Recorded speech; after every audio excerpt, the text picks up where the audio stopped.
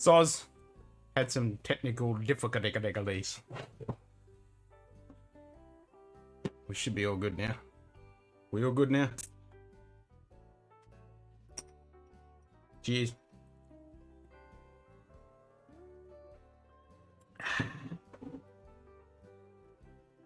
Yep, you're first in. Sorry for the delay.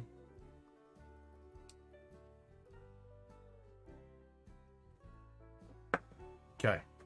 What am I going to start with?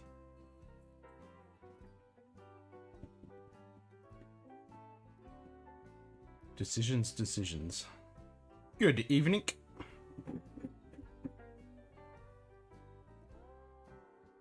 What shall I start with?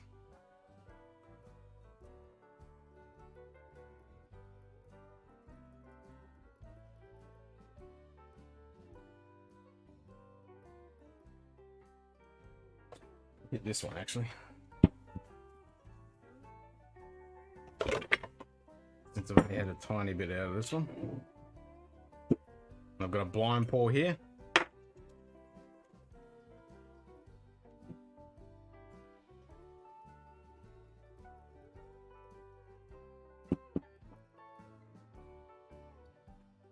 That was your day, Nige.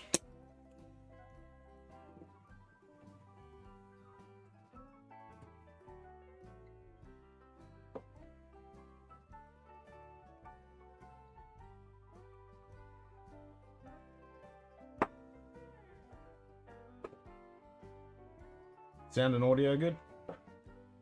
I mean, why do I say sound and audio? Sound and video good?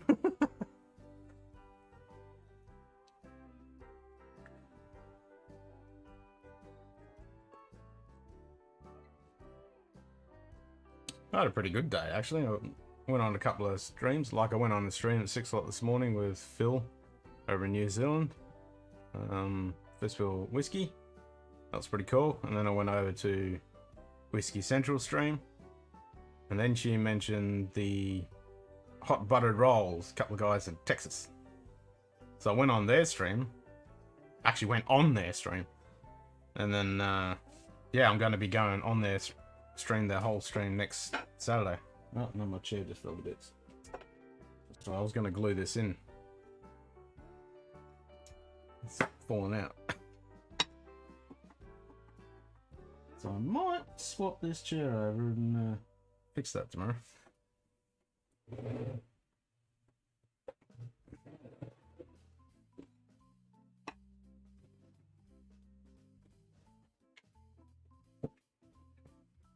Ugh. There we go. So if you all misbehave, you get the stick.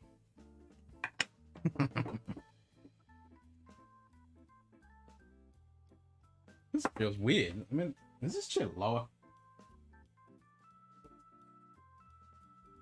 Feels lower.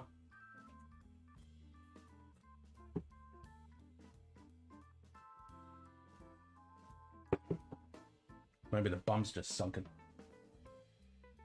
This one's got a broken bit on the side. But this one's the left and right movement, so if I lean over to the left or the right, it might break it even more. Bloody wooden chairs. But don't make them right, I used to. Shitty dowel join.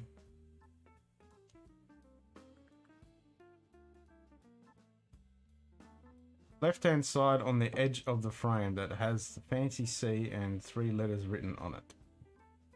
On my left-hand side?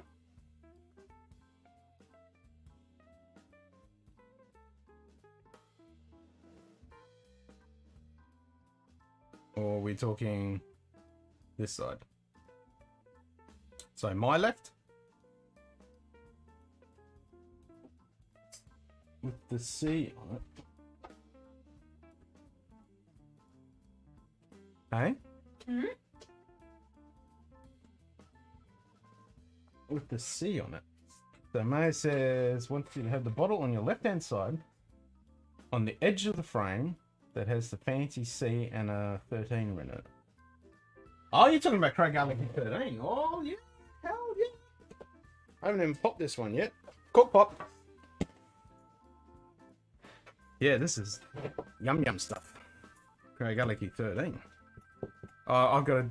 Looks like someone wants me to find the blind. I got to do the blind, do I?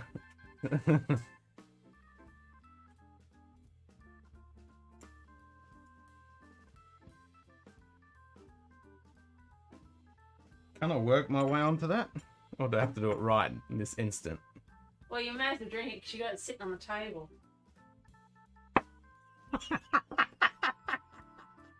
That's why I stood there and I was like, are you serious? I did actually cross my mind because when I grabbed it, because I thought, oh, I'll have that tomato because I only had one little pour out of that.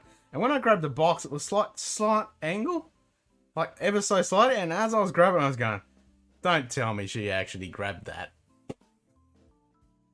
Ah. Did Carly pour me another one? No, I'm not. So now I've got a decent pour of this now. So much for that blind. Oh.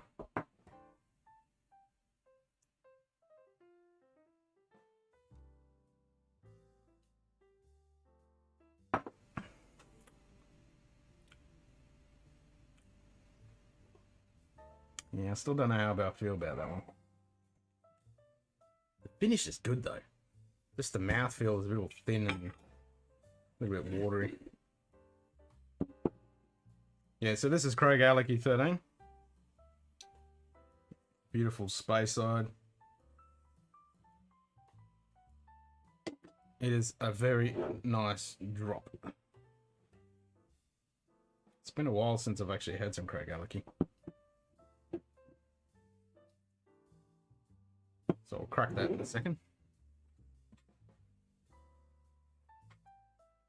Yeah, so much for the blind, eh? It did cross my mind when I was grabbing it. I was like, I hope she didn't grab this one. So I solved it. Unbelievable.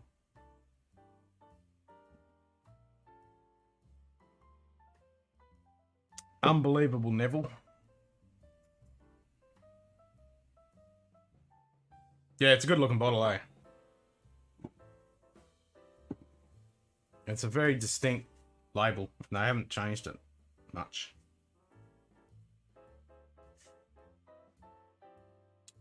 And they use the worm tubs. Non-chill filtered. Doesn't say anything about natural colouring, but I think it might be natural colouring. It's not saying it on there. And the label is pretty much exact replica of the tube.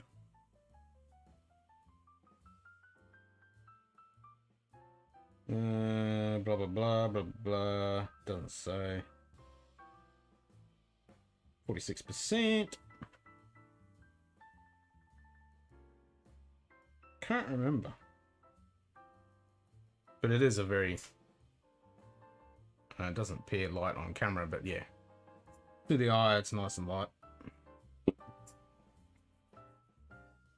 And I think I'll just double check I've got the bottle shot of that, but I think I have.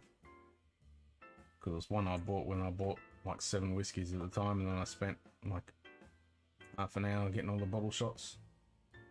Just double check. 99.999% sure I do have it. Where are we? Scotch Down Under. Craigellachie, where are thou? I'm saying, yep, got Craigellachie there. Now what I can do, because I've got that right above me. Actually, webcam. Well, actually, we've got this camera on as well. With the Lego. But I'll just turn the webcam on. Window capture device, that'll do. Set up another scene. Actually, not another scene, just another camera. Should be able to find it. Oh, hiccups.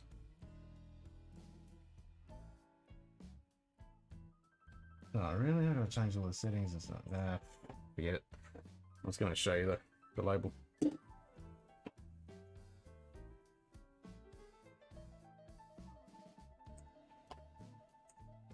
Too much ass, you know, all settings and everything. I could switch to the other scene and there, anyway, but whatever.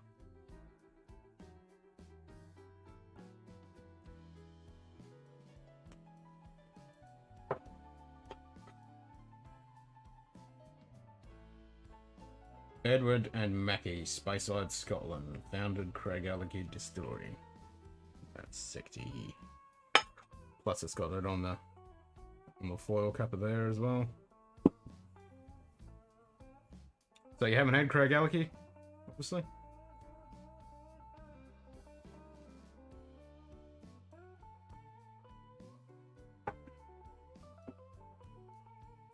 Bit bummed about my blind pour. Bugger. God, they didn't put much bloody wood on this. No wonder it fell out. Glue. No glue.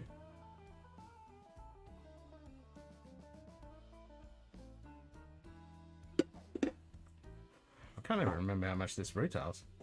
I don't think it's much.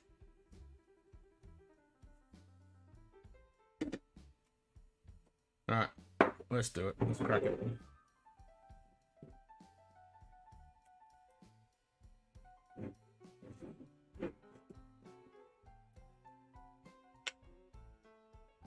See if I can get a decent cork pop. Nah, that was a bit meh.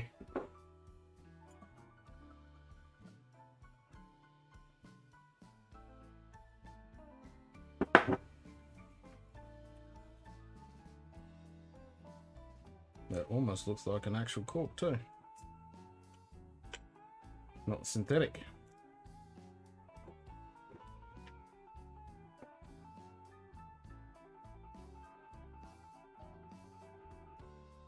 Oh yeah.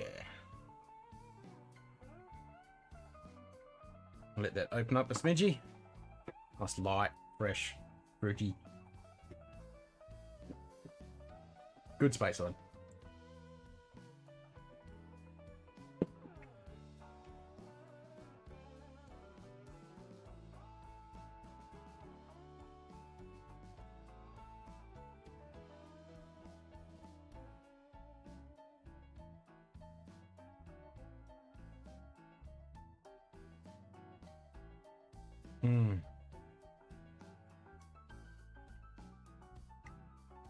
Been a while.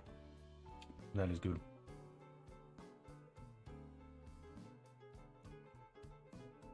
Gotta use that word smooth, but it really is.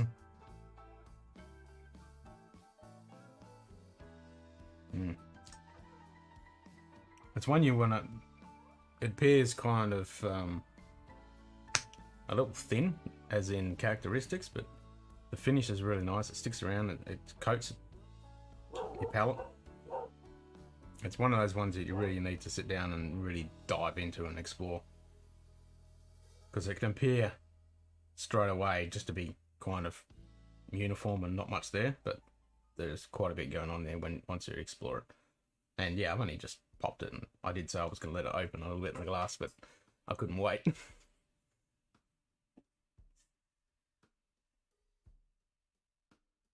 Now do use worm tubs.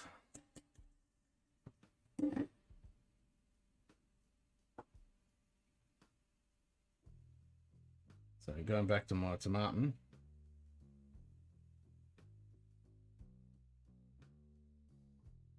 Was my blind pour. Kind of bummed about it.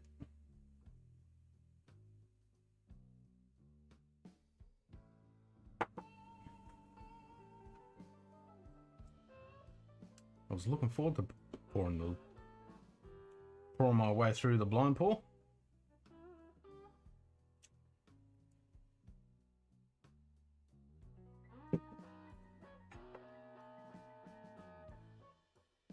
So have you got your camera sorted out, Nige?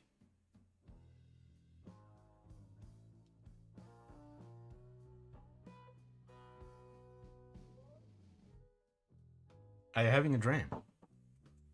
I should crank up OBS Ninja and send you a link. Because you can use that on your phone. And give it a test. Because I've never actually bought anyone in on using it. Let's have a look. Can't reach the keyboard, so you got to use the onboard keyboard.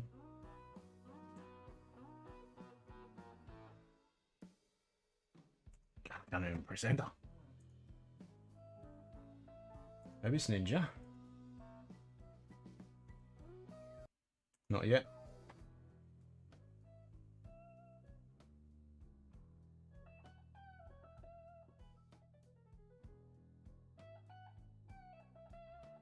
So I could create a room.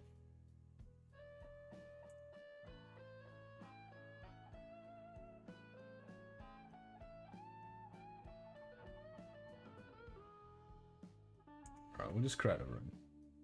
Enter your room name. And of course we'll have to call it Scotch Down Under.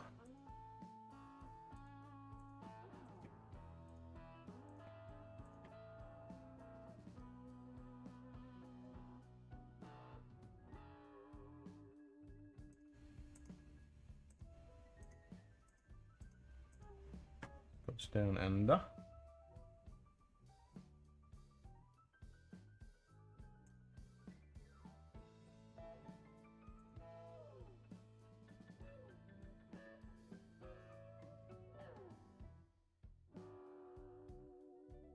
Capture a group scene or invite a guest. Let's just copy.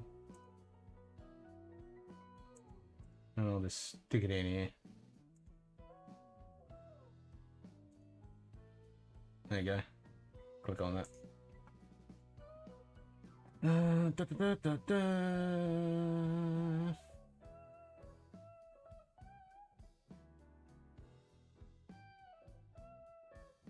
I should be able to capture the group scene.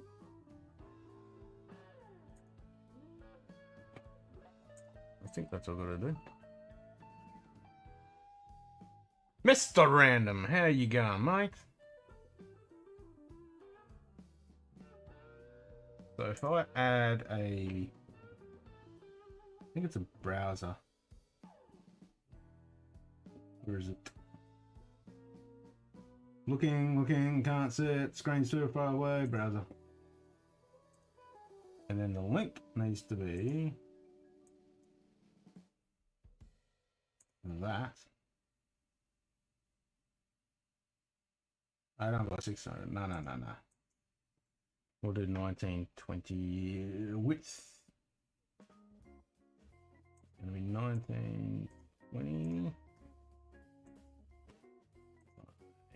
1080. Okay.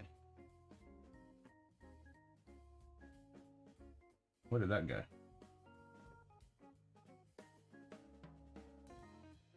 Oh, well, that's not good. Oh, shit. Bugger.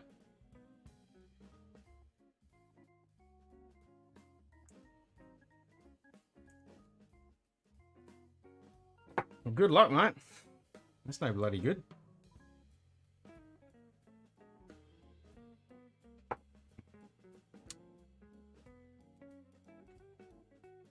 Very PP indeed. Bloody bushfire season, not any good.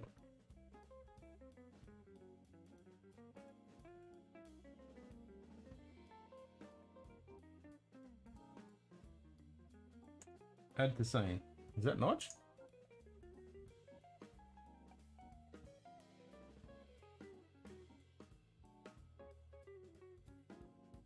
Yeah, you want to rescue a bottle. That's it. That's definitely.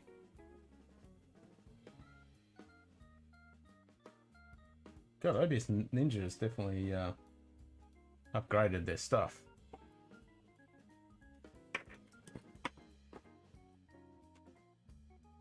So I don't know if I can hear you, Nodge.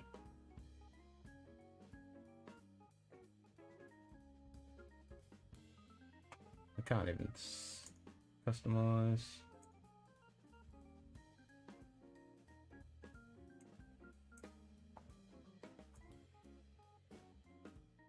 Oh, Glenfiddich 21. Yeah, better rescue that.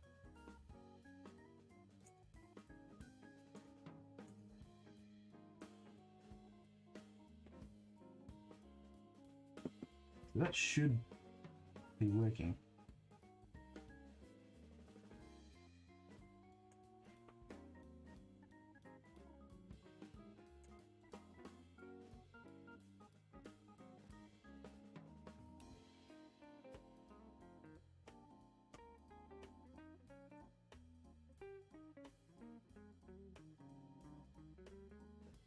Test.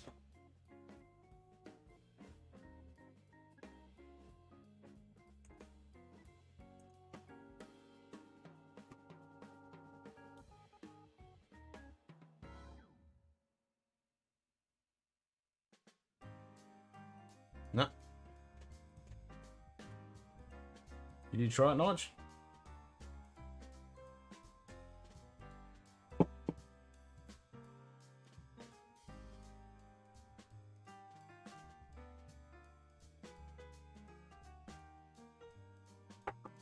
Camera didn't come up on your end? Because I can't see your camera.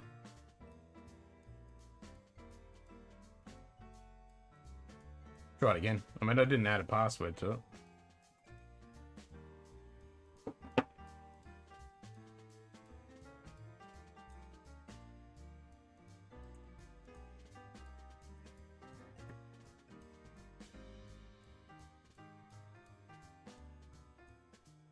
Should be coming up.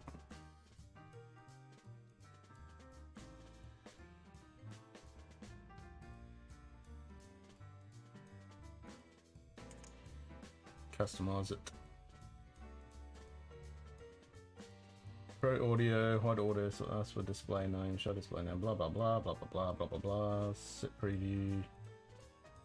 Mute microphone, blah blah blah. Yeah, that's all fine.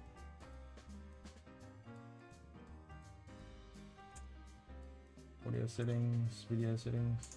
Yeah, it's not coming out with video.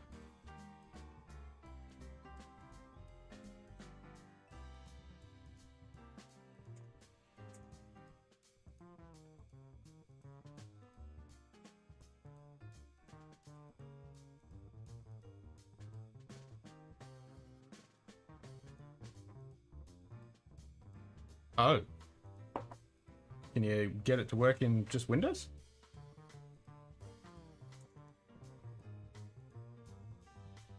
Maybe that's what the problem is.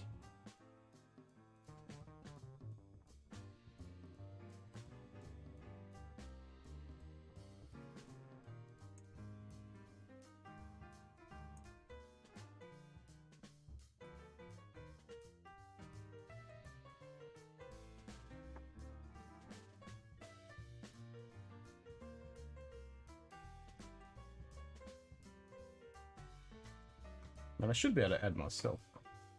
Let's try that. So if I turn on virtual cam, and then that's camera. Click on the link myself.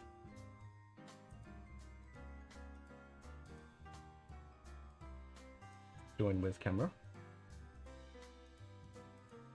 Video source would be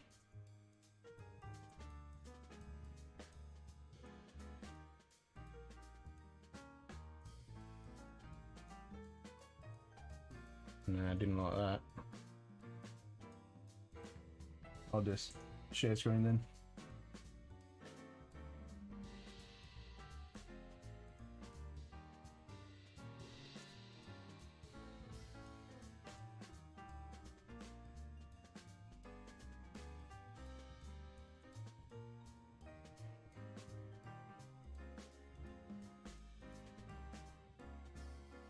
Select screen.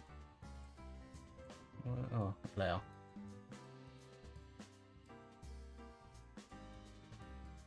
I'll just hit the OBS screen.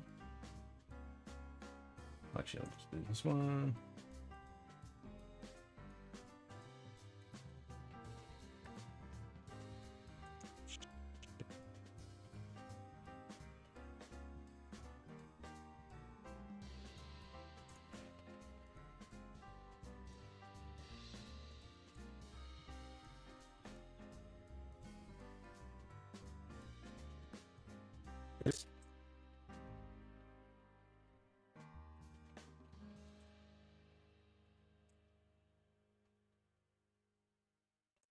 So in theory,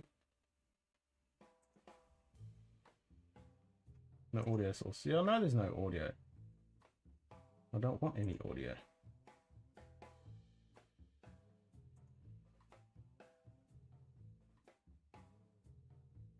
Add to scene.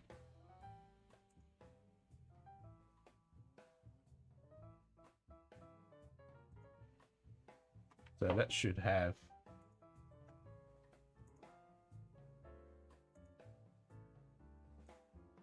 me.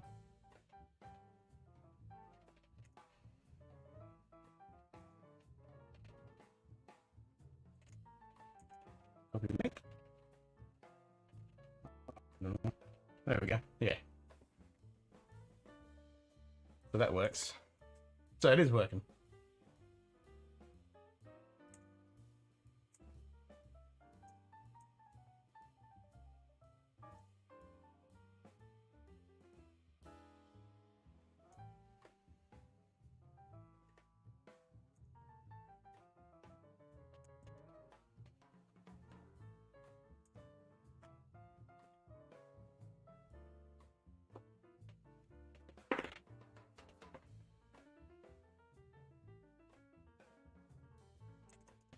Yes, it does work.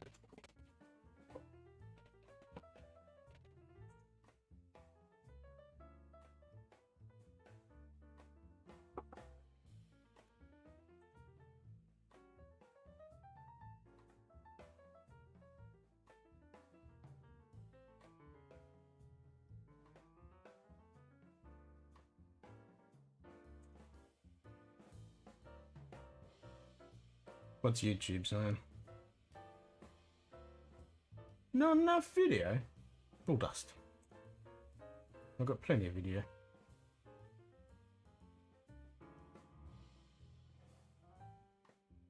Now I know you can do it so it just pulls in one stream too. Not the whole chat.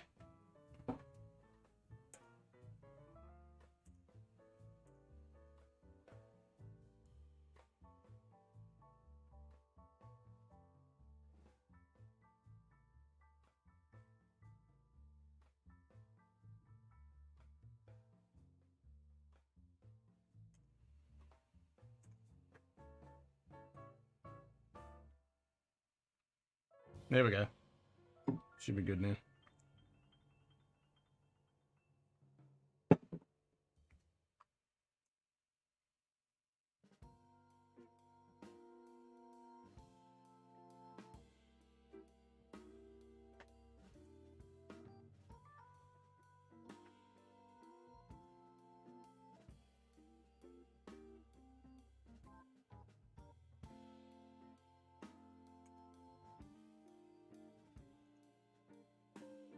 What I do need to work out is how to actually get ice cream into the OBS Ninja as well.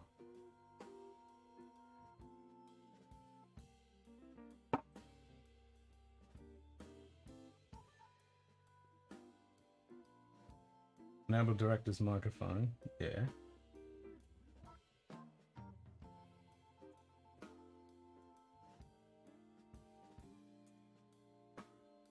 I think I'll refresh my browser. Are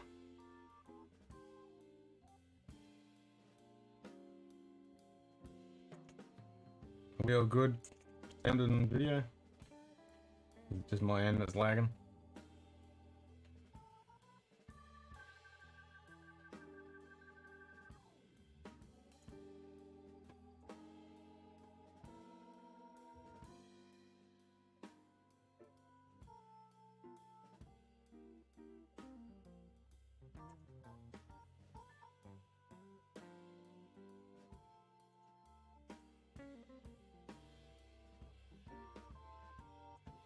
Hold on.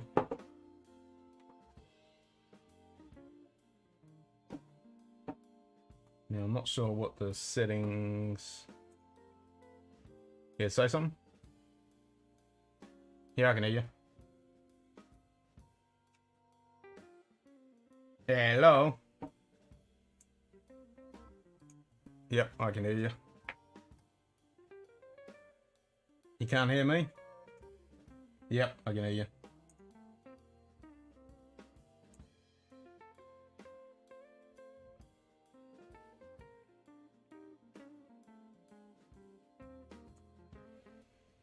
No wikis? Bummer.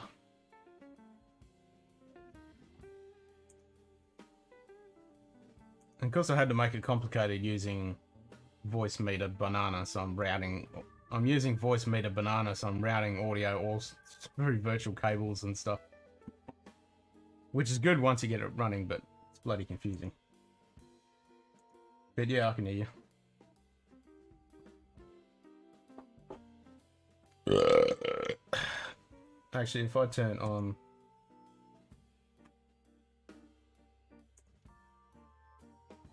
Oh, okay. Here we go. So you should be able, if I go... Oh, I can do it.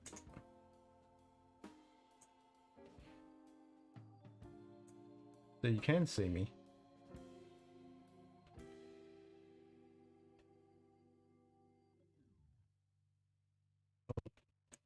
Let's try this. Virtual cam is set to... Oh, I didn't ever turn it on. Is it? Oh, yeah, OBS camera. Okay. So I'll turn on OBS camera. Yep, so now you can see me. Now, if I add my audio source as that needs to be... Which one's that?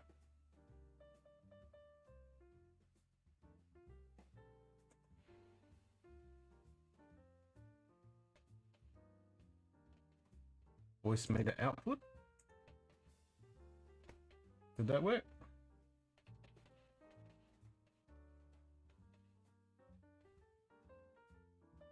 You hear my audio?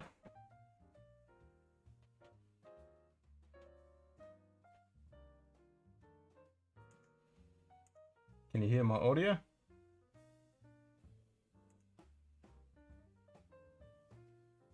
No, not YouTube. Through OBS Ninja.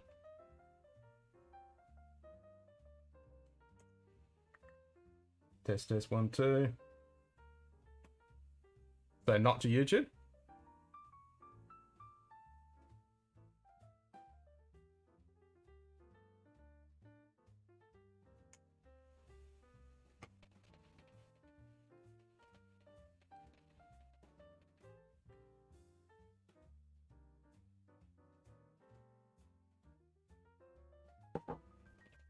Test, test, 1, 2.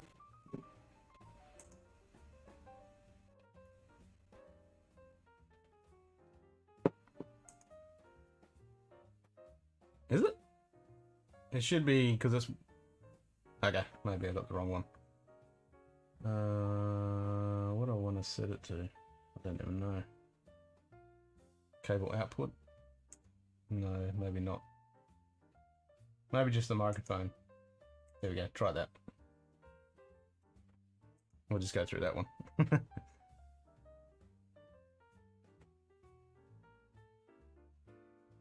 Okay, so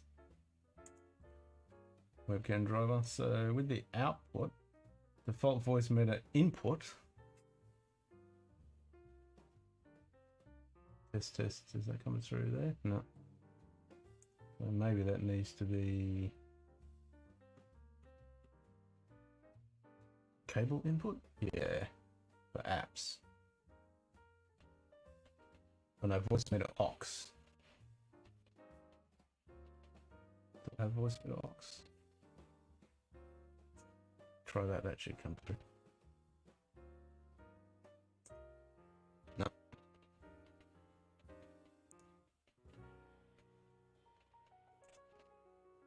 I'll just stick it to that. Actually, I don't want my audio going through. No, maybe I do.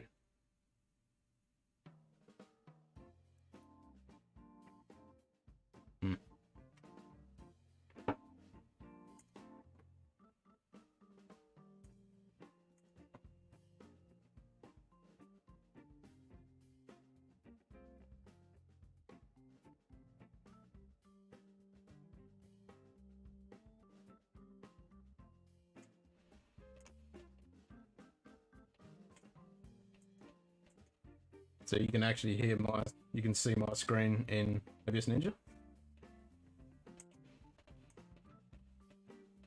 Cool. Oh no, I can't see it. It's got this tiny little window down the bottom.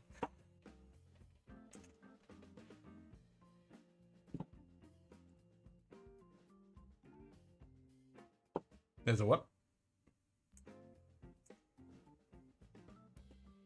Ah.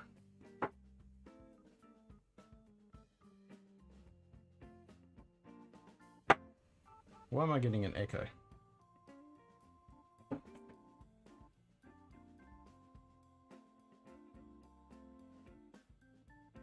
Maybe that's my end.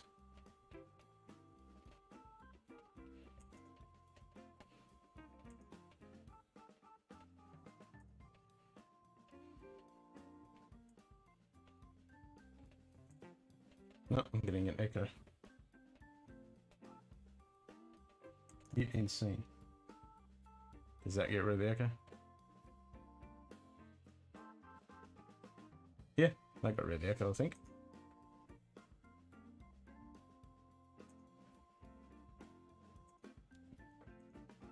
Well, the last time I played with OBS Ninja, they've definitely cranked up the settings, that's for sure.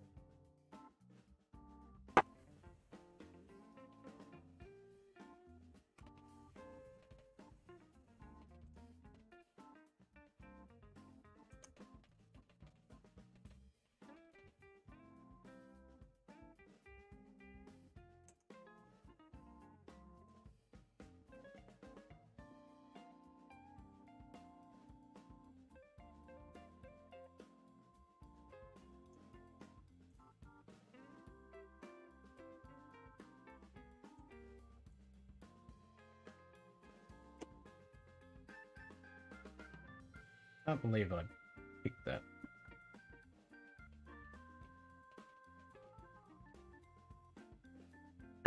Can't do it blind. Yeah.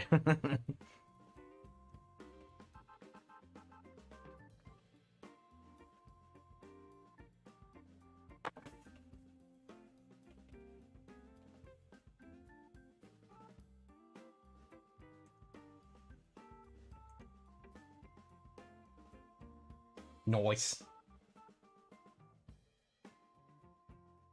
Yeah, that's the problem I have.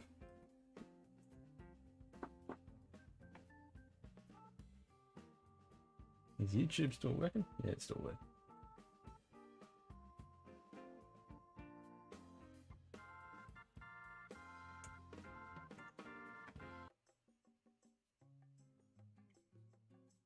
For that laptop. For that laptop, that's weird. You would think it just...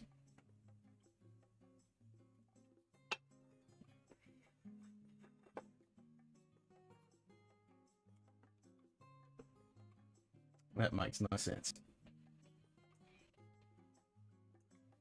Really? WTF?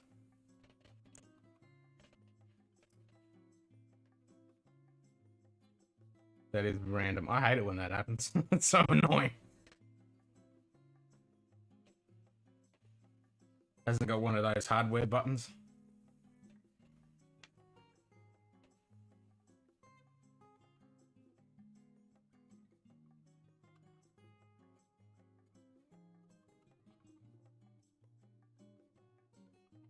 This computer will now self-destruct.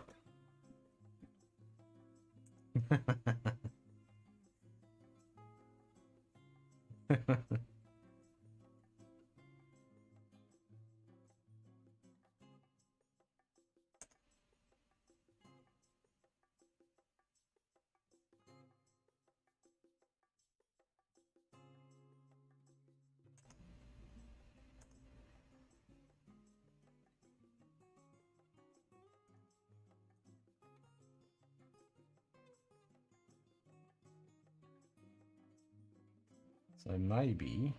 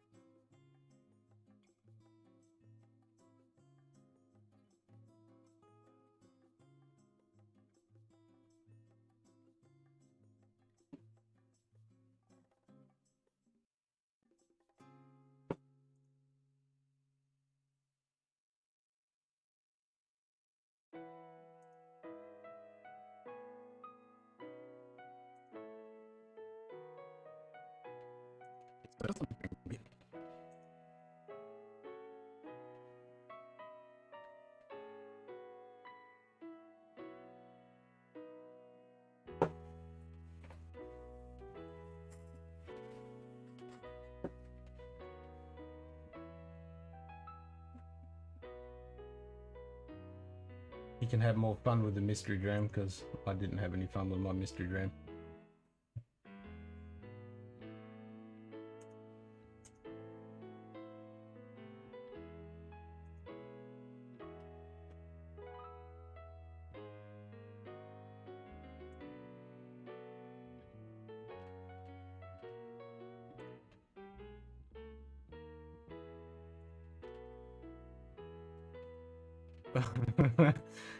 I heard you say it was lager first.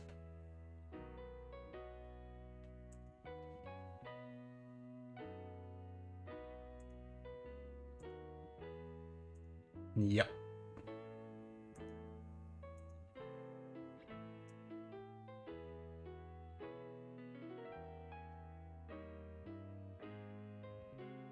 Right, now I've let my Craig Alecky open up.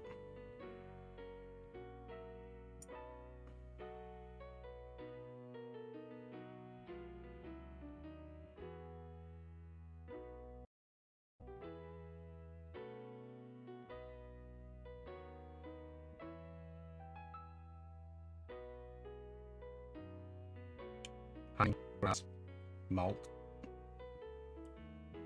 more honey.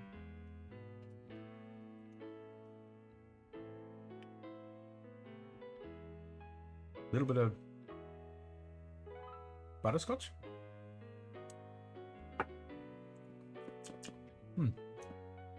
Tasty!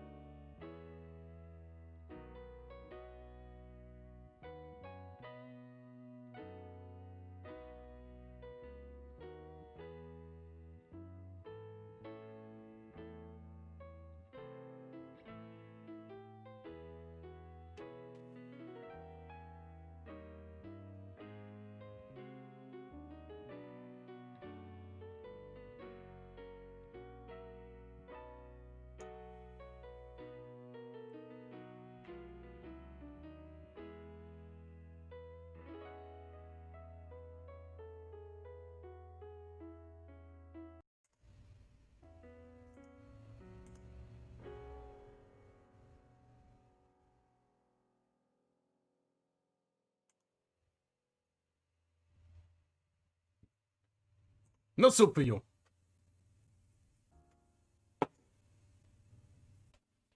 Oh, I just turned it off. Now I'm back.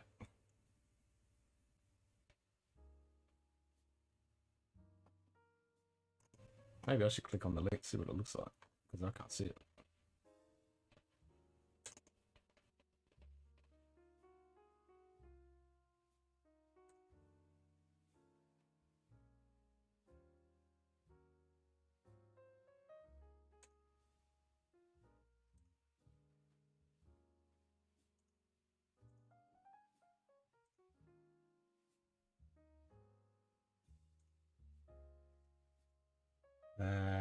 My phone.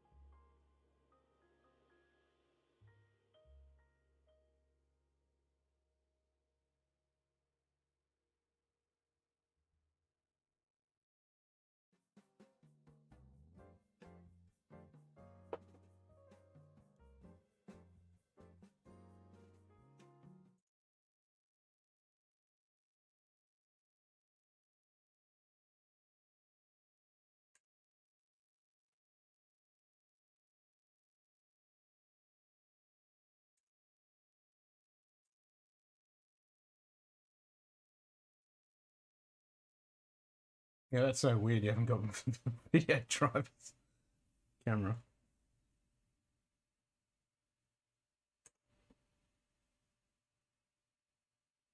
Oh,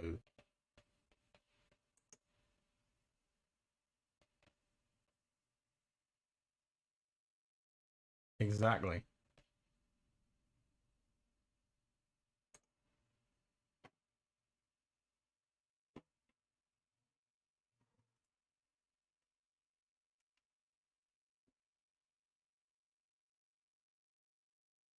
OBS Ninja.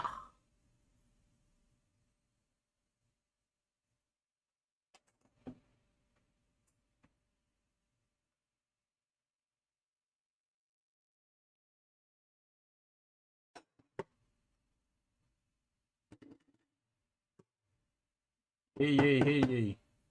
Drink whiskey. It's good for you.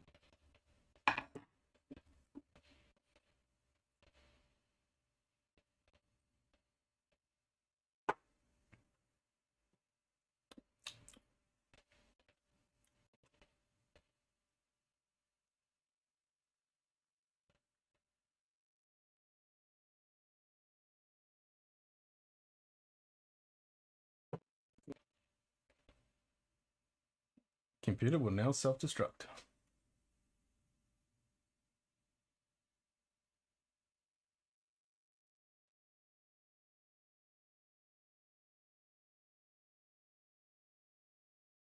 Access denied.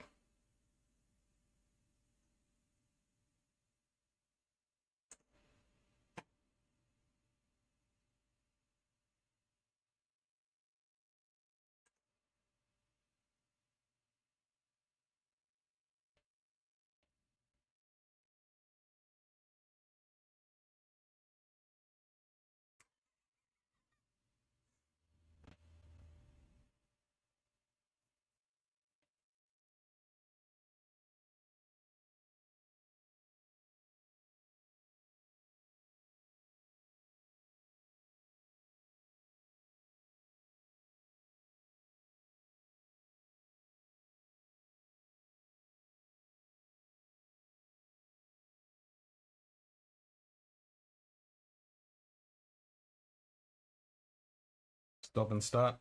Are they trying to get an OBS Ninja window?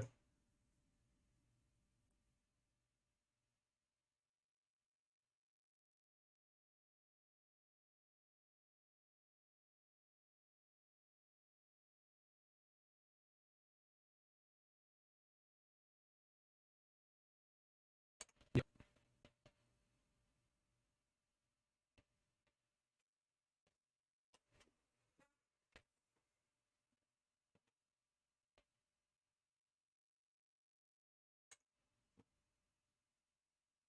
Now, it should have me in there. Yep, gotcha. All right. How do I... Hold on. What's up?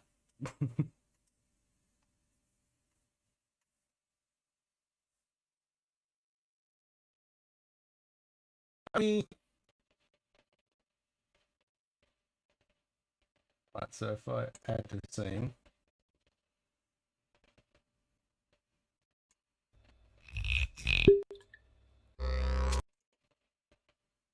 wrong one. On that one. There you go.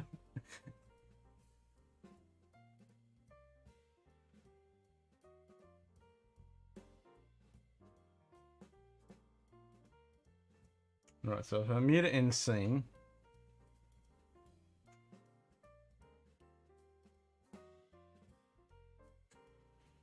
there you go. Now I can't tell if your audio is coming through on YouTube.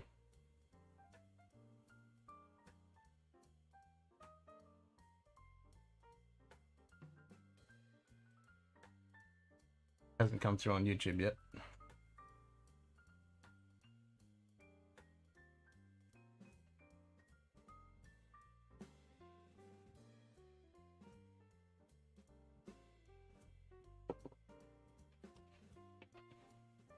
Didn't.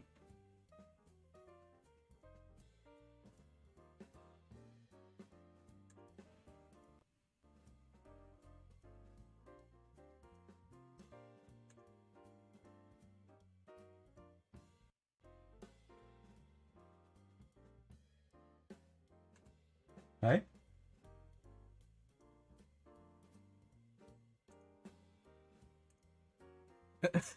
Yeah, you're in YouTube now. You're in YouTube land.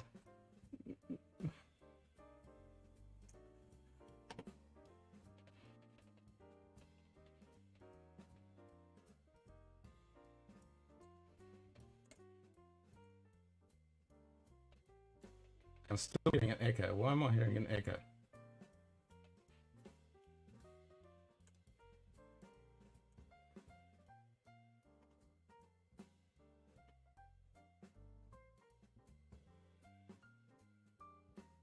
Why is there an echo?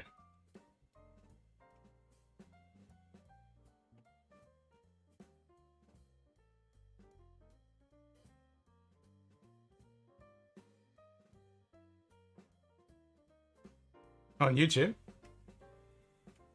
Yeah, I've only got that set to... On YouTube, it's set to low latency. Oh, worse.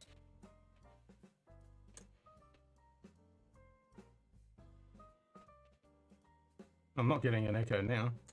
Is it coming on YouTube though?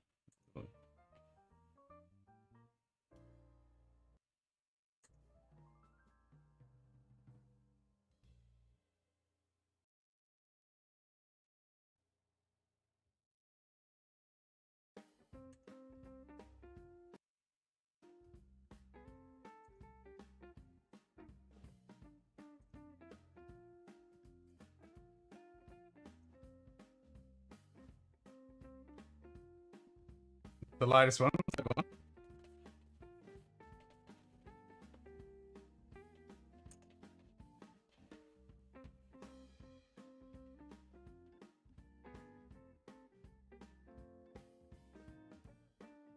I'm getting an echo. Why am I getting? I don't know why I'm getting an echo.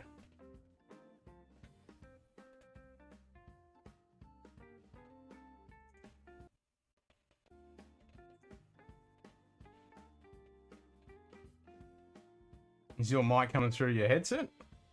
Oh, you haven't got a mic on there, just headphones.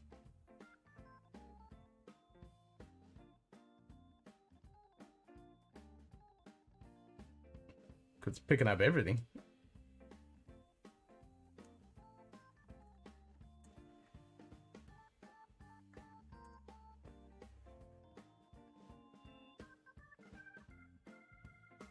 You get used to it. Why is there a freaking...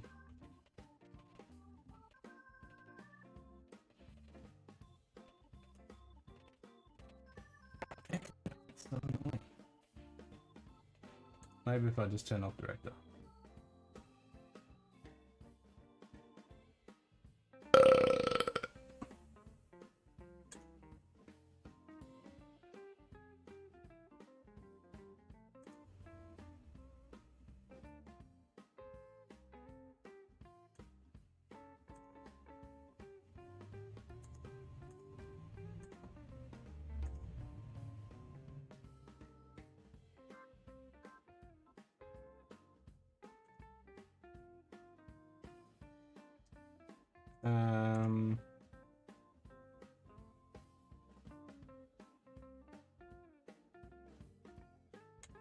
Audio settings, gain, echo cancellation, noise suppression, copy solo link.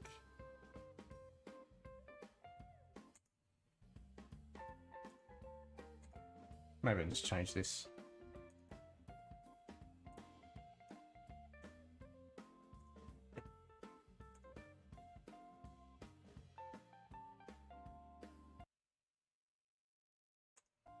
Well, that didn't work. Oh, there we go.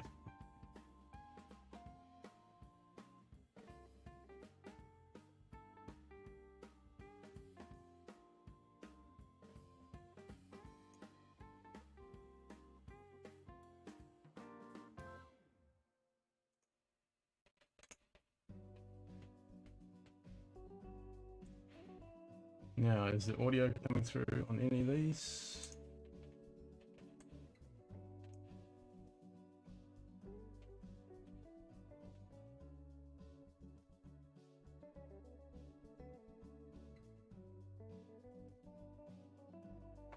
No, there's an echo.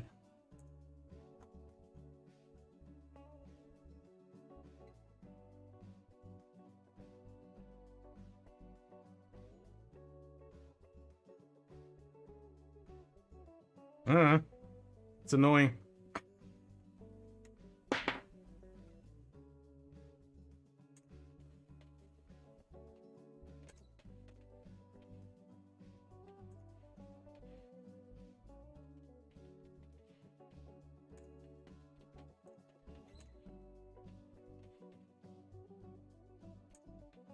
I don't know.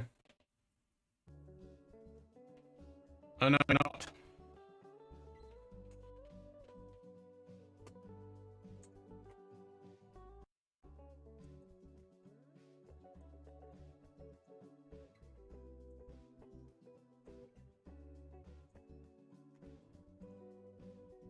Don't know. Have to play with that.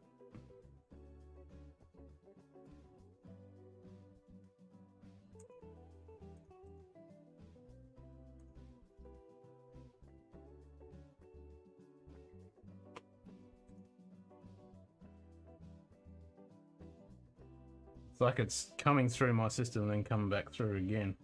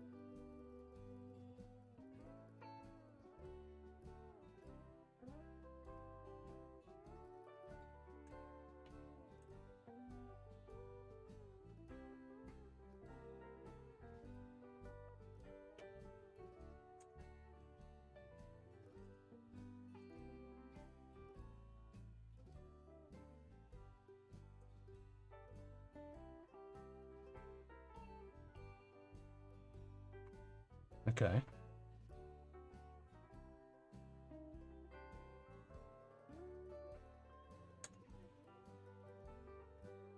You can still hear me, can't you?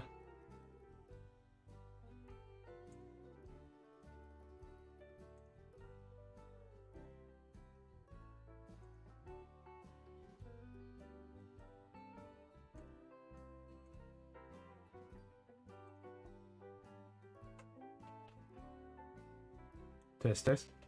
Yep, you can still hear me.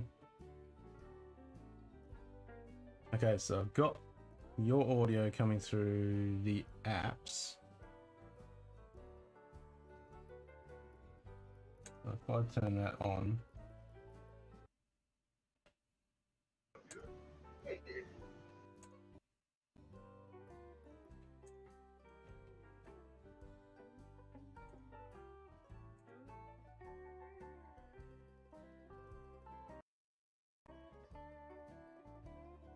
Then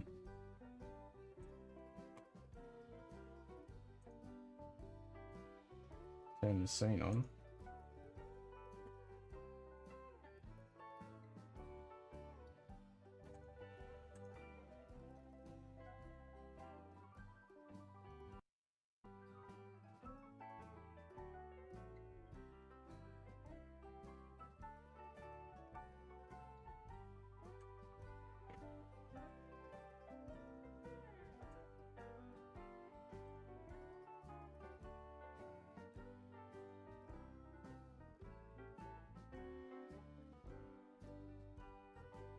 All right, say something.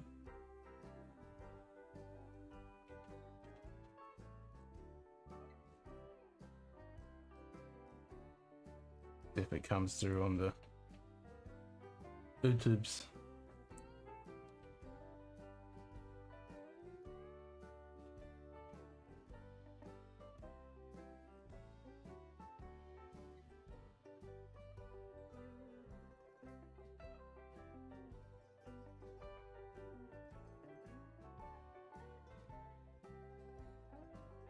No, I don't think it did.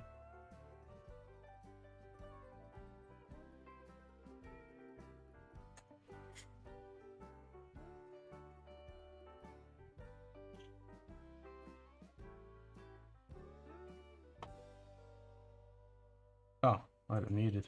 Alright, try again.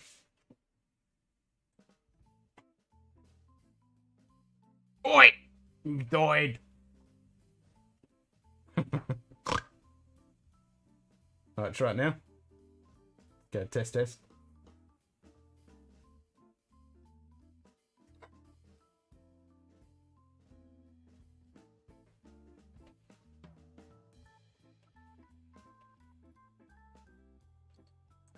Can you hear me, Nudge?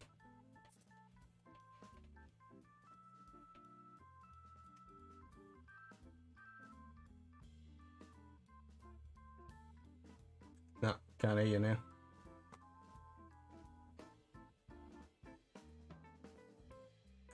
You're frozen.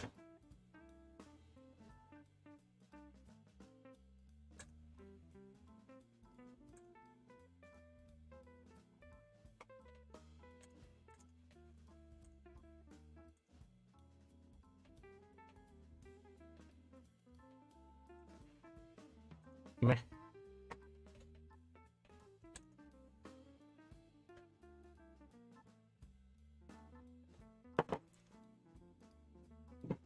Alright, back to drinking.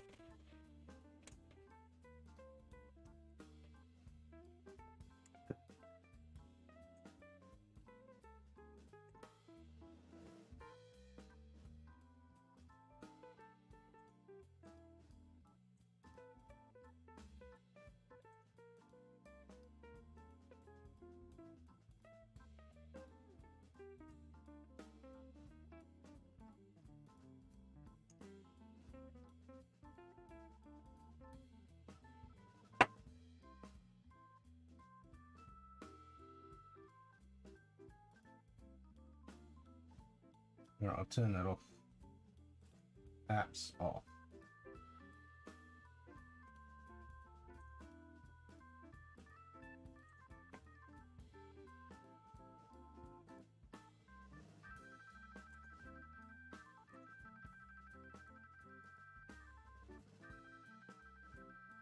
Alright.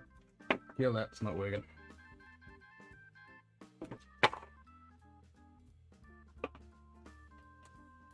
Have to play with that later.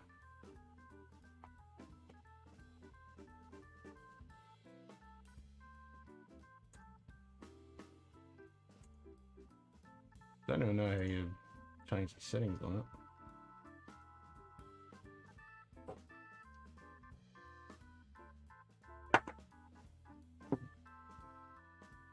Yeah.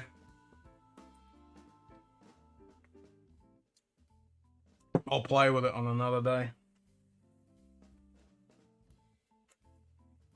Yep. Yeah, I'll play with it on another day when I'm not trying to stream and tech things. Because I want to get that like split screen and all that jazz like you did. I mean, I've got Zoom, I've got SteamYards. I mean, SteamYards works.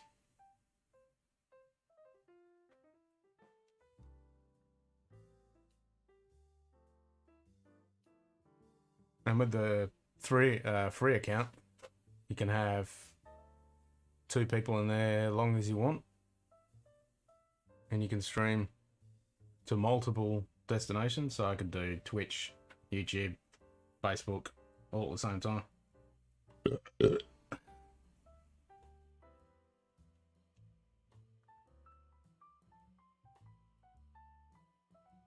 I should try that actually.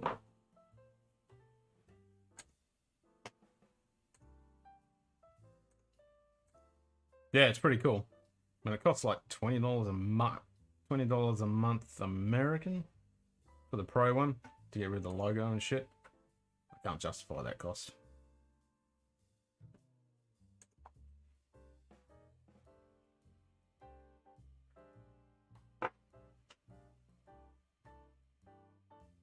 You having a beer, Mutoid?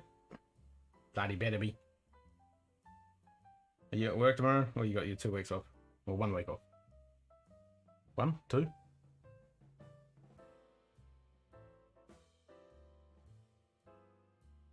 Only 1 now, isn't it?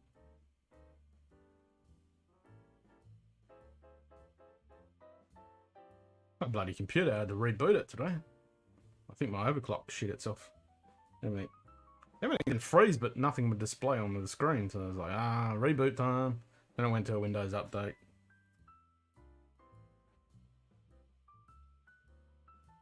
Hadn't been rebooted for about 2 months, 3 months.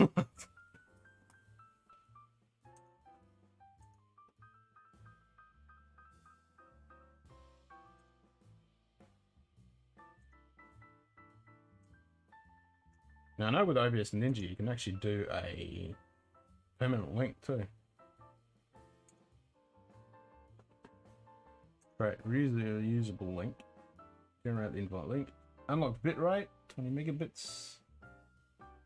Stereo, pro audio.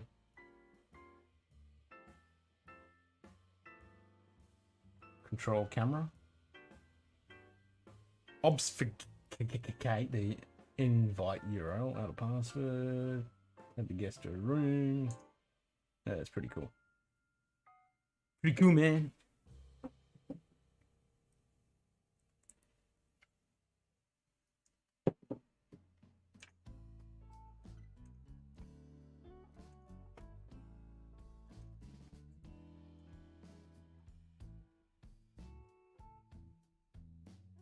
I have, is that 12%? Skip frames? Probably when I was stuffing around changing camera settings. Tealing single pot is a very nice dram.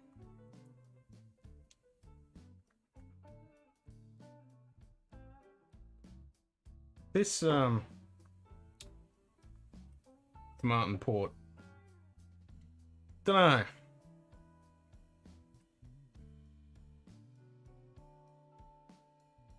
I want a bit more oomph out of my port. This is just too mild. It's nice, but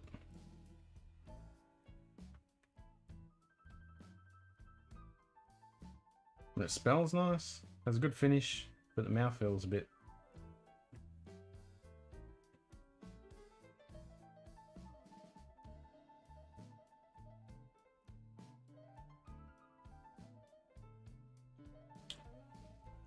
Just nothing on their palate when you put it in your mouth. When you swallow it, that's when you start getting the characteristics. So it's kind of got a hole in it. I gotta fix my barrels leaking. Freaking 40-degree days just. It was perfectly fine until summer really kicked in. And I think the port that's in there is pretty stuffed now. I think it's been overcooked. Like 4 months, 5 months. So I might have to drain it, fill it full of water, let it swell up, trying to fix the leaks, and then put something in it. Yeah, it wouldn't take too much of this in there. I don't think I'd risk it though. I'd mess it up.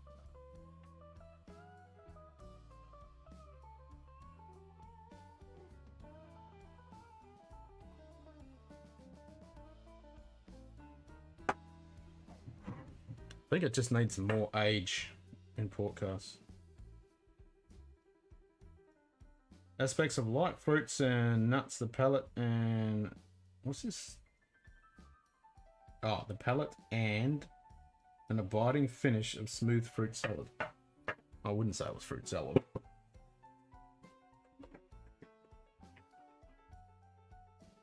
Rolly, rolly. I think this table needs leveling.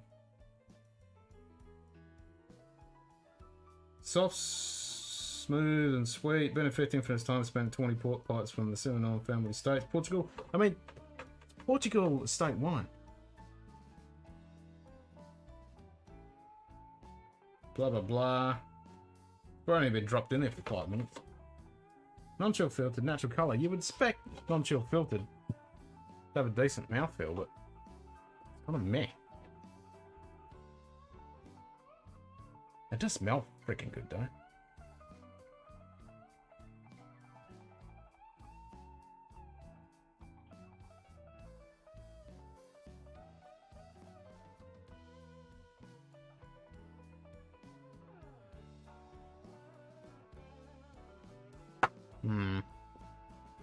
Dang.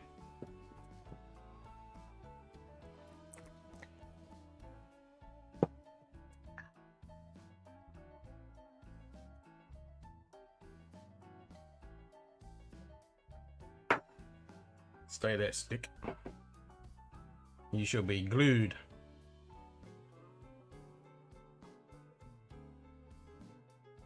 Man, this comparison on mouthfeel, and it's a completely different nose.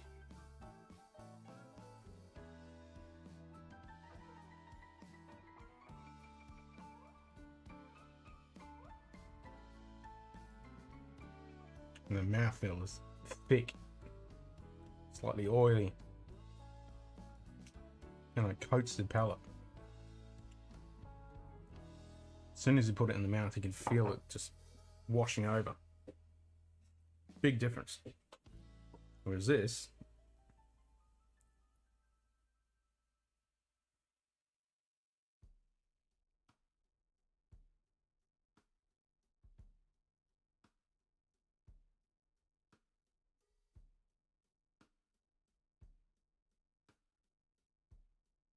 it's thin. It's not till you swallow to actually get.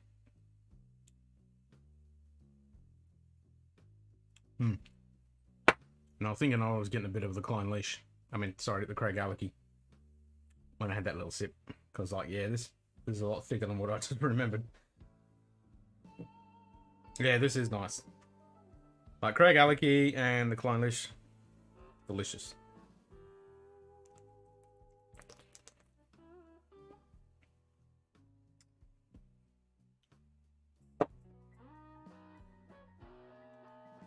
The Klein leash has got that almost waxy feeling to it. This is just creamy, oily, nice.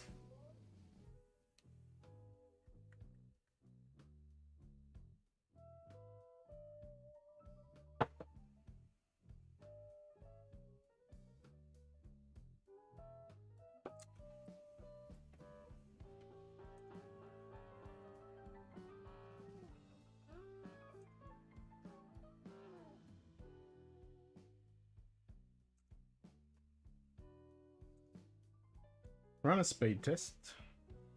Share website. Stream media file. Create a room. Remote screen share into OBS.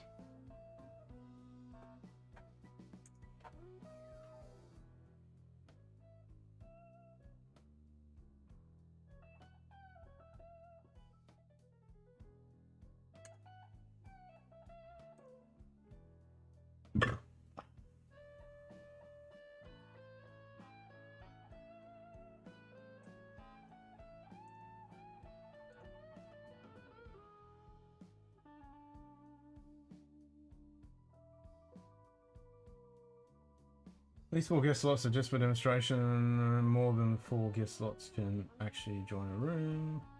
Blah, blah, blah.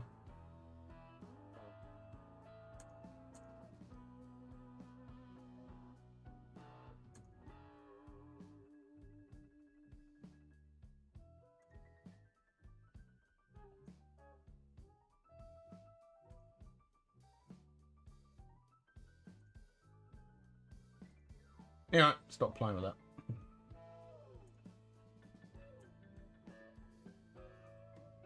I'll muck around with it later and create a permalink, I think. Or I could just use StreamYards. Except you're gonna have that stupid logo.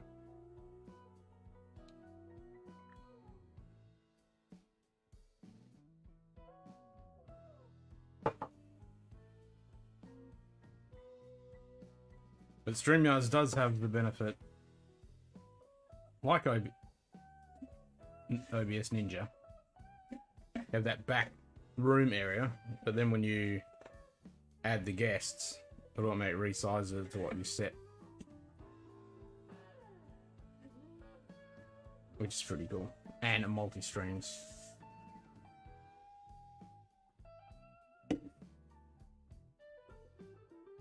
So you don't have to use Restream IO or something like that to get to different things. I think I've got it set to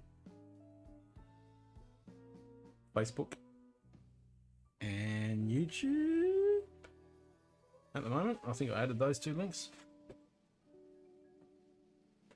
Could try that now.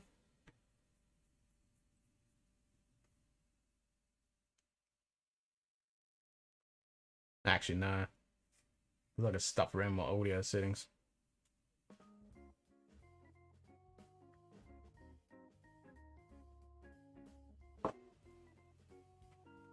Because I'm using virtual cables and all that jazz.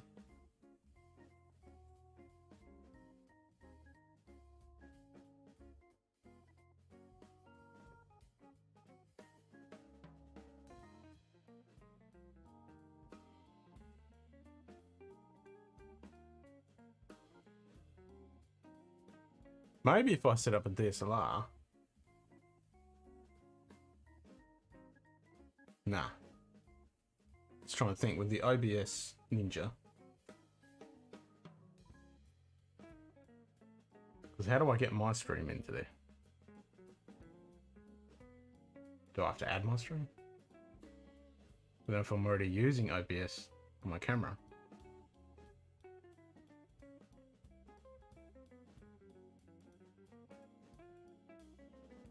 I know I can set it so virtual camera comes just from the OBS.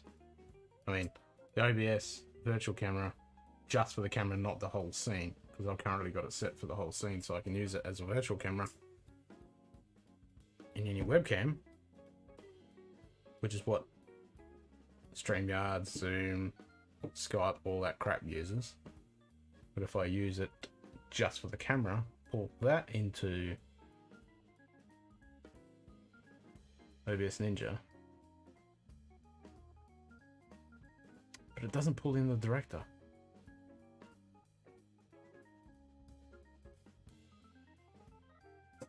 More research needed. More water.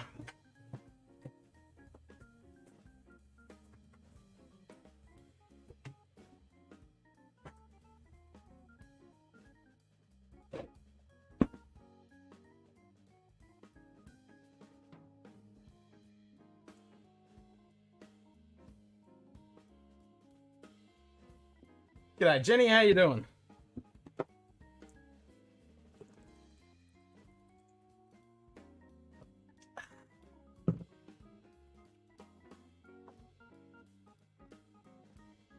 Right, last bit of the tomato.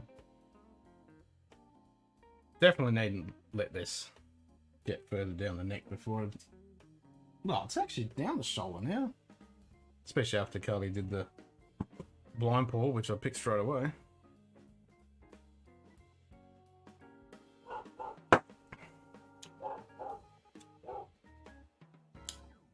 Yeah, I'm really disappointed on the mouthfeel of that. That's kind of... It's not till you swallow it you actually really get that port. I mean, it's an awesome flavour, but it's just thin on the approach. Maybe it just needs to open up, I don't know. And texture-wise, this is so much better. As we all know, Craig Owlicky is well renowned for a nice oily coating. Ugh, tell me about it. How was it for you? I mean, it's freaking humid. I was sweating like... It wasn't even a hot day today, but I was sweating like a pig. Yeah, early when I was streaming with the Texas boys.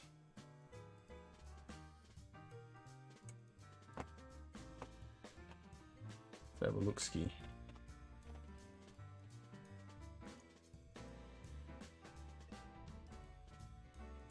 What are we sitting at? Temperature was actually nice, but it's coming up to 40s again.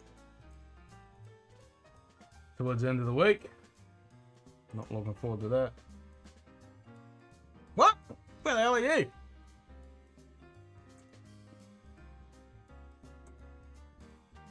.63 humidity, 20 degrees, so yeah, it's not hot. Last week it was 33 at this time of night. 39, man. Dang.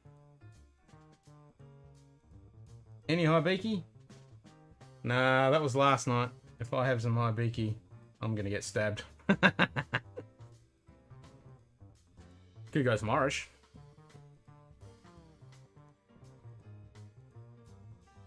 How you doing, Josh?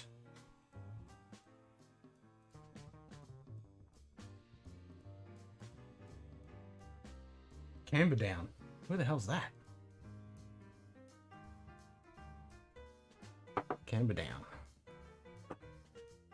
I did see that Canberra was having a heat wave. What do they class as a heat wave? In Canberra. I did say, what is that? Yeah. Australia's capital, blah blah blah. What are they saying? Oh yeah, you got some hot weather over that way. Canberra 36. Yeah, that's daytime temperature. I mean, nighttime temperature for us. I just finished it. I had a double pour because I got the mist to do a blind pour. And then I thought, what's my first dram? I reached over and grabbed the tomato. She'd already poured it, unbeknown to me, doing a blind because I was on the other side of the house. Then she comes down and goes, have a guess of that? And I went, you didn't pour that, did you? And she went, yep. I was like, damn, there goes my blind. Oh yeah, that can get pretty warm over there. Yeah, we sent all that was our hot weather. We sent it over to you because we'd finished with it, so we thought we'd share it. Yeah, we're getting hot stuff coming. Yeah, we're back to 40s end of the week. Not looking forward to that. Again. But this time of year, what can you do?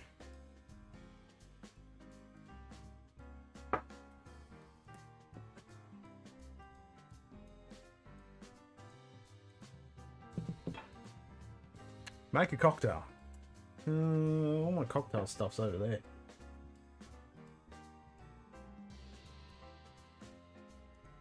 I haven't really got my... Yeah, I haven't got my cocktail stuff.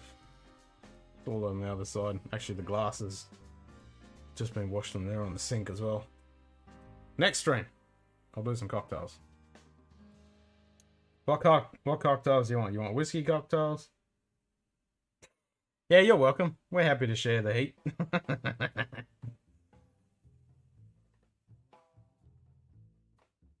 You're very welcome.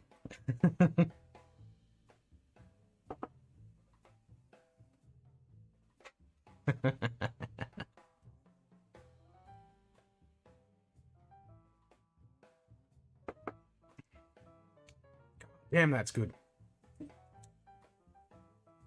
Good choice, man. Cracking that. Old fashioned? Yeah, I gotta get some decent bourbon. I've only got bloody Beam. I need to get some... I've been keep saying I need to get some decent bourbon. Negronis, I love me. Actually, I do have something in the fridge. Whiskey sours, love. I've got to make some more bloody ginger syrup. I need to buy some ginger and make some more ginger syrup. All the stuff I bought just doesn't work. I like the fresh made stuff. Gotta let it steep, you know, for at least 4 or 5 hours. Last batch I did overnight. Oh man, it's so good when you do fresh ginger. I do have some Negronis in a bottle. It's meant to be really good. Limited release.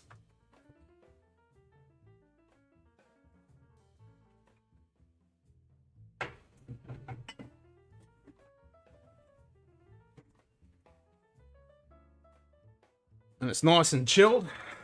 Yeah, I like a good whiskey sour too. Yeah, so with that ginger syrup I made, you've probably seen it on the show. Cocktail stream, yeah. So we've done some cocktail episodes and I made some friggin' great penicillins. Love me a good penicillin, but I got to make the ginger syrup up. So this, by Paul Toms, is a Negroni. Now I've got all the Campari and other sweet vermouths and dry vermouths and some really good gin. So yeah, I could make a Gotta get ice and stuff though as well. Yeah, ice is in the other bloody fridge in the other room and shit. Yeah, this is meant to be good, so I need to try some of this. It's meant to be good. Pour over ice with an orange slice. Favorite bourbon? That's like saying favorite whiskey. I usually say what's in my glass right now. That's my favorite. Because there's so many to pick, and it changes, you know, every 5 minutes. What's a bloody good one? They're all good. And yeah, I mean, I'm just trying to think off the top of my head. There's so many I like. I mean, Eagle Rare is good. Long time. Had a Jungle Bird. Long time. We've been having, since these hot days, we've been having quite a few with Moscow Mules. Got the limes right here.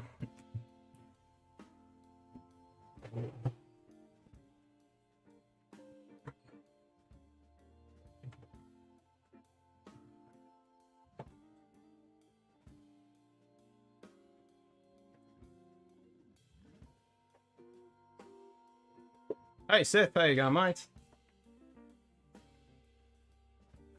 So which Dublin are we talking? Are we talking just the Irish whiskey? Or are we talking the Irish liqueur? Now, if we're talking the Irish liqueur, my missus really loves that. She's got 4 bottles of it. So that was my fault. I got her into that. And I just bought myself the Dubliner. And I've only had a couple of sips of it. So I think, now that you've mentioned that, I did say earlier I was going to go into Irish. So I think I'm going to have to pour some of it. And I did like it from what I remember. It's not the most complex dram out there. Actually, I've had a bit more than just a little bit. Oh yeah, I love that stuff. Yeah, that's why we got 4 bottles of it. But this is the actual whiskey.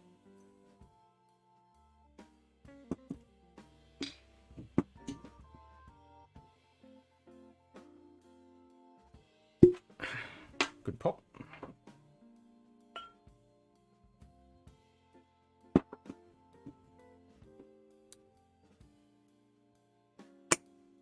American honey is good, yes.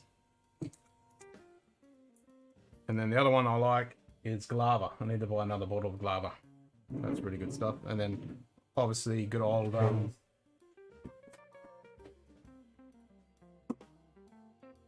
what's his name? The normal one. Can't remember the name at the top. Mainly one that you make with a whiskey rusty nail. So that's Glava. I need to get some more of that. I like this stuff. Yep. Always serve this on a hip flask for Anzac Day. Yeah, American honey's good. Love Dubliner. Oh, what's the other one? I'm trying to remember it.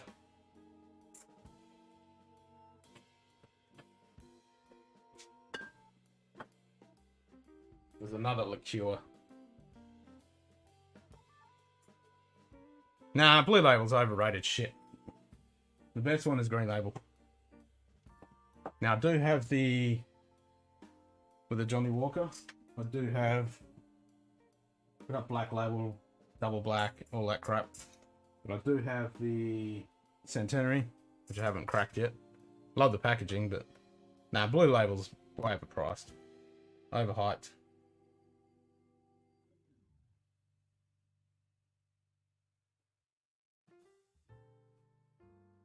Yeah, the only Johnny Walker that's worthwhile is Green Label. Now, I do want to get the Green Island, but that's a travel-only exclusive. Glenfiddich. Glenfiddich was my first introductory. No, none of the Johnny Walkers except Green Label. Now, if you're talking Fiddick, I like the 15 Solara cask. Just normal Glenfiddich, I've got, what, 3 bottles sitting down there. I mean, it's good for apple and those light fruity orchard flavours. Yeah. It's the same. Like, I got the black label and the double black because we wanted to try it. I mean, I use it for cocktails. It's about all it's good for. Like, when we did the episode and we all like, is it meant to get smoke in this? And Pete was like, that's fuck all.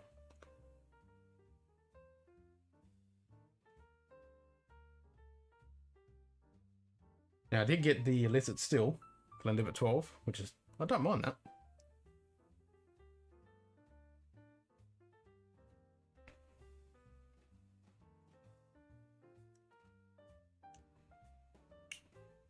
See, I don't mind this for a cheap Irish. And it's good because you can actually taste what the alcohol is that goes into that liqueur.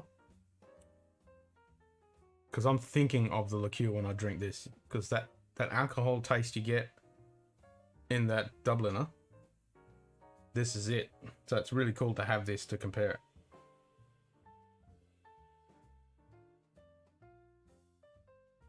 Yeah, it's good stuff. Not that I can't remember. It wasn't that expensive. It really wasn't. It didn't break the bank, that's for sure.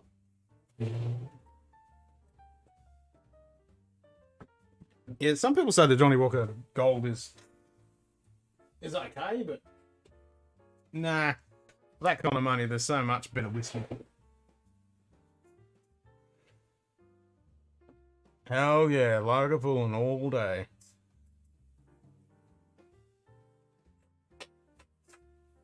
Oh, you want to try the Dubliner? Yeah, I've got, for the Lagavulin, I've got quite a few bottles. Lagavulin 16. So I've got 2 bottles of Lagavulin 12, the 2017 edition. I got the 12 special release. Then I got the 8, another 8 up there, the 9. I got 2 bottles of the 9. And then I got 9 bottles of the 16 sitting down there. Always pick it up when it's on special. It's my desert island whiskey.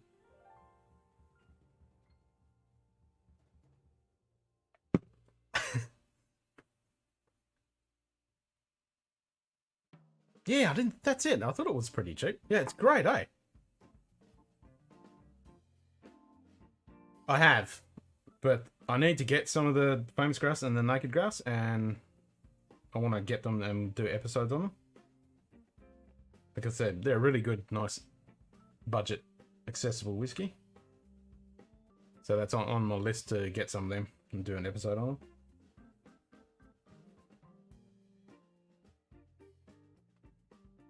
Now, I was watching Stories and Sips, and they did a whole thing about all these whiskies, and then all the stories about the actual distillery and the location. It's freaking great. Plus a distillery tour.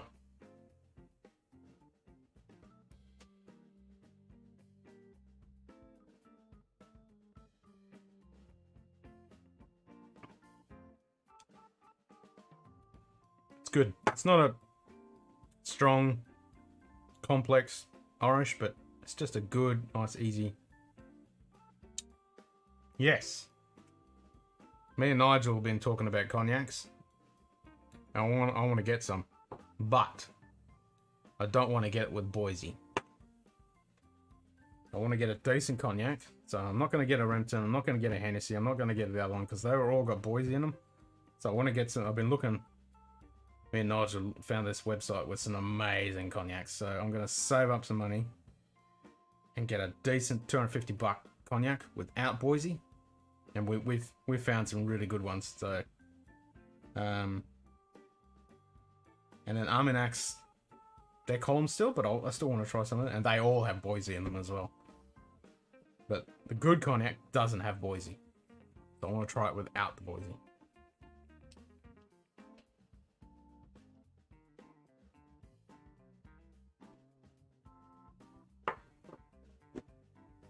Yeah, exactly.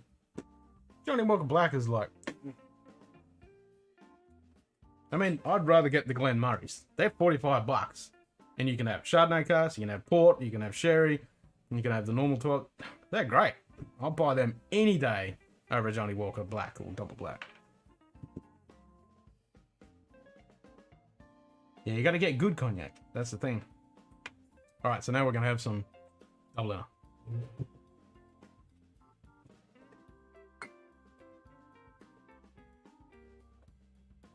And I got 3 more bottles of this because the missus keeps buying it. She loves it.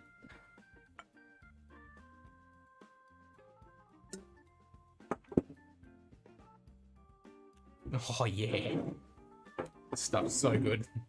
I mean, I love mead and honey liqueurs, but this stuff, so good.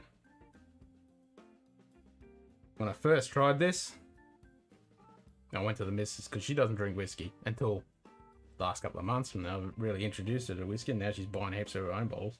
And I said, "You don't like whiskey, but try this." And she went, "Oh." And every single time we have drams and stuff, when we were sitting around the fire and stuff, and she wanted to join in with the whiskey, she would grab a bottle of this. But now she's buying whiskies. Except the Peter stuff, doesn't like that.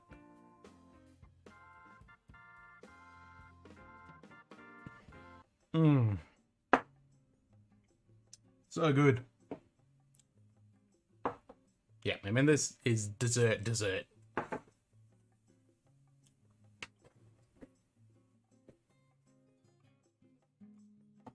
I think we've gone through 3 bottles of that already.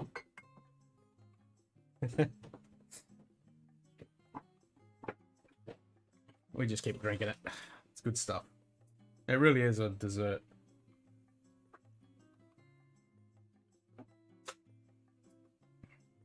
Mmm. So easy drinking. You wouldn't want to drink too much of it though, because the amount of sugar that's in that stuff.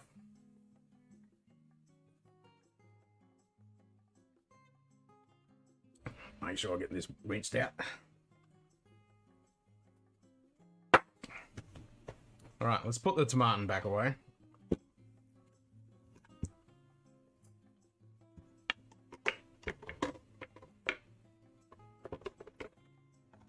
So we'll have a bit more Craig Alecky. And then I'm thinking, since we're in good coating light mouthfeel, we'll go get some Clonelish and some Glencadam.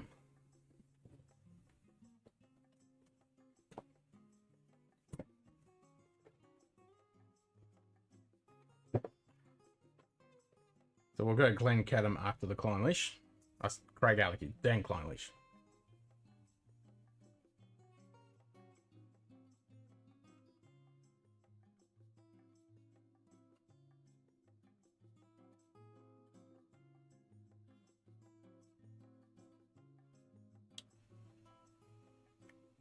Yep. Good choice. Oh, sneeze. Oh, the scuzzy. Dimple 15. Yeah, I'll refer you back to our episode when we did a comparison between the 12 and the 15. I've got the 12. No, sorry, I've got the 15. Was it the 15 and 18? I can't remember. Yeah, I don't mind it. I love the bottle. I love the story. Like, we did a whole episode just about the history about Haig, Stein, and Jameson. Love the history. It was amazing. For a cheap blend, it's heaps better than Johnny Walker, that's for sure. Yeah, and if you want to mix it, it's awesome. But even if you just want to sip it as it is, it's a great little sipper. It really is. It's nice and easy. It's got a little bit of texture and feel to it. Yeah, I don't mind it.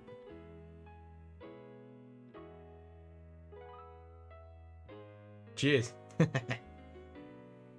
Yeah, I need to do another whiskey on the shelf episode of what I've actually got on my shelf. Now, I did see Phil from First Fill Whiskey in New Zealand and No Nonsense Whiskey, because Phil copied No Nonsense Whiskey. They did a live where they were bringing out their bottles and sticking on the table. Now, they've got less than 100. I've got quite a bit over 100. Maybe 180, close to 200 around that. So I can't pull them all onto the table. It's going to take forever. So I think I'll just run around my camera like I did last time and just talk about each bottle on the shelf. Most expensive whiskey I've tried. So we're just talking price? Shit. Like, I've tried some really nice stuff at whiskey tastings. I'm trying to remember. I mean, the most expensive whiskey that I've got on the shelf is that one, which is the Lefroy 30-year-old.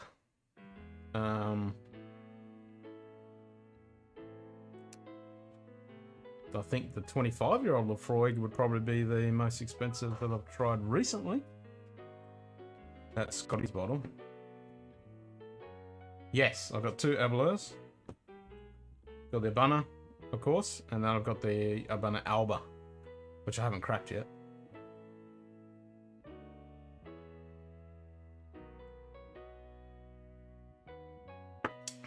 Actually, have I taken a bottle shot of that Alba? Because I'm going to crack that sucker. I'll just double check that I've got that bottle shot. I think I've taken the bottle shot of the Alba. If I have, I'm cracking that sucker right now. Because I think the last 2 weeks, that's all I've been doing is cracking bottles. Where are we? Scotch. Just double check. I think I've taken the bottle shot. I'm going to try that Alba. Looking... Yes, I do have a bottle shot of the Alba. Alright. Are we cracking that? I think that's the way to go. Should I crack it? Yep, let's crack it.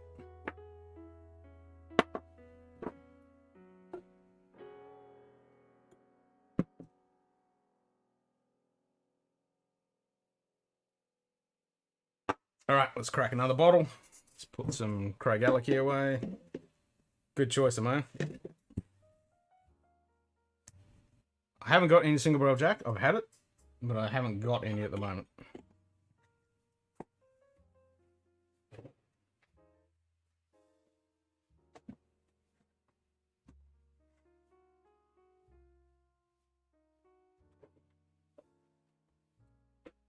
I mean, Jack's and yeah, Jack's single barrel is pretty good. I wouldn't worry about the normal stuff. Same with Beam. Yeah, yeah. I'm gonna go Woodford's, Eagle Rare, Blanton's, like Woodford Reserves, Maggot's 46, Eagle Rare. What's the other one? Angels. That one. It's all right.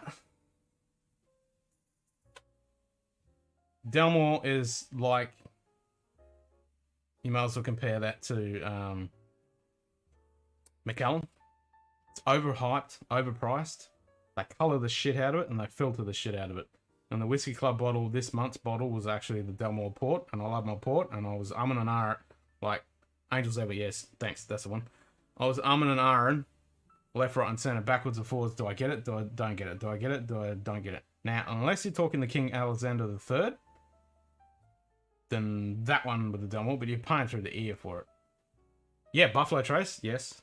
Buffalo Trace is good.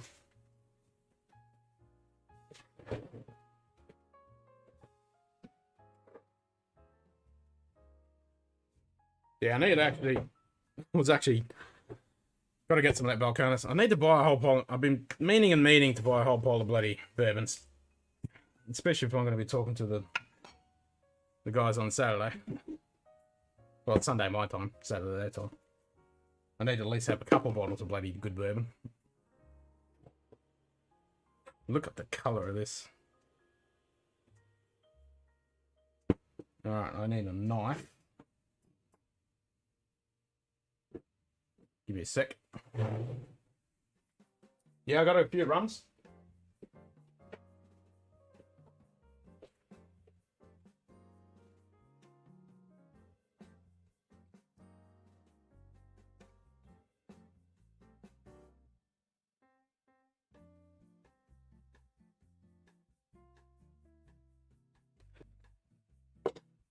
Decent knife. So the Abeleur Abana Alba is 60.4. So this is, which batch is it? 003.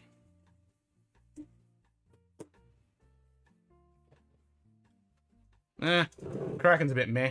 I'd rather get with my vodka. I'd rather get, what's the ones I've got? Oh, there's a really good Japanese, Roku. That's a good vodka.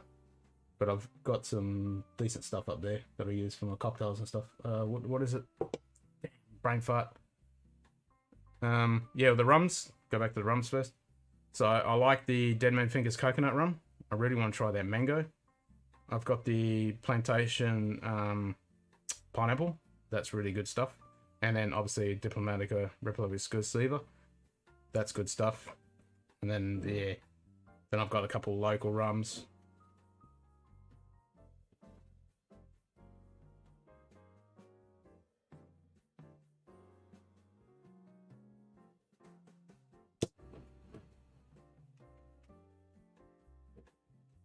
And then see where my cut line is now.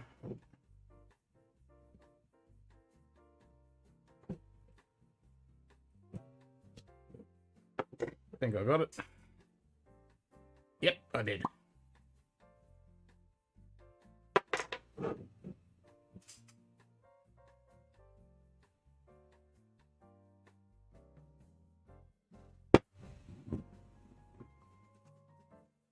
Oscuro. No, I haven't had the Oscuro. I mean, I've had a few Macallans. I mean, I've got the number 2 edition. That's about the best Macallan I've had. Alright. I'll let that sit.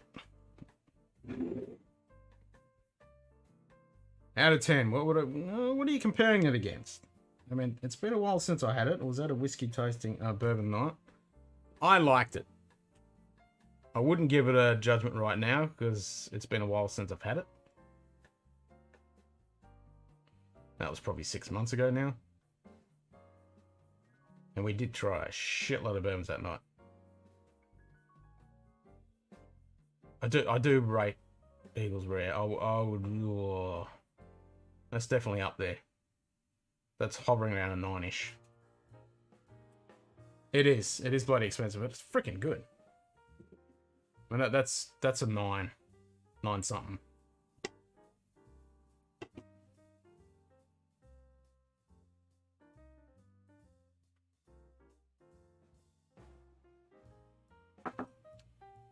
Yeah, I'm gonna have to go into the bottle shop and probably this week, because the last few times I've gone in there and I always look at the bourbons, but then you know my money just ends up going into scotches. But I need to get some.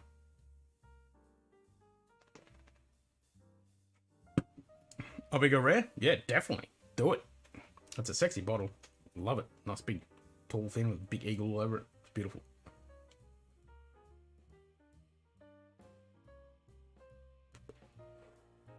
Definitely do it. No, I haven't tried Bond 7.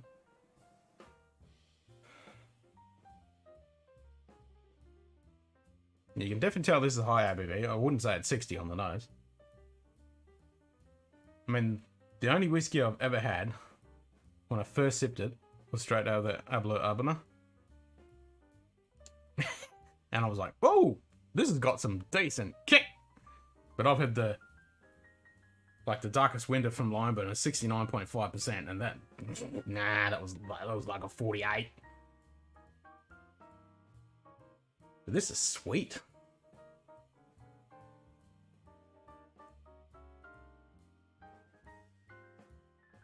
Yeah, so we got celebrations here. So I go to them, and then BWS.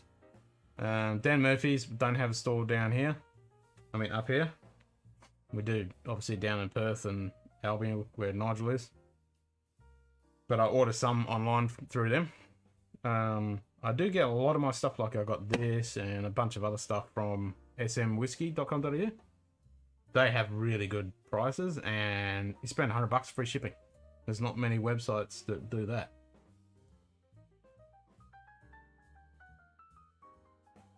I've smoked all my cigars. I've finished them all. I've got to get some more. I've got to talk to my dealer. He sells. He set up a store and he gets really good cigars.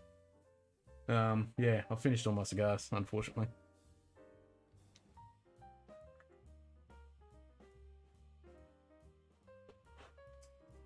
But our next meeting is coming up for our cigar club. So I shall be talking turkey and getting a few good cigars.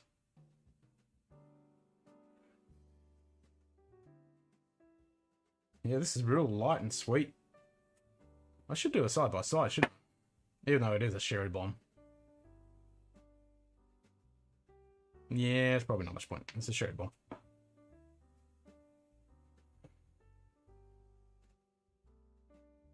God damn, I want a cigar now. How dare you? How dare you? Yeah, I got my cutter and everything ready. I've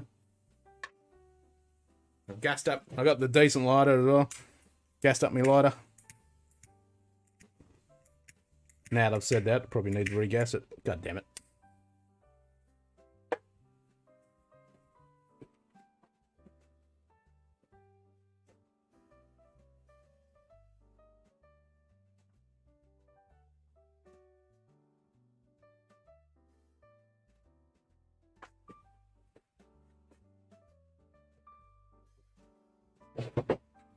What's the most underrated whiskey you've had? Oh shit, that's a hard one. Most underrated whiskey. Well, that's really... Hell yeah! You gotta have Jameson. I got a 1 litre bottle sitting over there. Hell yeah!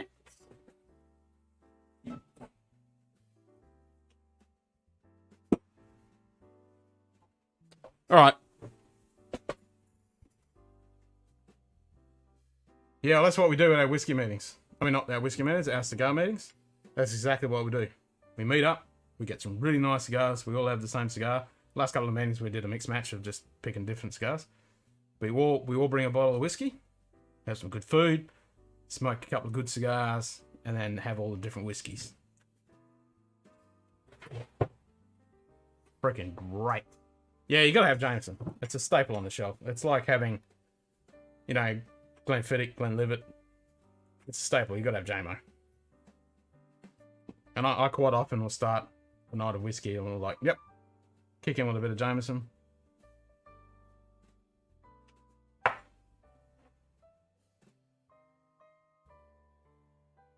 This has got quite a bit of sandalwood on the nose.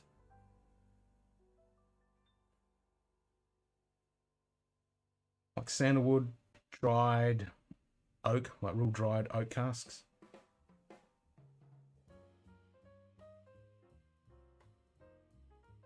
Not much sweetness, but light, fresh.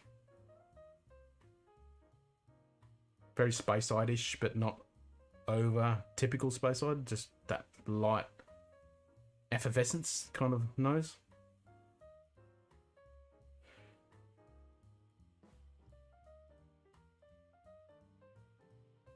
Yeah, a little bit of toast. All right, let's go in. It's luncher.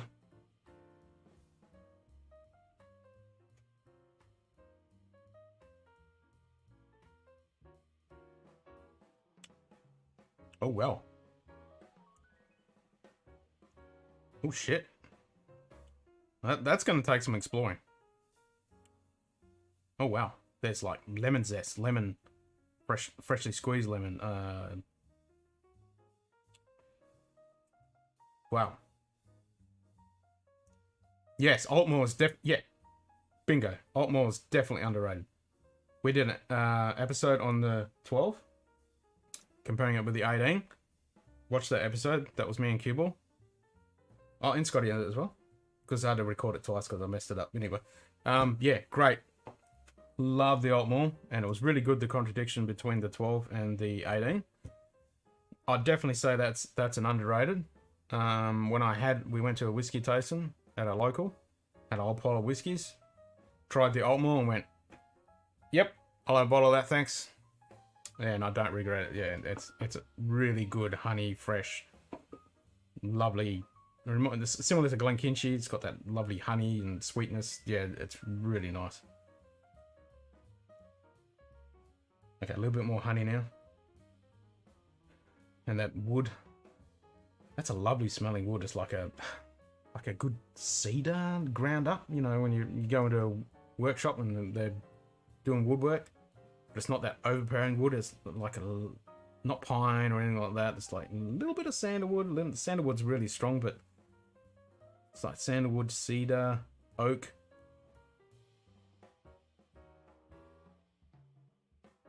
Yeah, Old Moor was great. But going back to the underrated, I would say that Green Label is underrated. Because everyone talks about Johnny Walker. They go blue label, blue label, blue label, or black and double black. That's all they freaking talk about. And red label's like, yeah, piss off. But the Green Label just hides in the corner and doesn't get really talked about it. But people that, you know, enjoy a decent dram, that's the only one they ever talk about. That is an underrated whiskey.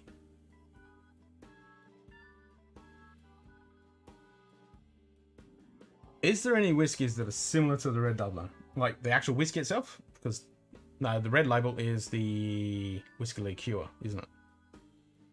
No, I wouldn't say there is. So it's not a whiskey, it's a liqueur. So I wouldn't say there is that's got that real strong honeycomb. And most of the others, like, yeah, your Glava, your honey, the American honey, normal one, Drambury, they're a lot more spicier with less honey. So, I mean, you have to go into your mead liqueurs, but even that doesn't really have that real strong honeycomb, violet crumble. I mean, that's an Aussie chocolate, but you'll know the honeycomb, real chocolatey, sweet. Yeah, I think Dublin is on its own with that. There's probably some out there, but not off the top of my head I can think of. Yeah. I think it's pretty unique in that regard. And really accessible too. It's cheap as. You know, it's on special, it's like $40.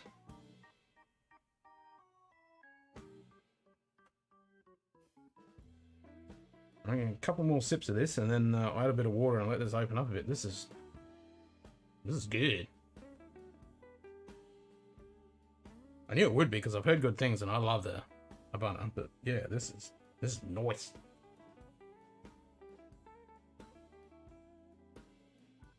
I'm really liking that woody, slightly toast with that lovely Speyside sweetness and that brightness of it. It's kind of rich at the same time.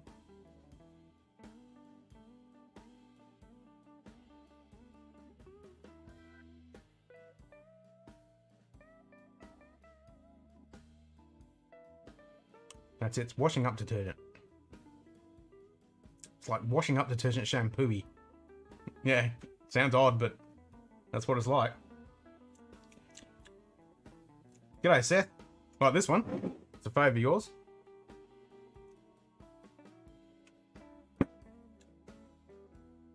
How petty. Yeah, 10 is the normal.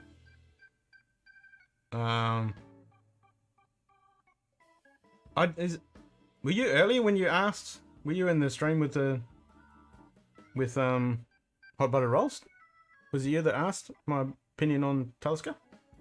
Was it you, Josh? Or was it someone else? I think it was you, Josh. That was like 5-6 hours ago now. I think it was you. Yeah, 10 is the standard. Damn, that is good. It's like that pine washing up liquid. Oh, the Red Doubler. Yeah, it's freaking great, isn't it? No, you're right. Yeah, no, as soon as I said that, I was thinking, no, you're talking about the Red Doubler, aren't you? No, you weren't. Okay. So, yeah, I like Talisker. Now, I wouldn't say it's peated per se. Like, if you're talking Lagavulin, Lefroy, Ardbeg, it's not that kind of peat. It's a different... I mean, the Isle of Skye has a real independent feeling to it. It's really quite distinctive. I had a little bit earlier. I do like my Talisker. I always have a bottle of the 10. I've got the Storm. I haven't cracked that yet, but that's kind of It's a little bit down there. But then I've got the 15, which I'm pretty keen to crack that sucker. That's the special edition 15. That wasn't a cheap bottle.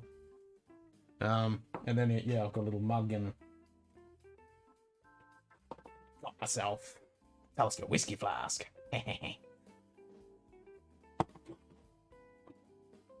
Yeah, I wouldn't say it's not Isle of Peat. It's not Highland Peat. It's really in its own category. Isle of Skye is really, it's that salt and sea spray kind of feeling.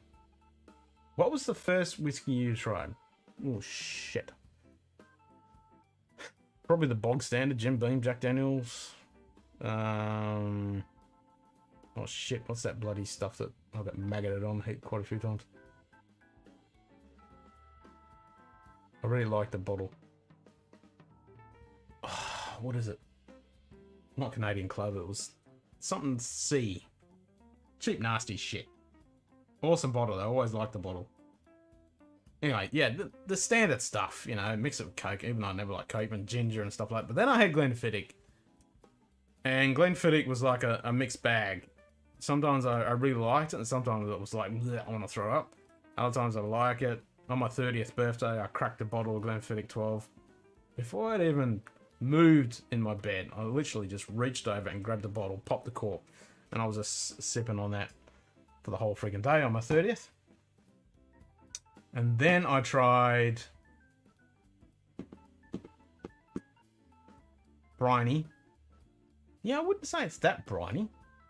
I mean, Lafroig is more briny-ish, I would say. Goon of Fortune. Like with the washing machine? I mean, not the washing machine, the clothesline. Yeah, Glenfiddich 12. I mean, once you get into whiskey a little bit, it is a bit meh. I still gave it a really good rating because it is cheap, accessible. You can get it anywhere. It's actually a decent dram. I mean, it's like the Naked Grouse and your Jameson. You know, it's your standard stuff. Your regular, accessible, easy stuff that most people experience and get to understand what whiskey is. That starts you on your journey. It's not very often, you know, this will be your first whiskey you try. There's not too many people around in the world that get to try decent stuff to start off with. I still reckon it's a good one. I mean, if I'm at a bar and they don't have anything else and they got like Glenfiddich 12, I'll crack it in a glass and say, yep, I'll have that with no ice, thanks. They always give it in a friggin' tumbler, which shits me because, you know, I can't give you something like this. But anyway. Not moonshine as in the word moonshine, but I've had new make. I've actually got some Bladnoch new make. And then when I went to Lime Burners, I tried some new make there, and I had some other new make ages ago. Can't remember what it was now. So yes, I've had moonshine as in new make, but not stuff from America that's classed as moonshine or branded as moonshine or white dog or whatever they call it. Now, Glenfiddich 12. So that was my introductory kind of single malt experience. Then I had the Glenfiddich was my single malt. Then I had Glenlivet. And I went, oh, this is a bit better. I don't mind this. This doesn't actually offend me ever. So that was cool. And then when I went to Germany, I went at the bar and I had some of the 18-year-old Glenlivet and I went, ooh, no, okay, this is what whiskey's about, is it? And yeah, this is where I am now. Glenmoe 10. I had some last night. Yes. Nothing wrong with a Glenmoe 10. We had some of that last night with me and the missus with the Lego Drams. So that was another bottle we just cracked. Because I've had all the other Glenmoes you can imagine. And I've got a bunch of them. But I haven't had the straight 10. I've had it in little samples. But I hadn't ever had a bottle of it. So I bought a bottle recently and we just cracked it last night. I mean, I've had, you name it. I've had all the Glenmoes. I got the 18. I've got the Quinta Reuben, the 12. I got the 12. I got the 14. I got 2 bottles of the 12 Quinta Reuben still left. Gotta have some of that. Got the Balcutta, love that. The next bottle that's coming out with the Whiskey Club is a Masala cask. Dying for that. I've had the La Santa, the Tala Cake, got 2 bottles of that. Yeah, Glenmoe, good stuff. So I'm just north of Perth. 400 k's north of Perth in WA, Western Australia. Yourself? Yep, it's nice, easy, floral, light. Glenmoe, and the best thing about Glenmorangie, I mean, the sister companies are big. Win-win. But Glenmorangie, every other expression, they are pretty much the ones that invented different cask maturations. Before Glenmorangie come on the scene, there was no other whiskey company that was actually doing so many different expressions, smashing in... Oh, that's right. Yeah, sorry. You're having Vic. How's it still bloody hot? Still 39? Man, that sucks. Yeah, at the moment, at the end of the week, we'll be like what you're having now, because that's what we've had for the last couple of weeks. Freaking 40 degrees all day, 43s, and then 40s, and then 10 o'clock at night, it's still 38 degrees with 60% humidity. Man, it's so bad. Yeah, so Glenmorangie, their base spirit, 10, goes into every one of their finishes. So it's the bog standard 10, and then they add it into whatever finish, whether it's the port, or the Santa, the sherry, the Balcutta, or the Saltern cask. Doesn't matter, whatever one, it's the base spirit is the Glenmorangie 10.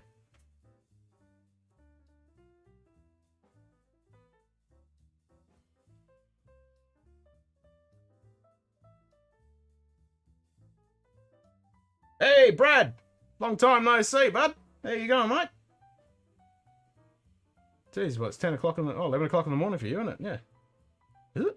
Where are you? Yeah, you could be anywhere.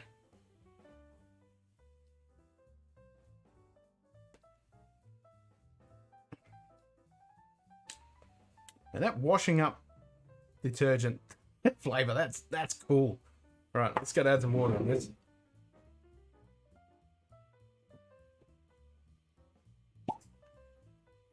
What's this?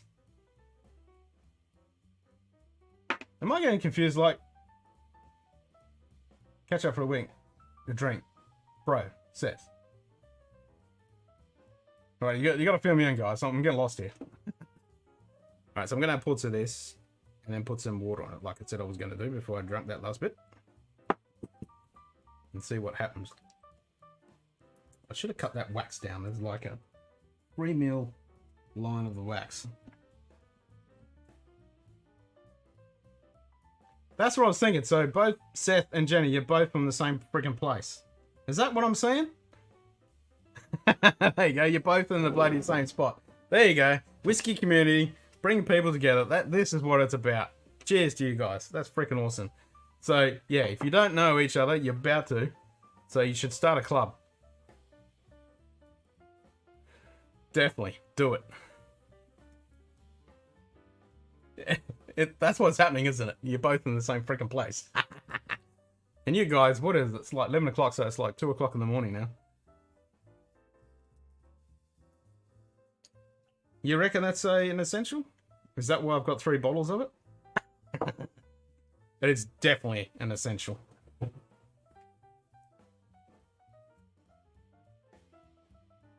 mean, you've got to have monkey shoulder. I've got like 3 bottles of it. This, going back to your question earlier, underrated.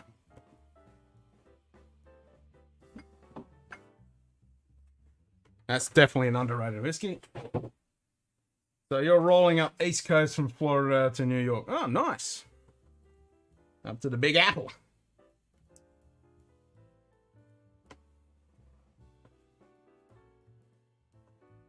Hell yeah. You guys, if there isn't a whiskey club in your neighborhood, start one.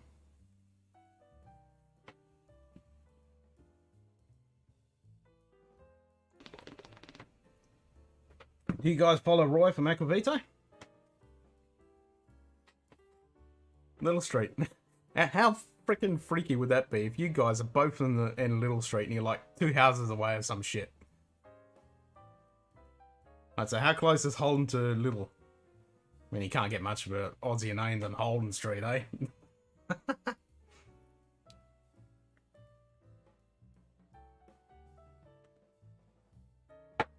Hell yeah. One of you guys should just meet up. Boom. Grab some drams. Meet up. 34, that's gonna be a bit bloody cold, Brad. God damn. Yeah. Would you like some heat? We've got plenty in Australia right now. Plenty. You can have some. I mean, I saw a thing on yesterday. In Siberia, their average temperature throughout the year is 50 degrees Celsius. The kids there, this is below zero, so 50 below. That's their average temperature throughout the year. If you're in primary school in Siberia, you don't get sent home from school until it's minus 53 degrees. If you're in high school, it's minus 56 degrees. 56 below zero. You go to a market there, everything is frozen. Literally. That is mind-boggling.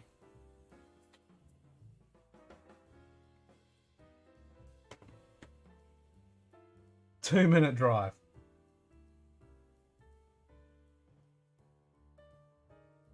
Classic Jamie? Yep. Got a 1 litre bottle. Classic Jameson. Hell yeah. Gotta have some of that. Speaking of have some of that, I'm gonna have some.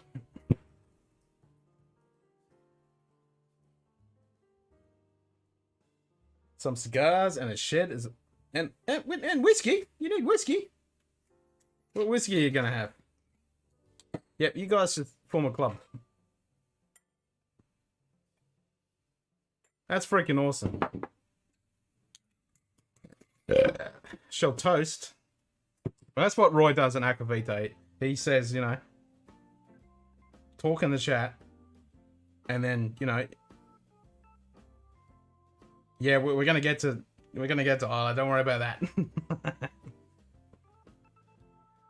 So cheers to you guys getting together and becoming great friends and drinking whiskey. That's what I reckon.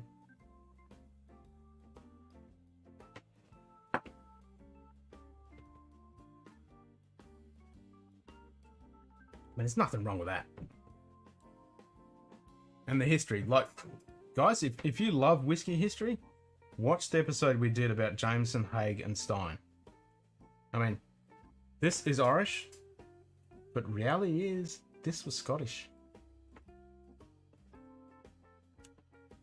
I mean, Jameson, who took over from Stein, like Stein made the distillery in Ireland in Bow Street. He was Scottish. And when Jameson married the Haigs or the Steins? No, the Steins, that's right. He married a Stein, Margaret Stein. And they were sent over to Bow Street to look after the distillery for the Steins. And then after a couple of years, he bought the distillery and named it Jameson. But they were from Scotland. They're Scottish.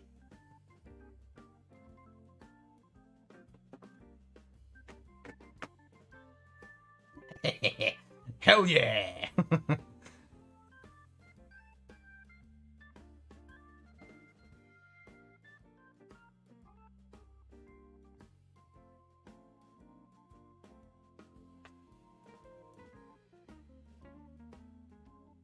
What's the WTF for? Is that about Goon, or is that about the history of this? Yeah. Jameson, Haig, and Stein. They revolutionized, and Stein was the first ones to have the stills, the column stills. They pretty much owned the lowlands and Scotch whiskey, and obviously Jameson. And then Haig pretty much owned everything.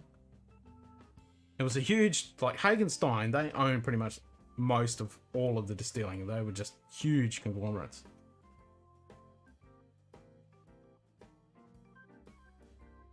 I just thought, you need to find someone who's done a custom Lego set of the distillery. Oh, that'd be freaking awesome. A massive big Lego set like this big.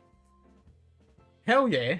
I mean, yesterday, me and the missus she was building her treehouse. That'd be so good. Yeah, I think it was about the Goon as well. Cheers, Nige. Back in a bit. Yeah, I reckon that, I mean, I'd want like a Lagavulin or one of the Islander series. As it currently is, a freaking Lego model. Oh, that'd be so awesome! I'd be getting so drunk building that Lego and Drams episodes. I'll meet you one day. No Goon. Oh, that's classic.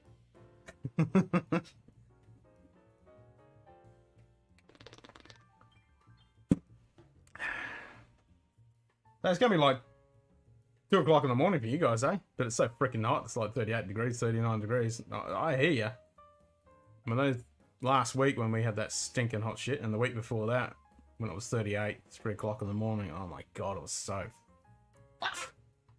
Because that aircon decided to completely and utterly die just before Christmas, so it was about a month there. We were in 40-degree days, and we had no aircon until we got it replaced. Oh man, that sucks so bad.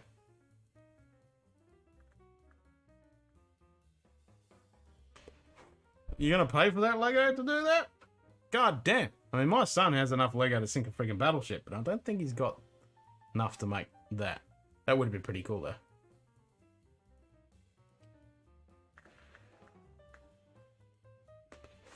Am I doing it to scale? Because that's a shitload of Lego. That's a shitload of whiskey that's going to go with making that Lego too. As it should be.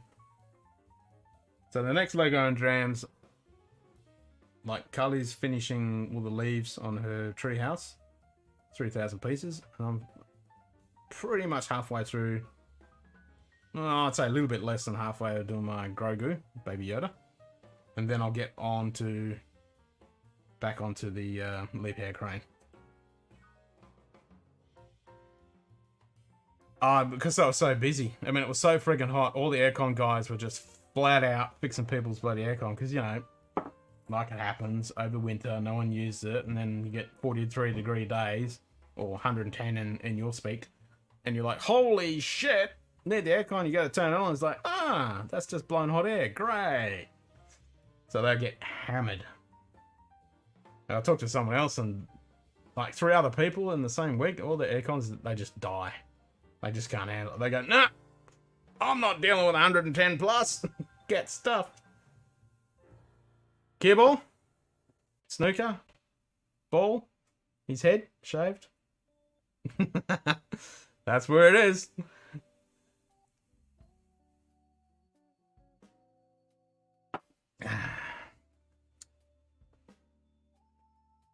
Or just Paul, not Snooker, but just Paul. Nah, so it's just it's split systems. And it's not down in this area, which sucks. And this part of the house is an extension, so the rest of the house is raised off the ground a little bit, which is good because it actually lets cool air. But this part's on a concrete bed. Oh my god, and I've got servers and computers and cameras and lights in here, so it's fucking oven.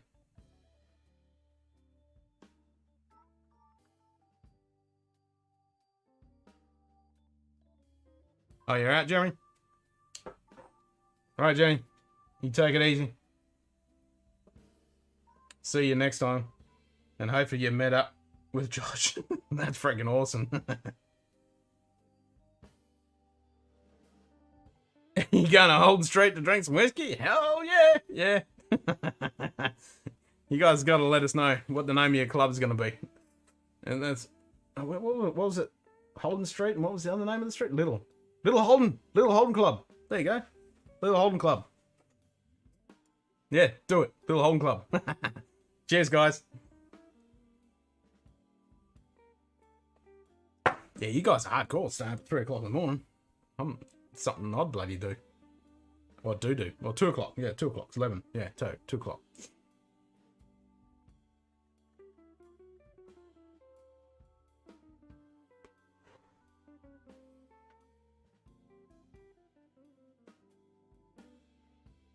It does.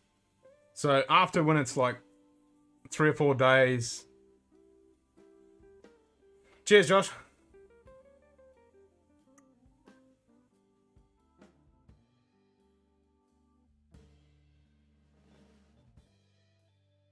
Everyone's bailing now.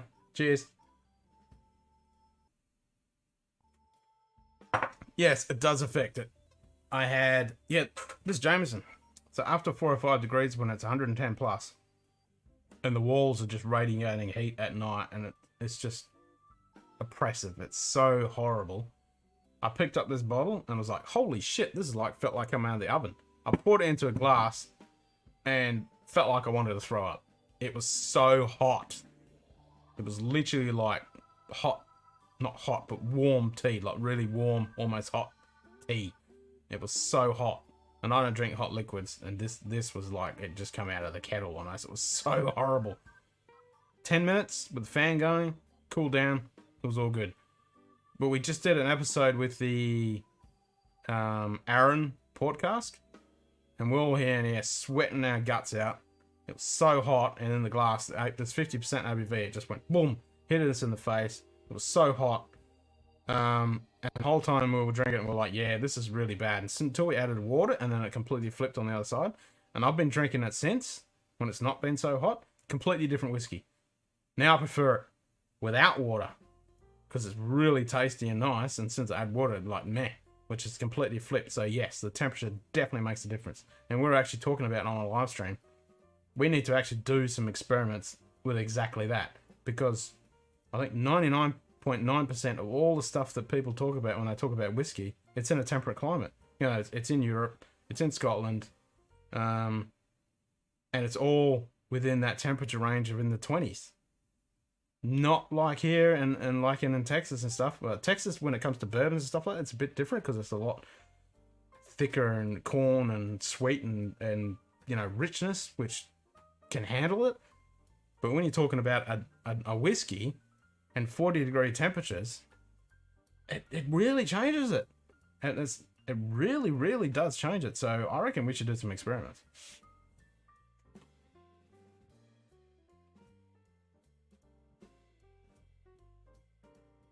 Damn, so I lost everybody, have I? Is there anybody left? That was like, woo!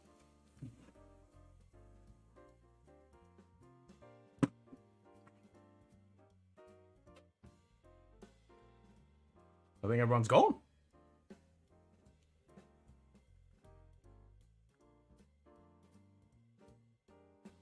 I think it's just me and Nigel. Nigel's... Oh.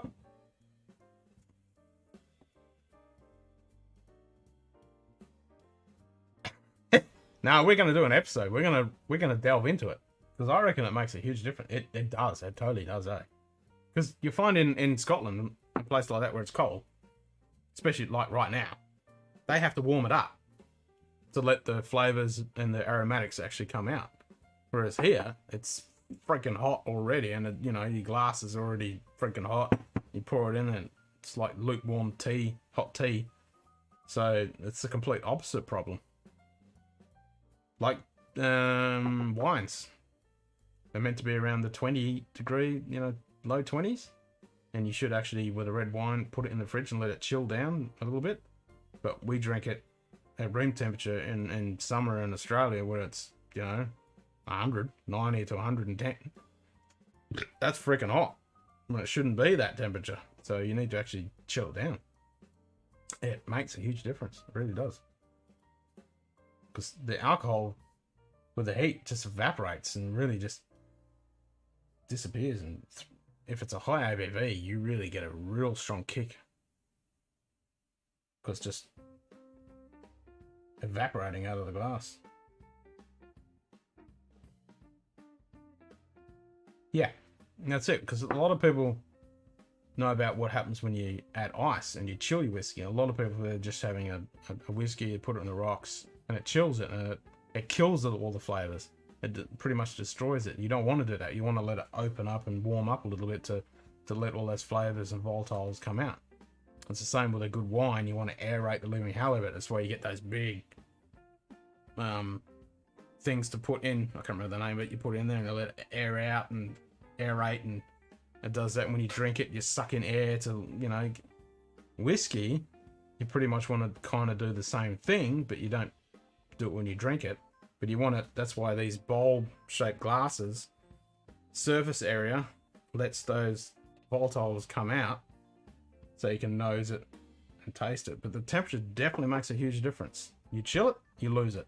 You overheat it, it just becomes crazy. So you got to find that area where it's actually good. And it's only been this year that we've been drinking stuff and it's 40 freaking degrees, and we've realized, nah, this messes it up. It's hot. It's horrible. It really is bad.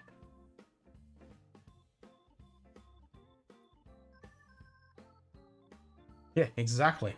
Exactly. It really just changes it. It's like if you have a hot meal on a hot day or a hot meal on a cold day. It's completely two different experiences. Interesting, I must say. Good to see you, Brad. It's been a while.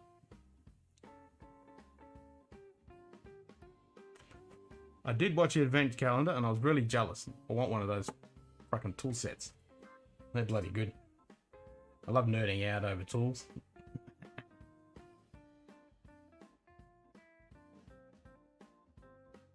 I love the smell on this Alba.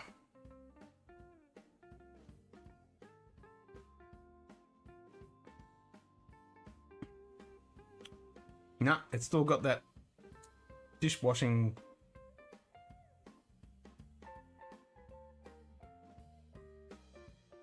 No worries, man. You take it easy and have a good drive, eh? And we'll definitely catch you on the flip side. I've been jumping into the chat every now and then, but yeah.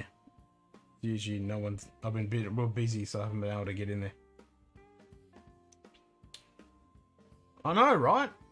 I love those tools. They're bloody good. They're a good company. All the German stuff. Hell yeah.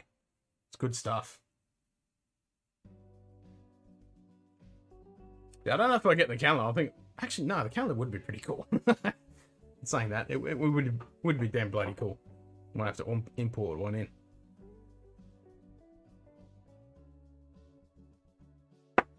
I reckon this can handle a bit more water. I want to try and get rid of that dishwashing. See if I can get something else other than that dishwashing thing. I mean, I get other stuff. I'm getting that sandalwood and the space side and that little bit of toast and sandalwood, oak. Okay, let's change it a bit.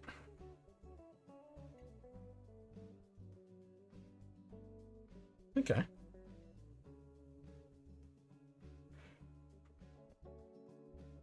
Now it's getting a bit of that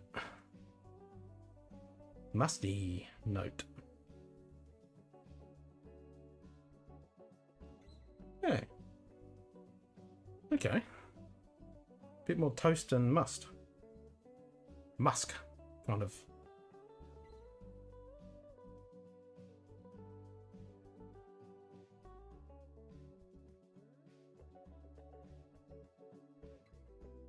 That killed it. That's real smooth on the approach. Then it drops down and then it comes in with a little bit of spice at the end. Wow, that's completely different. Oh, and there's a lovely long finish of honey. Ooh. That's going back to Craig Alecky, Klein Leishland. Oh.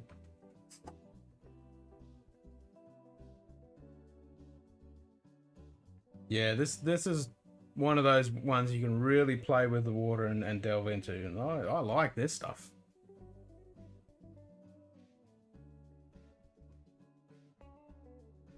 Yeah, it's got rid of that real dishwashing liquid smell. Now it's turning more... I wouldn't say it's like the Bladnock baby spew milk smell. It's not that. This is more musk. Like Dunwich Dusky Warehouse. And that sandalwood is dialed right back.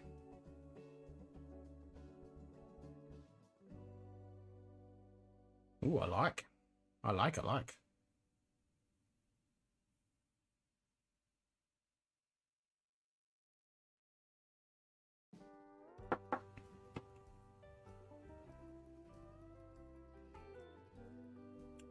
So the ABV is up front.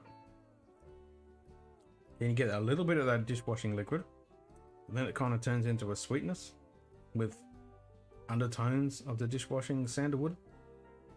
Dish soap. Then it drops off. Real slight pepper, wood, oak. And then it just goes on with that little oaky honey. Oh, that's not bad. I can see what people are saying. They don't mind this. I could see people getting offended with that dish soap. That's definitely one to experiment with. That's one thing I do like about Adler. They don't muck around with their ABVs. They give you a good wallop of ABV to play with. Respect that. Welcome back, Nige.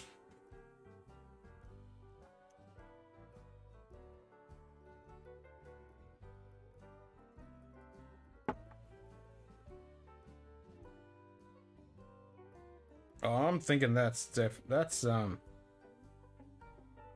flocked. That might be something we'll have to experiment with in an episode. I mean, this glass is pretty dirty now because I've handled it quite a bit, but I'm thinking that started to flock. So we've got some Scotch mist happening in there.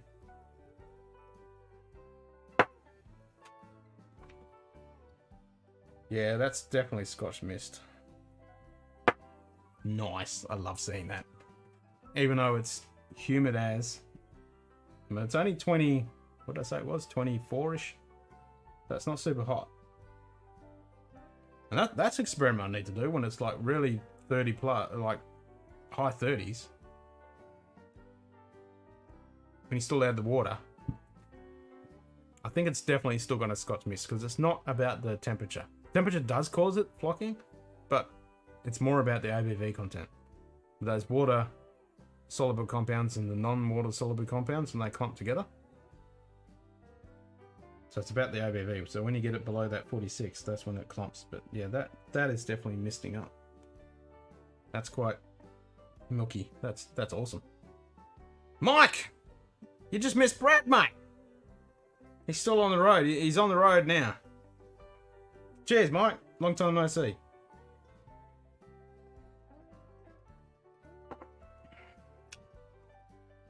Yep, that dishwashing flavour is still there, but it's dialed back.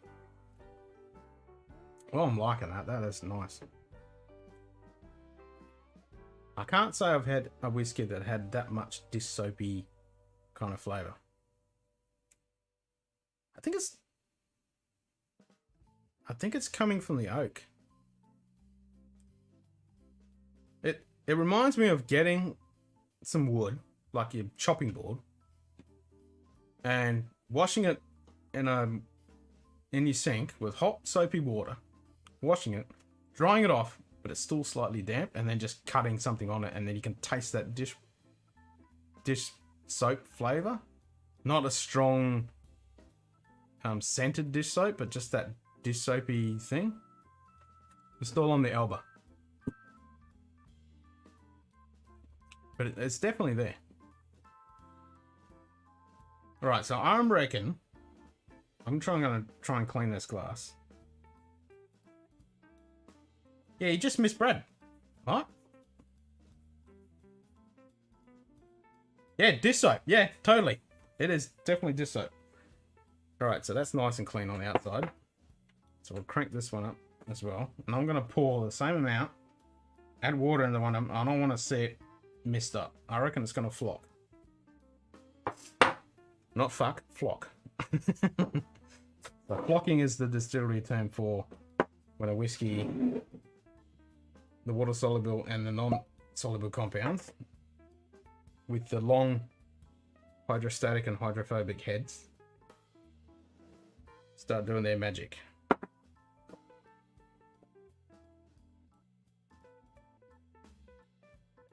Okay, so we're gonna have that one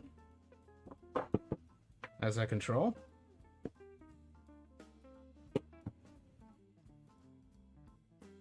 So they both look quite clear. Yep, right, so there's a little bit more on that one, so I'll add this one so it'll be at the same level, so the water will have a bit more of an impact. And I'll put, this is, what is it, 60%? Yeah, 60.4, so I'll add about that.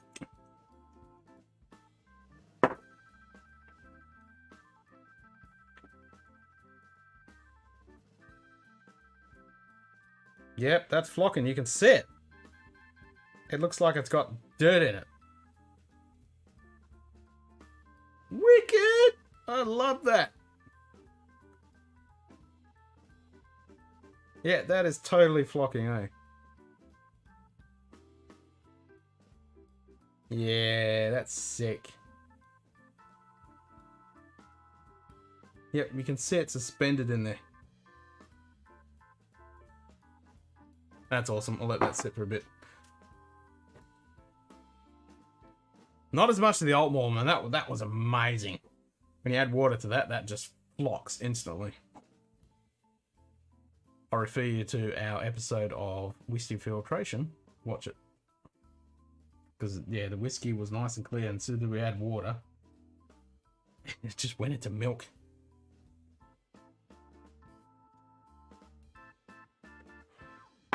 So the dish soap that we're having is the Abana Alba. So it's 60.4% non-chill filtered, natural coloured. And yeah, there's definitely dish soap. Sandalwood, toast, light space side, dish soap. And you guys can't really, you're not going to be able to see that. If I put the overhead camera on, you might be able to see it. But yeah, I can see that is definitely, this is a lot hazier what this is. That is cool. Speaking of microscopes, I've been looking for quite some time and quite full on the last couple of weeks for a decent microscope. And then I was just surfing around on Twitch and I found a guy in, where is he? Sweden or Denmark? Yeah, somewhere in Scandinavia. And he's like 33 years old and he's an arachnologist. So he gets all these, he's working from home, which is freaking awesome. So he works from home and he gets all these samples that they do from the spider traps. So he gets all these spiders and he's got all of them in vials. And he live streams this. It's freaking awesome. So he's got this awesome Leica microscope. You know, Leica cameras, the German brand. Freaking amazing. They make microscopes. Oh, they're so good. So this one's got the camera in it. It's got the awesome lenses. So they're nice and clear. Great. Almost 3D depth of field. Oh my god, it's so good. So he's got these glass beads that he puts in the container.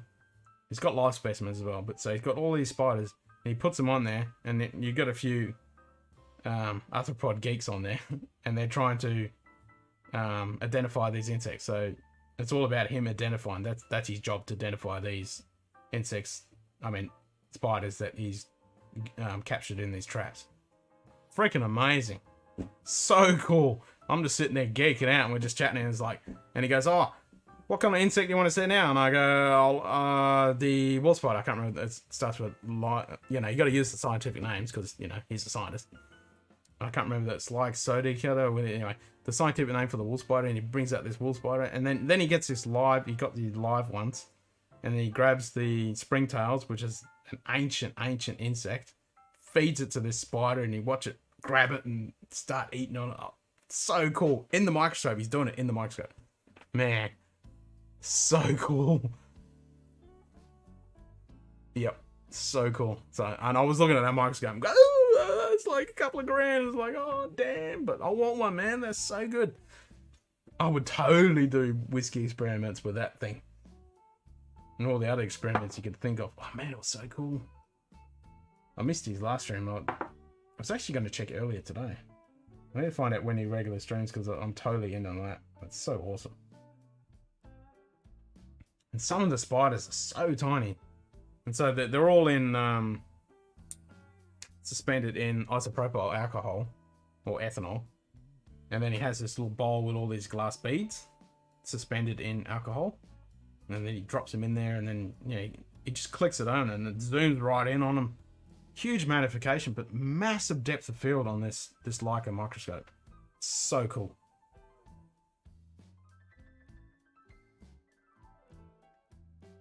Yep, I was totally just nerding out and geeking out watching him. Yeah, this has definitely gone hazy. I don't think it is as much as what it was before. Might add a little bit more water. Let's grab it straight from there.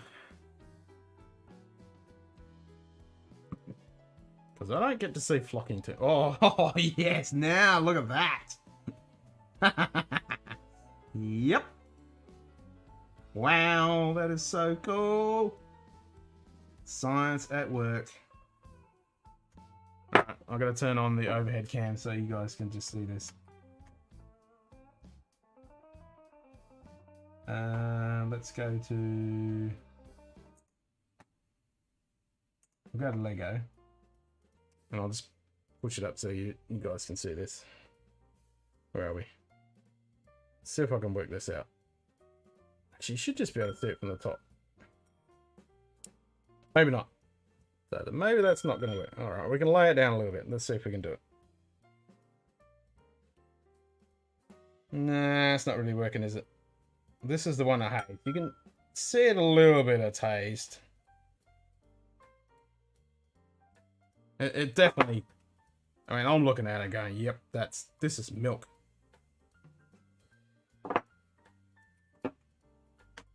Maybe I can try my other camera. Is that on? Let's try this.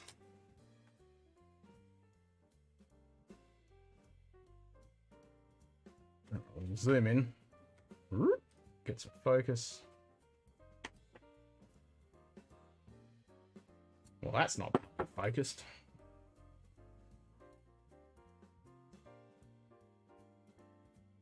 Now, I could take the camera off the tripod. Should I do it? Alright, we'll do it. I convinced myself.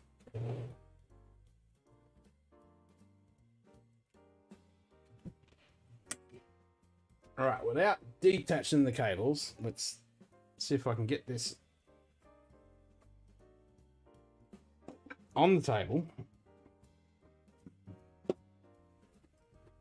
Alright, let's get some underneath it. It's upside down. Bugger. Because I've flipped it in OBS. Alright, so we'll flip it.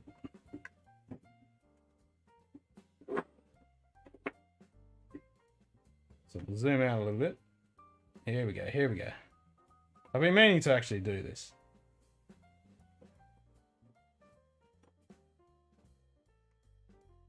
Alright, so we'll zoom in. Get some focus. See that? See how clear that one is? And you come to this one, look how hazy and milky that looking. Look at that. How cool is that?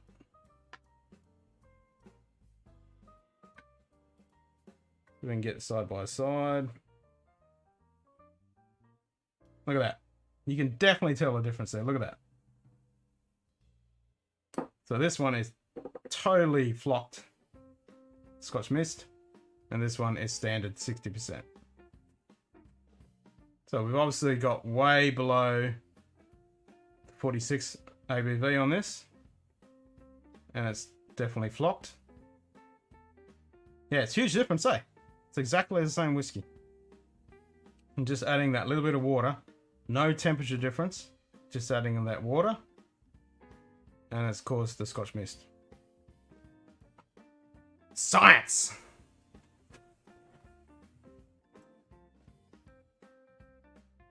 Right, let's see if I can get this on here without dropping it.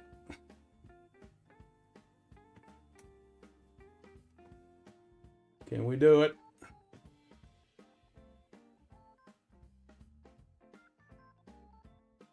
Not yet. Come on, get in there. There we go. I had a nice click. That's what we want. Okay. Alright, switch cameras back. Scotch. Yeah, huge difference there. Actually, you can probably just see it. You can see it on here now. Yeah, you can see that. You can see that. Like, this is so much hazier. Yep, it's out of focus, but yeah, you can definitely tell.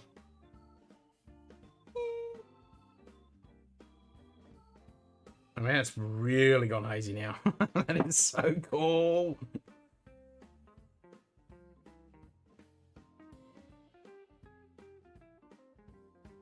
Yep, huge difference on the nose.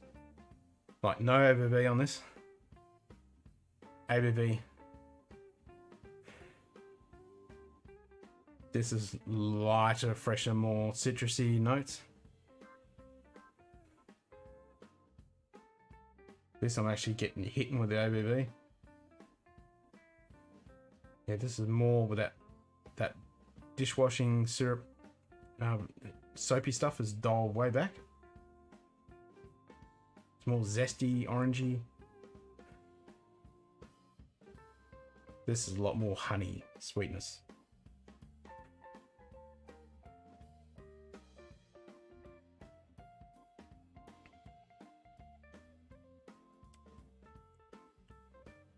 Yep, no dishwashing soap. Lovely honey on the finish.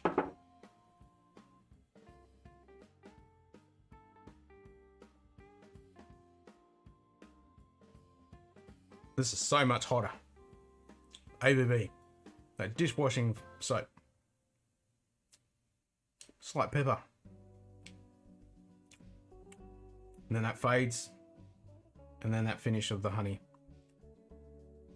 Yep, two different whiskies completely. If you did this on a blind taste, you would not pick these at the same. No way in a million years. Yes, flocking. Hey, that's spelling. That's the distillery term for when you add water or chilling, or both, to the whiskey, and it has that hazing effect, where it goes all hazy and misty like that. Which is I love like it's really predominantly seeable now. I mean, it's night and day. It's so cool.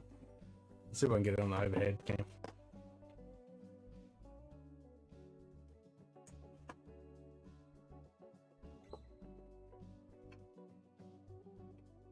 Actually, I'll get a white. Something white. Yep, it's flocking. Flocking, flocking, flocking. Something white. Give me some white paper. Oh, here we go. See if this will work. Precarious Dave.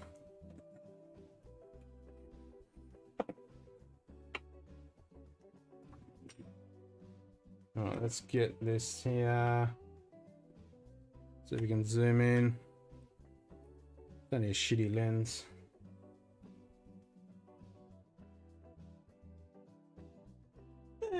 Not really, can't really tell though. I mean, I can definitely tell it's freaking huge difference. Am I gonna be able to sit? Here we go, here we go. Nah, it worked earlier. Doesn't work.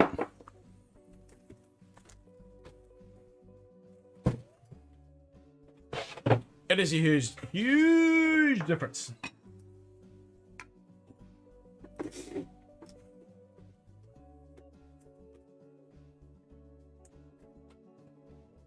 I shall take a photo with my phone.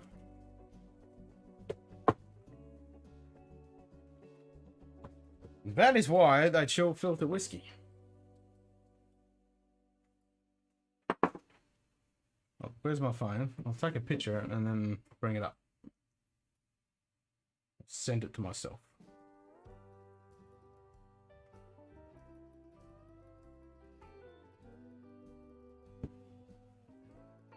Don't want selfie mode.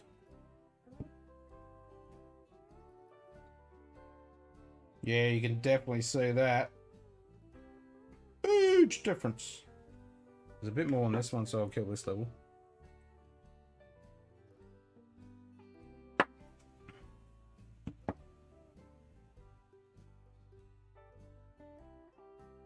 Try and get a bit better focus on that. There we go. Alright, so I'll put that in the Discord and then I'll grab that photo, download it to my laptop here. And then so I'll stick it in general, picture, actually not there.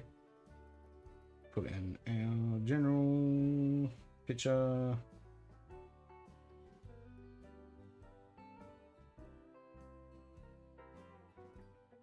There we go. Done. Yeah, so if you look up whiskey flocking, whiskey without an E, it'll come up with the... And they call it Scotch mist or clouding or haze when your whiskey gets hazy. But distillers call it flocking because that's actually what's happening. The trying to remember the lipids. So the lipids are like the esters and having a brain fart. Pretty much the organic stuff that survives the distillation process through malting and distillation and maturation. So those lipid fatty acids, that's it, the fatty acid lipids, they're repulsed by water. So they have what they call hydropulsive and hydrostatic heads, and then they've got tails. So what they actually do is they actually clump together in little circles. So they'll clump together. So the heads point towards each other to get away from the water, and then their tails come out, and so they clump. So you get these little clumping things, and then you get all these little clumps all over in the whiskey, and they call that flocking because they literally flock together, and that's what causes the hazing. It's so cool. I love that stuff. Like the history and the science of whiskey, it just can't get enough of it. That's what makes this drink so freaking cool.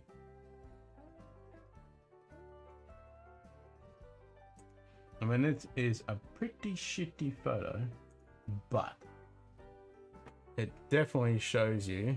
Oh, you can see a massive difference. Okay, so I'll just bring this picture in. We go display capture.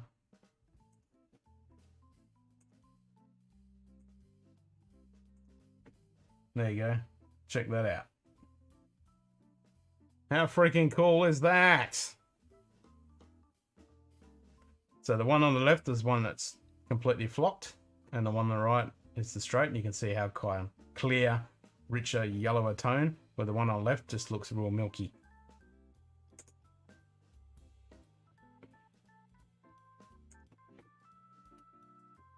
So cool.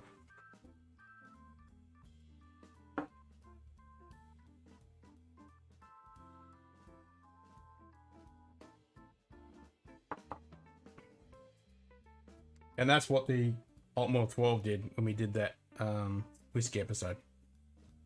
Talking about whiskey filtration. Yeah, it's awesome, eh? So that's why when a bottle says non-chill filtered, they've still done the normal filtering to get rid of chunky stuff out of the oak barrels and stuff like that.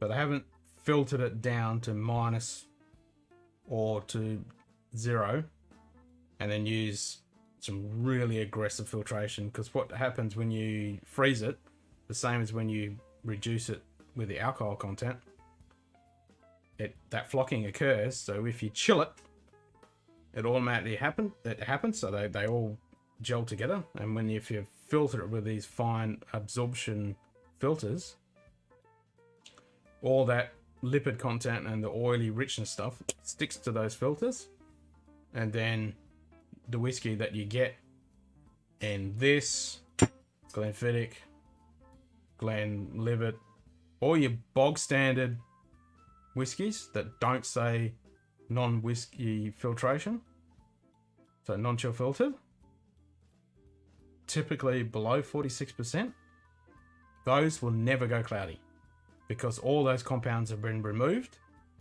It's only when you have a whiskey that is over 46% that hasn't been filtered.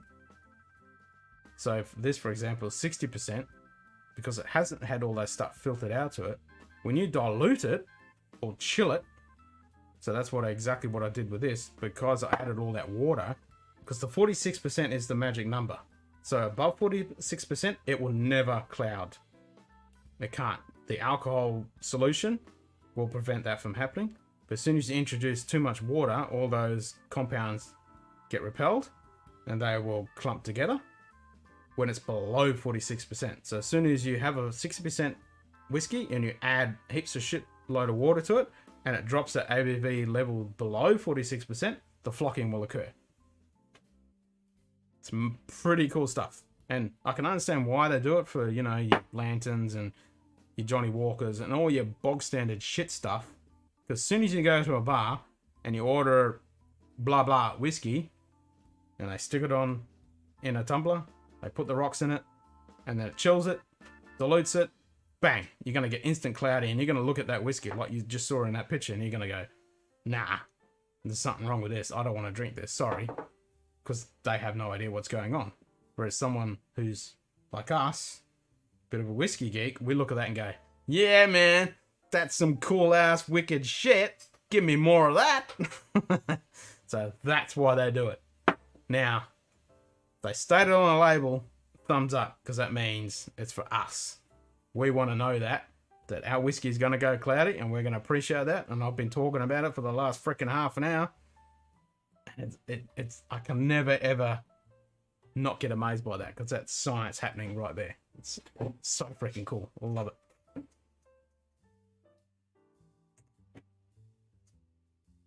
Love it. So yeah, if your whiskey is above 46% non-chill filtered, you can experience this. If it's been chilled and filtered, which doesn't say on the label, then it'll never ever happen.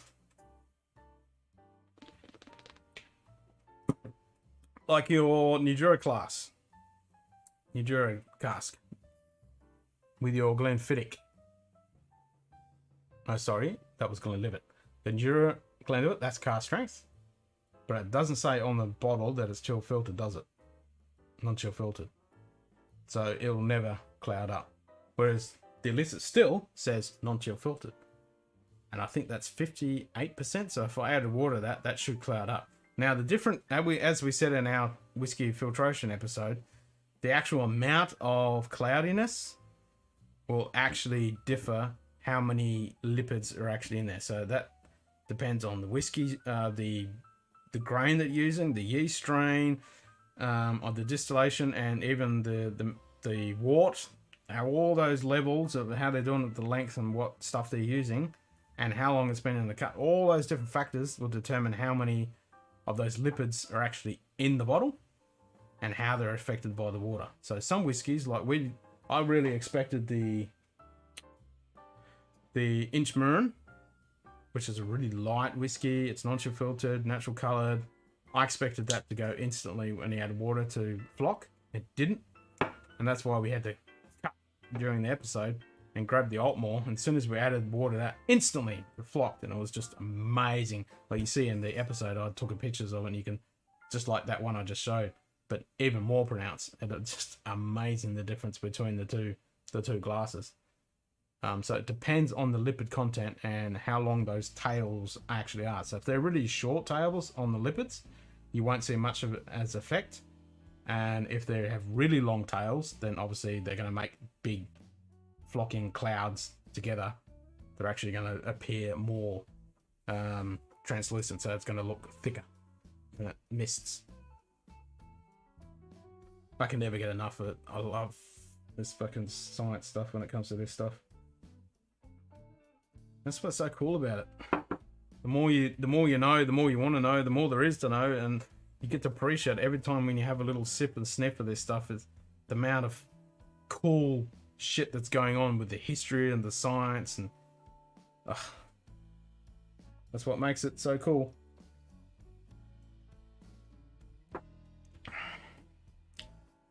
I mean, that dishwashing soap comes through really strong on that, but it's got that real sandalwood, oaky, dried, and then the honey comes through in that finish. Man, I like this dram. Oh, I really do. I want to try that Glenlivet Illicit Still, because I'm damn sure it says non-chill filtered. I want to see if that flocks. I like saying that word because it sounds like a dirty word.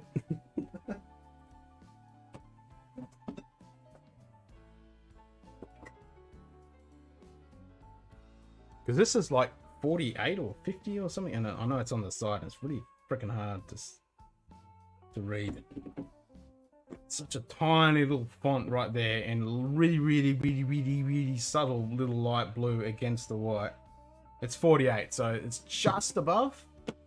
And I know it does say. And I actually saw somebody reviewed this, and they had a box. But I was talking to the rep, and they said, "Nah, it's not going to come in a box." And I was like, "Oh, really?" Non-chill filtered, yes. So this is non-chill filtered. So we're going to have to do that same experiment, I reckon. Are we going to do it? We're going to do it. We're going to see if this is going to mist. I'm curious to see. Curious to see the lipid content, because it might not mist. Even though it's 48% and you drop it way down, it might not mist because of those lipids. But I'm curious to see if it's going to.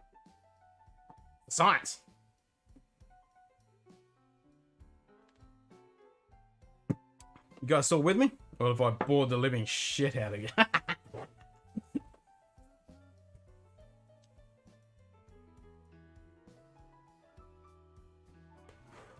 Yeah, don't get me on the history and the science stuff. I'll talk forever. Because I love this stuff.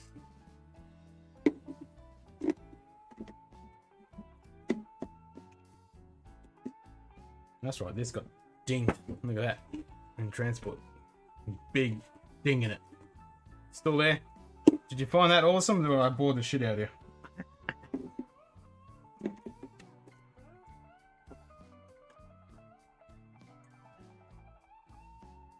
Hell yeah, Mike.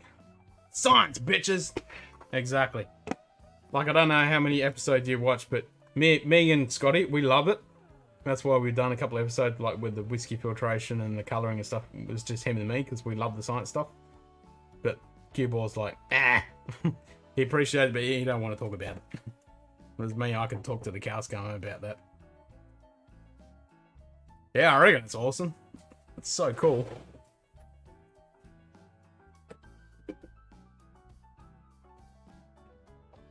So far, the top of the list for dramatic effect is the Altmore 12. So, yeah, have a look at that episode because I took some nice photos with my DSLR and you can see the dramatic difference. So, grab yourself a bottle of that and do it. Do a side by side. Have your control in your experiment and just look at the difference. It's amazing. It's so cool to watch it happen, and it's instantaneous with that Altmore. Like this, because it is quite warm, the Alba took a little bit, but it really did come across as you saw in the picture. But that Altmore, as soon as we added the water, it's like boom, instant.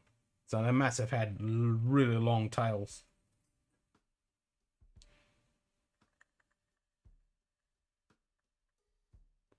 Exactly. And that's what's so cool about it. When people say they never add water to their whiskey, I'm like, no, you should do it. You really need to do it because you're getting 3 or 4 bottles in one bottle when you add water because it changes. Just like what I had with that Alba right then. It completely changed. There was 2 different whiskeys when I added that shitload of water and I tried it against the control.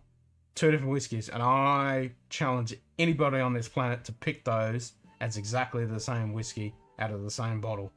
But just added water. I don't reckon there's anyone who could pick those 2 as the same whiskey. That water changed them so much.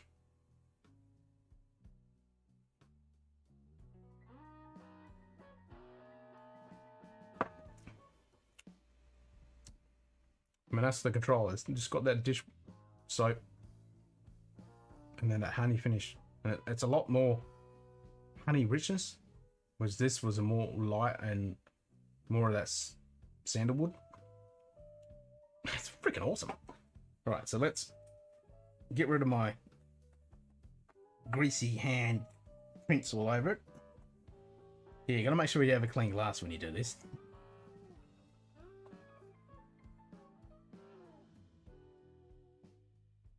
Okay, that's a bit better. Another buff.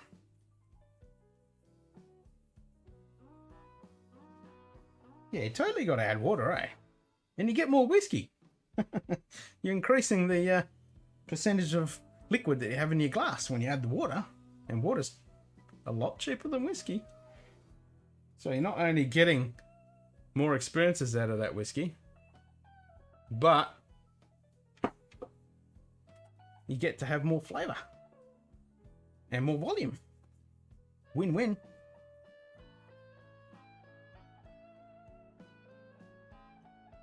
Okay.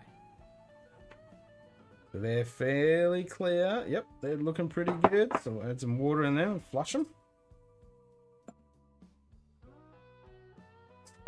A bit for that one.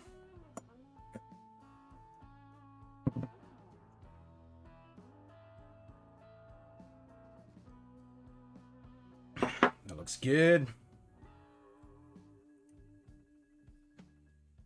Okay. So same thing. Control, experiment.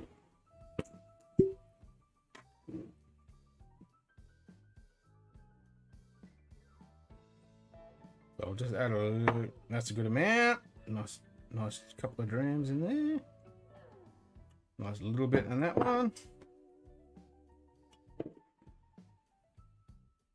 So there's our control. You can see those nicely coloured. No worries, Nige. Yeah, it is Monday in the morning. Yep, I hear you.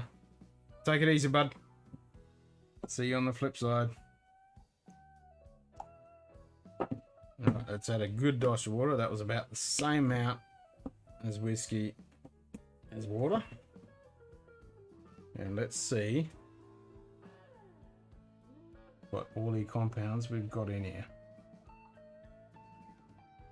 So initially, I wouldn't say there's too much. It's slightly, there's a little bit going on in there, but not too much.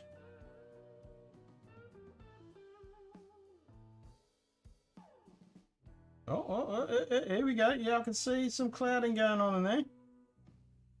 That's definitely happening. All right, we'll let that sit for a bit. Let those lipids do it thing.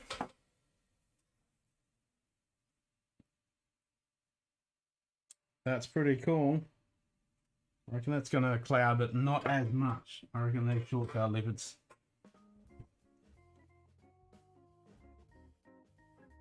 This is a light whiskey. This might be a good one. This is non-chill filtered and natural coloured. It's only 46. I like something that's a little bit higher ABV because then you know that those lipid contents are going to be nice and rich. That's where that Alba worked really well. Saying that, the Altmore, that's only like 48, 46? 46, yeah, that's only 46, and that really clouded up. And that's right on the threshold. So that is the limit. That's where it cuts off, you know. Below 46, not going to flock. Above 46, below will flock. Above 46, not going to flock. So this is a 48. So hard to read. Yeah, it is 48. So this should flock, but depending on those lipids and how long they are.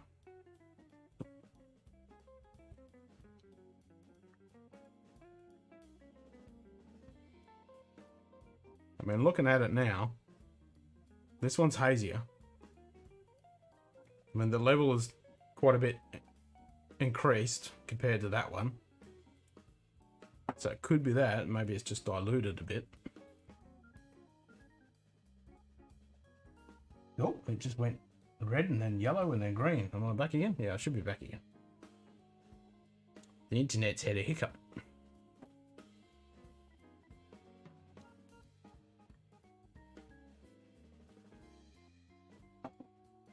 Right, so let's drink a little bit of this watered down version to get the level down.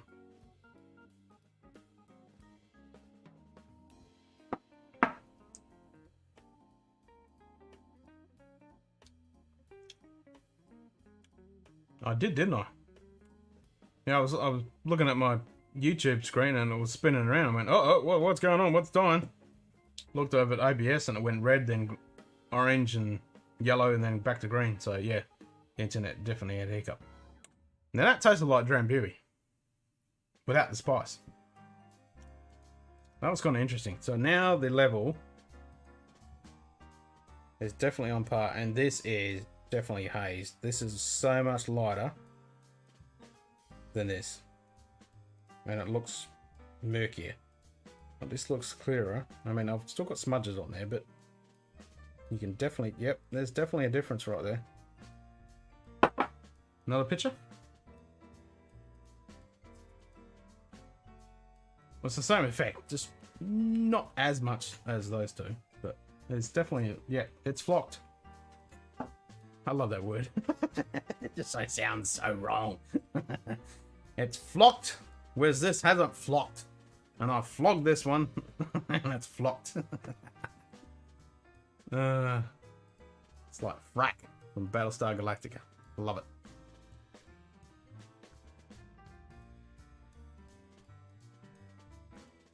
Oh, you can see it?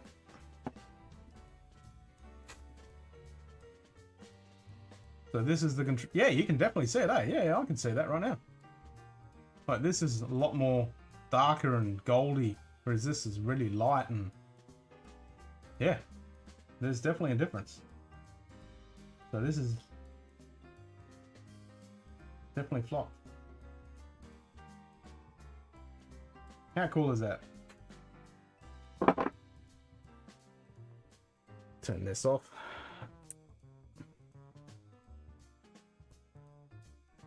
Yep, it's definitely changed.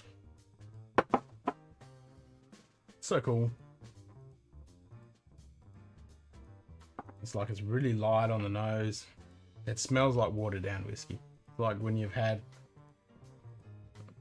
cheap whiskey, you've had rocks, and it's getting down to the bottom of the glass, and that's what it smells like.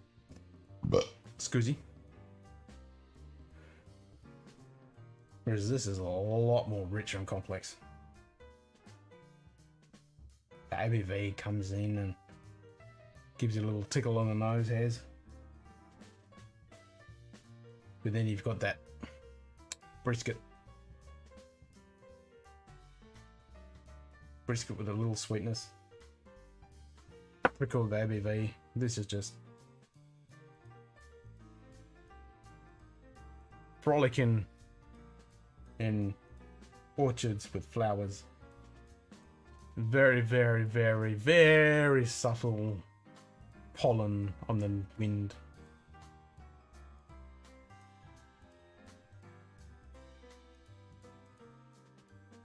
Yeah, a little bit of orchard, but it's very watery.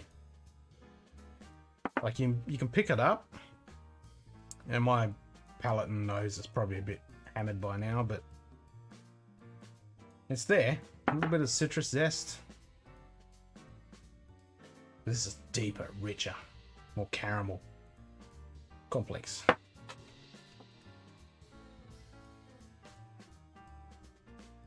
Yep, that is two different tones of color right there.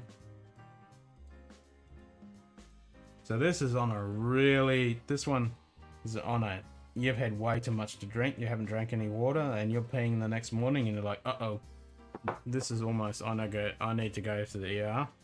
Whereas this one's like, yeah, I had a great night, I need to drink some water and I'll be all good.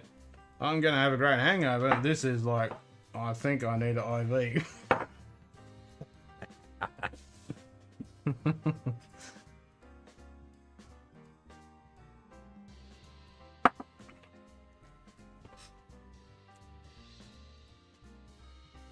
Man, that you could introduce to anybody who doesn't like whiskey, because there's nothing offensive whatsoever on that.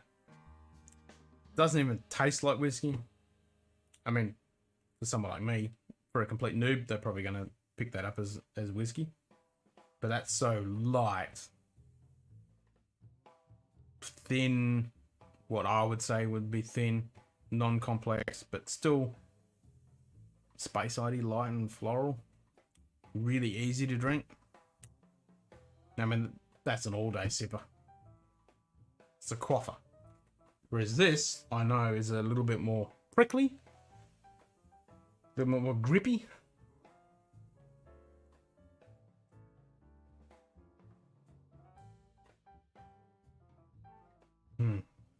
Immediately in the mouthfeel, thicker, honey. It grips you. You've got that little bit of ABV. If you're not used to it, it's going to wake you up. To me, it's like nice. That's carrying flavor through. That's why you want non-chill filtered. So I'm immediately going in for a nose because I can pick up those flavors. Yeah, this is like yummy. Whereas this is like, eh. But for a non-whiskey drinker, this would be quite pleasant, but doesn't have any depth and breadth. Depth and breadth. It's breadth the word. Breadth.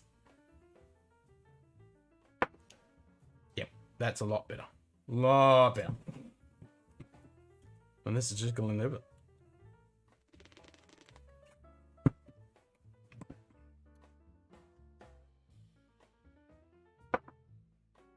So even though I've ruined my palate.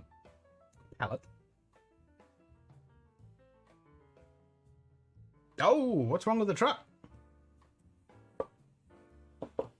Hopefully it's not a bloody full build or something, or your gearbox or your clutch or something horrible like that. Or you're just tweaking it. Is it all good? I hope so.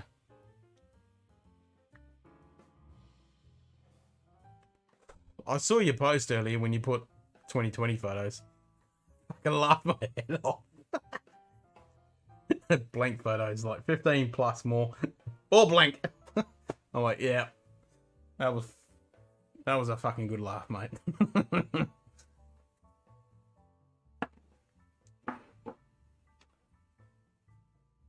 Right. Cheers, Mike. Hopefully it's not a big disaster. Nothing major, just some upgrades and wiring. Yep. Nice. Just some tweakings. I like that. Good old upgrades. You can't beat a good upgrade on your car, eh? On your truck. It's bloody good. Makes you feel so accomplished and toty when you upgrade your truck, when you get a good upgrade going and it works. It doesn't matter what it is, how big it is, how small it is. It just fucking feels good when you drive around. You're like, yeah. Yeah, tell me about it. I mean, as the post with Insta when she put in, I want to put in my resignation for the subscription to 2021 because I've already had the 7-day subscription and I'm not interested anymore. I think it's pretty much the sameness, but yeah, we'll see how we go. Let's hope for a better future. That's all I can say. Cheers, Mike. Catch you on the flip side. Have a good one, mate.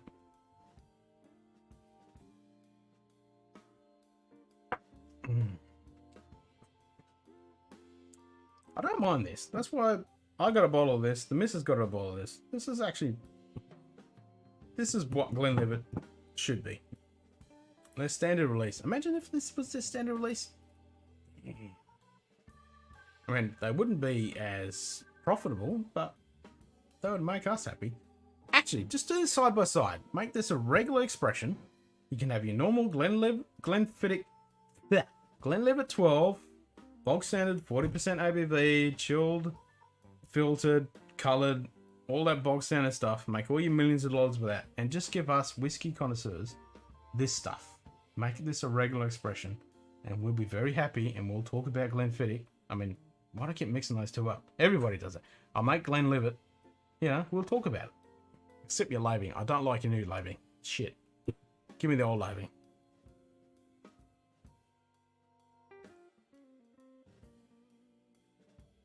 So, who else is left? Is anybody left? Or is it just me, myself, and I?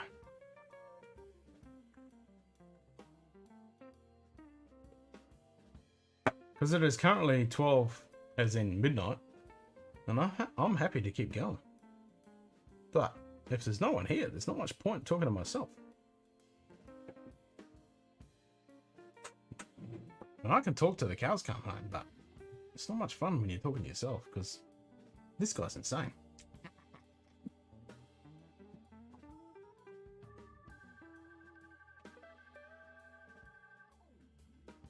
I think I am talking to myself. Well, that's no fun. Come on, it's midday in Americana's land. On a Sunday. Why aren't you people's... Come on. Sunday day drinking time. I did. You guys should be joining in.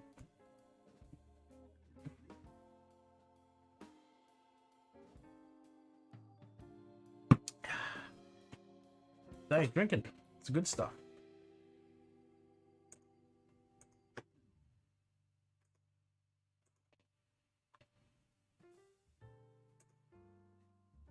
Nah, I'm definitely talking to myself. It says there's 2 people here, and I'm one of them.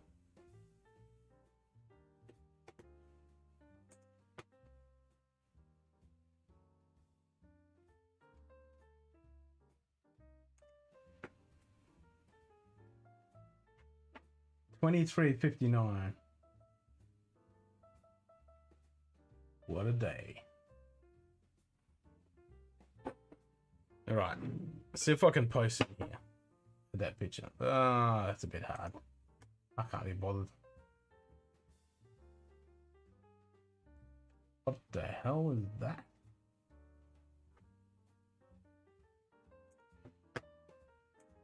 Yep, I'm talking to myself. Bummer. It's no fun.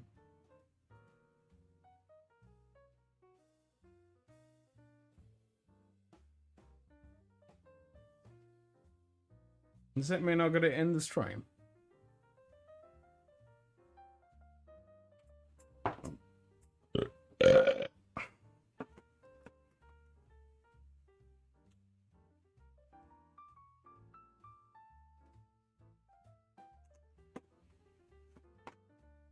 Alright, let's add this picture. If I can even find it. Actually, no, I can just copy and paste it, can't I? Because I added it to my own channel.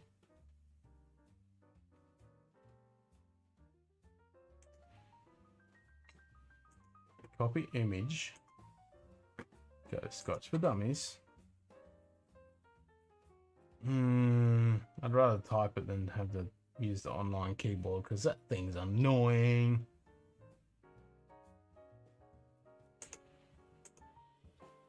Alright, let's do it.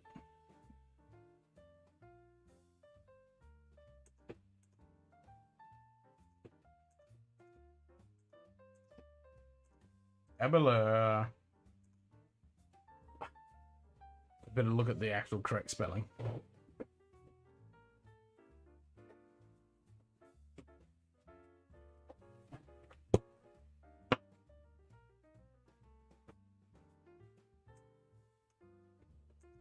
Even coming up.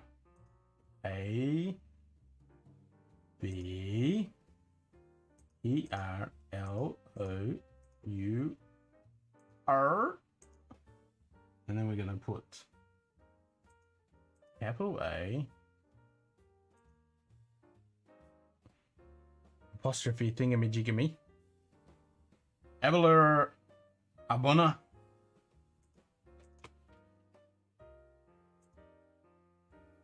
Scotch garlic. Don't know how to pronounce it, even though I love the sound of it. Abelor Elba with... I hate typing on this online keyboard. And... oh, did someone come in and they jumped out again? Ah! You could have said hi.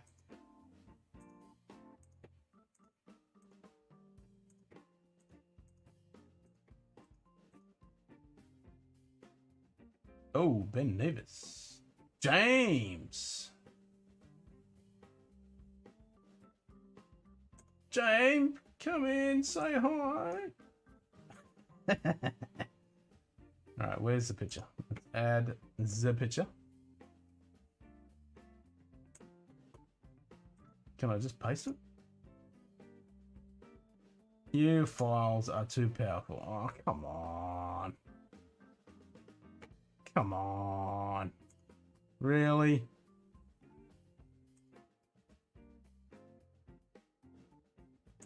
Copy image. Paste. And it's not going to let me. God damn, yeah.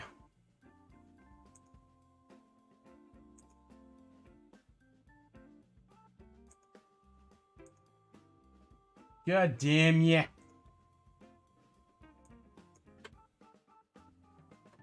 All right.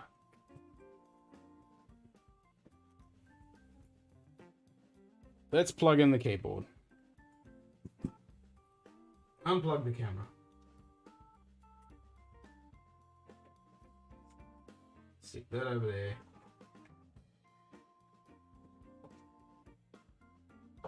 Find me where this connector is.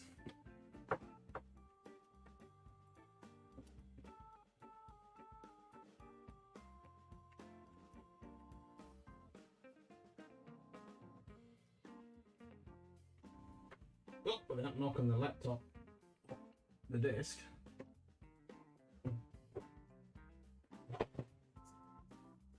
So I'm still definitely talking to myself. Which is really no fun.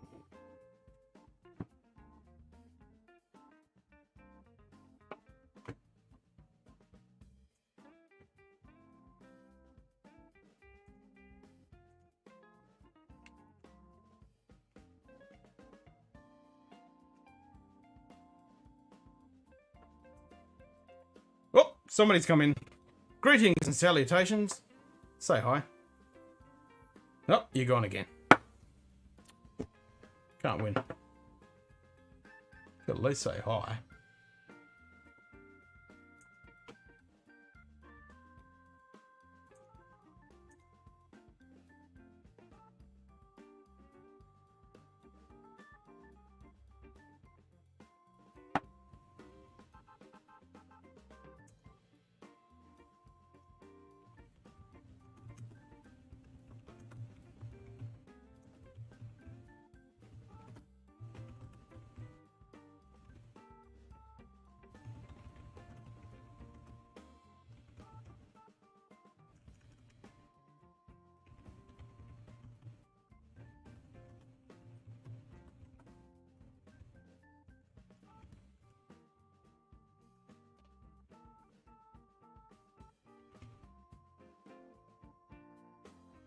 Brad, you still here? Awesome, mate.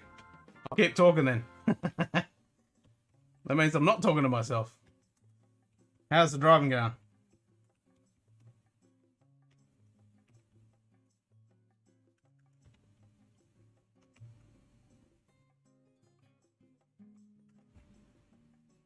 Is it good? Get some good scenery. You'll be getting into the big smoke now. Heading to good old the Big Apple.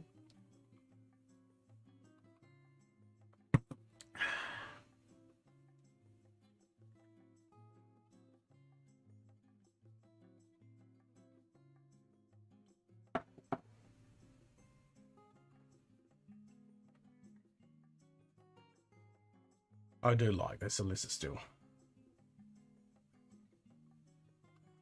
I reckon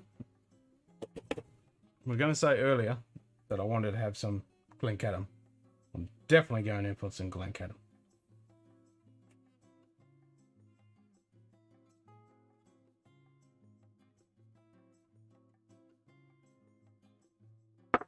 Nom, nom, nom, nom. So I'll do the experiment again with the Glencadam.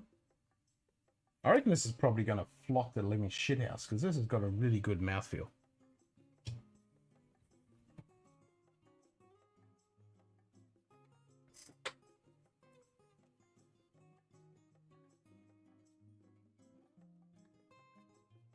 Oh, there's only me. Did you drop out, Brad? No, he's still there. Evergreens for sending. Oh, nice. The grass is all brown. I've got to try and find a place to do my geophysical spice. Oh, ouch. At least you've got greenery. Everything here in Australia right now is just brown dirt. No fun whatsoever. Looks like shit. I really miss the lovely green stuff. I mean, if you go down south, you get all the green stuff, but up here in the Midwest right now, man, it's horrible. It's just brown and bleh. No much fun at all. Damn, yeah, we got many days before the freaking 30th. What is it, 25th? Damn, yes, 25th is Monday here right now. Australia Day tomorrow, which is the 26th, which is also Robert Burns Day, which is more. I'd rather celebrate Robert Burns Day than Australia Day. Robert Burns, you know, Scotch, whiskey, poet, legend, haggis, Scotland. That's more interesting to me than friggin' Australia. You can keep your Australia Day.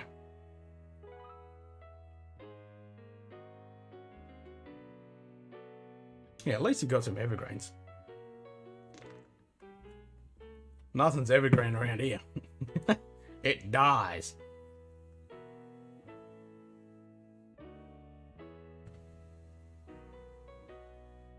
Oh, tell me about it, man. I mean, when you're in the Middle East, you got some really drastic climate changes. You can go up and experience ice and snow and shit, and you go right down to the desert. It's really contradictory, as you well know. But it's the same thing. But I'm in the Midwest right here. It's just dirt, dry, windy, hot. And when I go back down south, when there's just carry forests and trees and lush green and the smell of the forest, oh, so good. I miss it so bad. It just makes it so good when I actually get to experience it. Oh, really? Brad, give me a sec. I gotta pour a dram. It's your freaking birthday, man. That's awesome.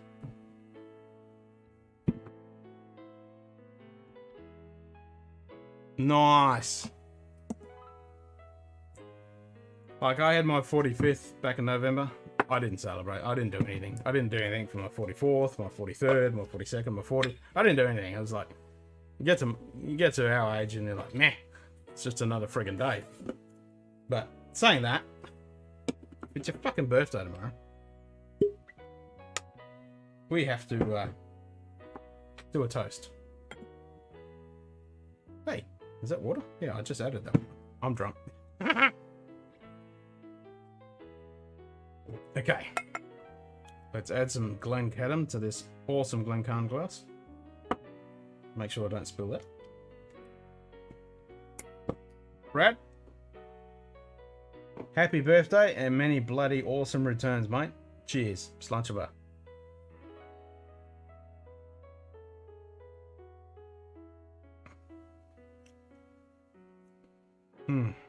Glencairn.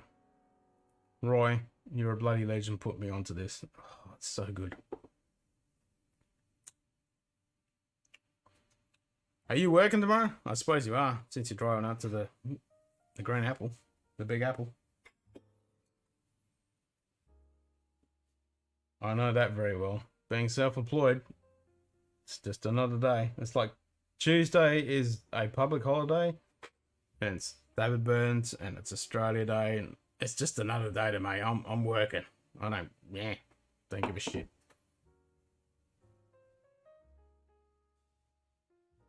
Yeah, man. Cheers. Have a bloody good day. I hope you get a bit of time to yourself and kick back with a couple of drams.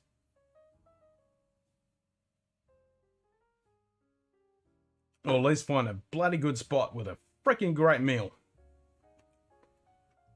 Because nothing like having a bloody good meal. That's the only thing I look forward to on my birthday is a good meal. Hell yeah. Damn straight. You gotta select these days and you delegate. Okay, this is the day I'm gonna celebrate. Doesn't matter if it's, you know, days either side. No, this is the day I'm celebrating. Who's gonna know? You know, it's for yourself.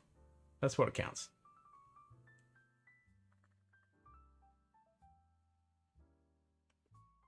Hell yeah. Every day you wake up breathing's a bloody good day. Cheers to that.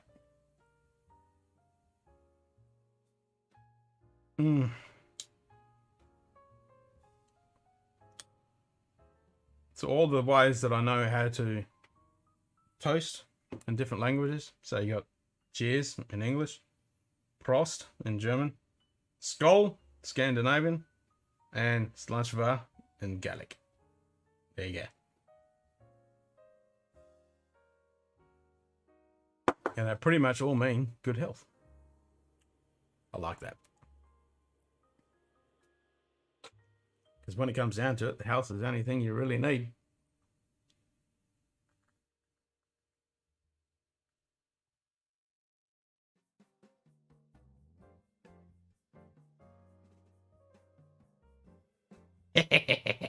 Yep, exactly.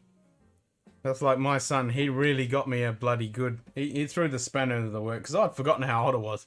To be honest, I really did forget how old I was. I thought I was 43 and turning 44 in November last year. And my son, he's a bit of a maths whiz. He's only 7, but he's a bit of a smart ass when it comes to maths and English. And he reminded me, blunt, to the point, no, Dad, you're 45. And I'm like, oh, shit, thanks, son. In one split second, I've gained a whole year that I don't even remember experiencing. I thought I was 43 and bang, I've lost a year. Just like that. Boom. Little shit.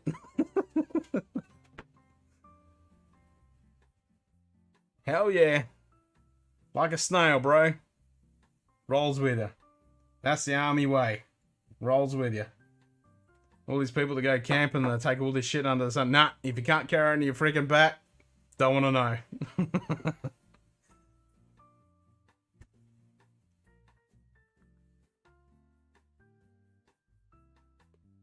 I mean, that's my style of camping. If you can't hump it, it ain't camping. That's glamping. You might as well stay at home.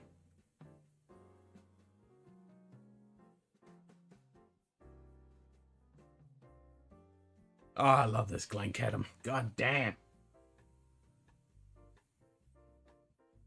I wish it was as cheap as what they get in the UK, because they get it for really cheap. But we got to spend like $100 Australian for this stuff. But the older expressions, like the 14, 16, 18, around that, it's not that much more. And I'm totally going to get some.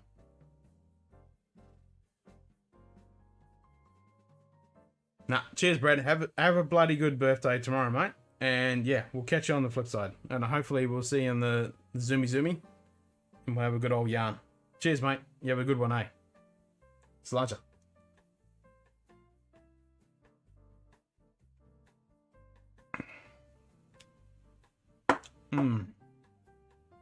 That is tasty AF. So somebody else is in the chat. Say hi, come on. I'll give you a toast.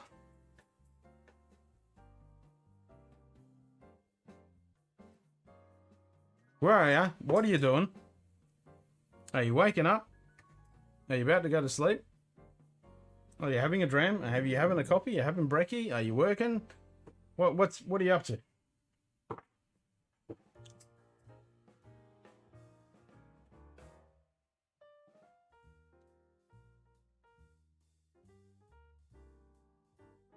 This is the main real pain in the ass of being on the west coast of Australia at this time. It's really difficult because everyone else is either waking up or sleeping or all of that jazz. Like eastern states in Australia, they're all sleeping.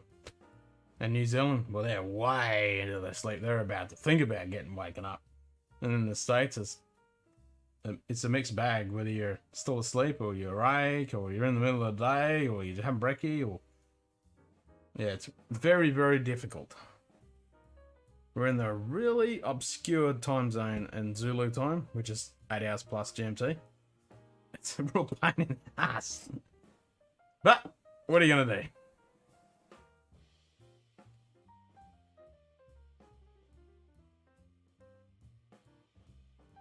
You got to work with what you got. It's not like I can pick up the time zone and shift it. I wish I could half the time.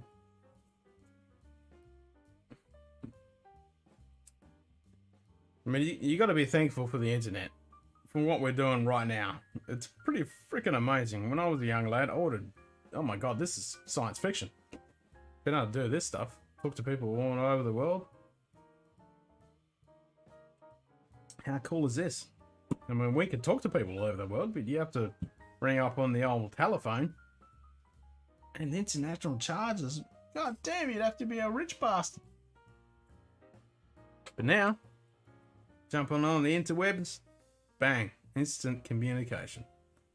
So freaking cool.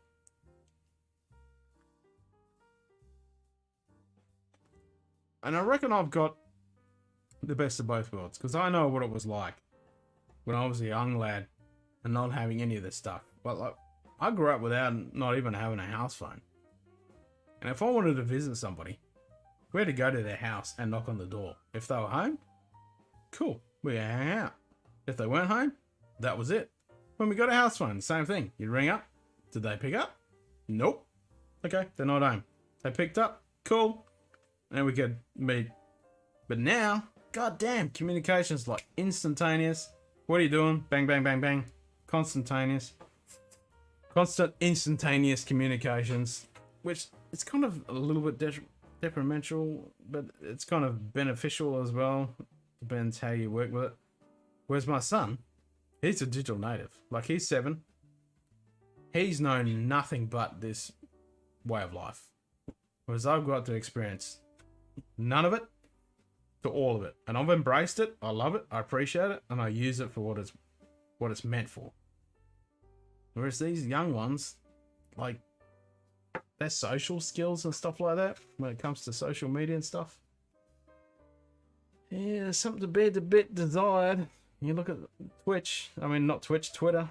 Yeah, that's a cesspool, man. God damn. Really goes to show the best and the worst of humanity. Really, right in front of your face.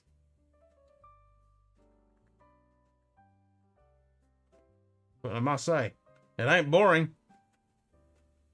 It's fun to watch on the sidelines. I don't get into any of that shit, but yeah. God damn, it's fun to watch. So I'm definitely talking to myself by now.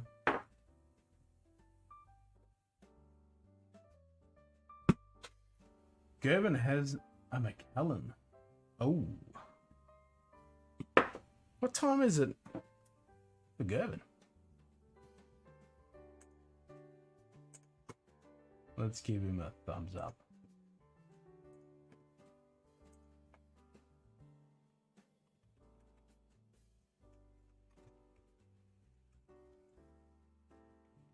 Nice.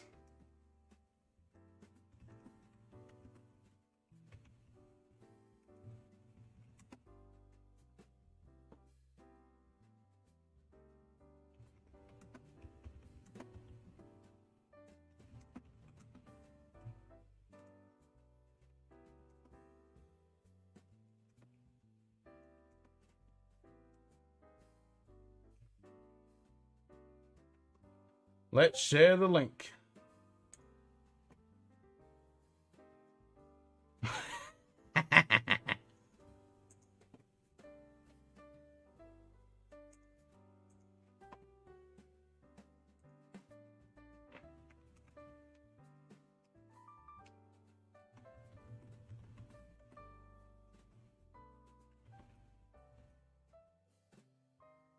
So James is watching Endgame for the 5th time.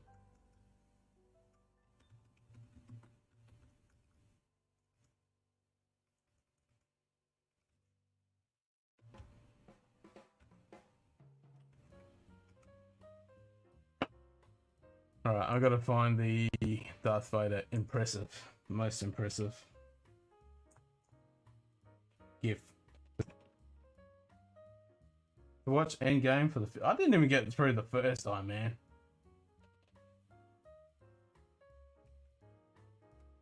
I can't say I was a fan of it.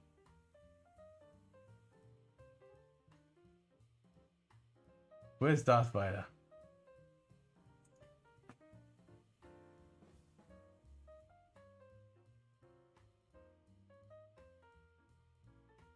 Oh, I'm doing that with the SMWS Strathola next. Nice. Yeah, man. Nice, nice, nice, nice.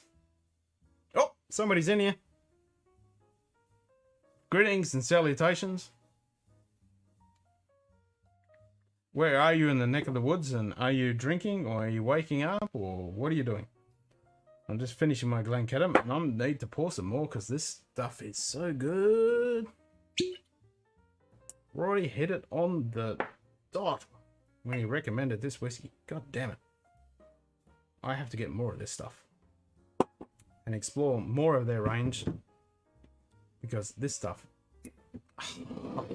yum, yum, yum, yum, yum, yum.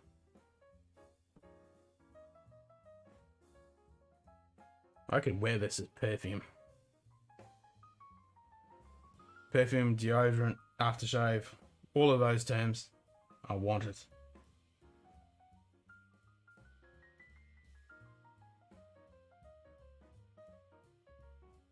This is good. I'm already pumped for the hot buttered rolls next week. That was a really good live stream those guys did when I jumped on the end. That was great fun.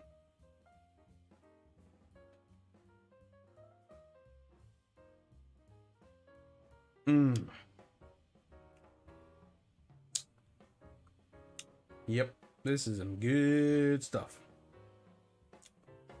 And I didn't even know this was existed until Roy mentioned this stuff.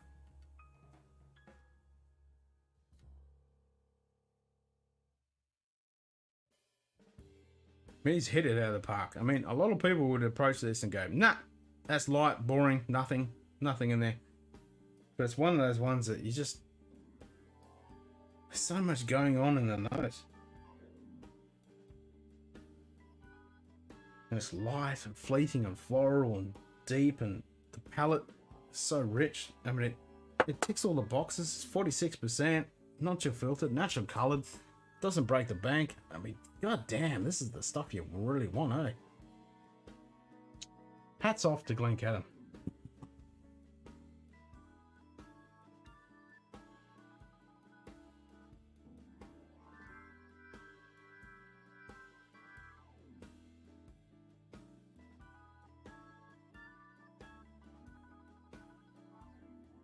Come on, Lurker. What are you drinking?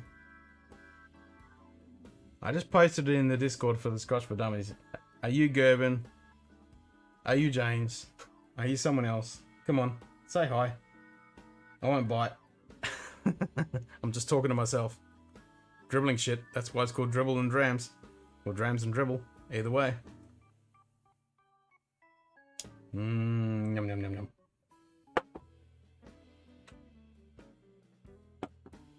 We had some great fun earlier, exploring non-chill filtered whiskies, adding water to them, and watching them flock.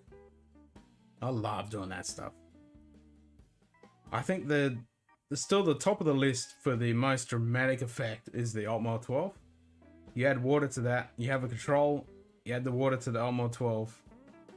It flocks so quickly and so dramatically. In the episode that we did with the filtration, the episode we did with the filtration, it really showed huge dramatic effect. When as soon as you add water, you didn't have to wait, you didn't have to chill it, you didn't have to do anything. It immediately flocked and turned into this milky white, well, not white, but milky translucent liquid, whereas the control stayed nice and clear. It made such a dramatic effect. Whereas the Loch Lomond Inchmurrin, which I thought was gonna flock, really didn't. But the Aberlour Abana, that went really hazy after you let it sit for probably 90 seconds. That really went hazy. The Alyssa still not so much. It still went hazy, but it didn't do it really quickly. It took a little bit of time to kick in. So that comes down to the tails of the lipids, with the length of them and how many of they've got. So the Altmore has definitely got long tail lipids, shitload of them. This has still got a lot of them, but not as much. This is really dialed back, and that Inchmurrin hardly had any. So, you know, depending on the whiskey, some will really cloud up and some won't. It's a fun experiment to do. And it's really cool to see the actual reaction in the glass. Really enjoy it. Go science, that's all I got to say. Alright, what are these guys saying? Not fifth time today, I lately saw it twice in cinemas, now on Disney. Watched the Water of Life documentary again today, it's so good.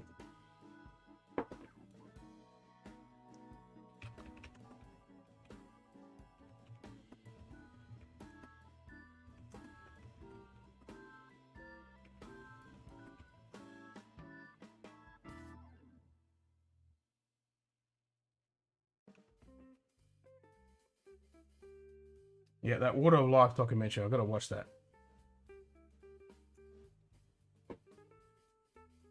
Seth!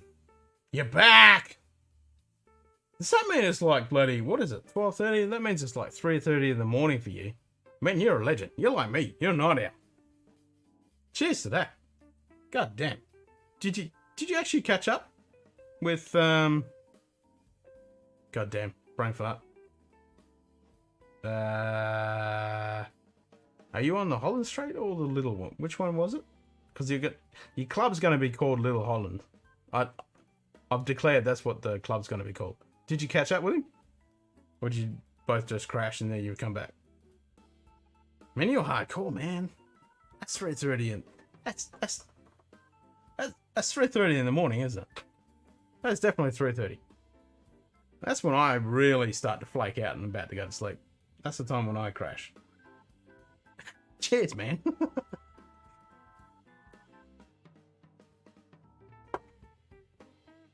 Oh, really? That's awesome, guys. That is freaking wicked. That is awesome. You guys are staying up all night on a Sunday night. What do you guys do for a crust? Because obviously you don't have to be up early on a Monday. Or if you do, you're freaking just legends and you're going hard. It's as in I'm going to suffer and I'm going to regret this, but you only live once, YOLO. Respect for that. Totally. So what are you drinking? I'm on the Glencairn 10. Oh, Divine Dram. Ah. Okay, Siri Bunter. So that's why you're asking about the cocktails and stuff. Okay, so are you... How long you been doing bartending? Are you in the bar where you're like the cocktail guy? Or you just... It's a generic bar, whatever. You know. You could be pouring gin and coke 1 minute and next minute doing a really good high-end cocktail. Oh, you're on the Dubliner. On a good digestive. Nice. So you obviously know about the aperitifs and digestives, working in bars and doing cocktails. I follow a lot of the cocktail guys online. You know, you got Steve the Bartender, Behind the Bar. She's so hot. She's Scottish, got the red hair, that accent. She's in Melbourne, Australia. Oh, she just rocks my socks. And she knows her stuff too. I want to go to that bar. I just want to sit down and have a dram with her. Hell yeah. Yep. So that's my local. So we have the same thing. So Scotty used to work there. He's gone on to bigger, better things at a different job at the moment. But yeah, he was working in the bottle shop. And attached to the bottle shop was the bar. And the bar, it has a really good selection of whiskeys and everything from bourbons to rums to tequilas to scotches, Irish, you know, a really good collection. And then some really great cocktails, but same thing. So a mixed match, so just a generic bar. Yeah, but that's cool, man. You get to experience everything.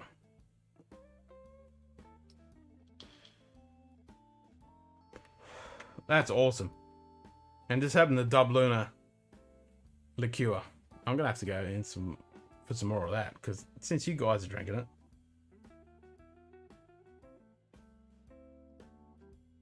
As I said, I introduced my missus to that, and we have 4 bottles of it. That's saying something about the bloody Dubliner liqueur.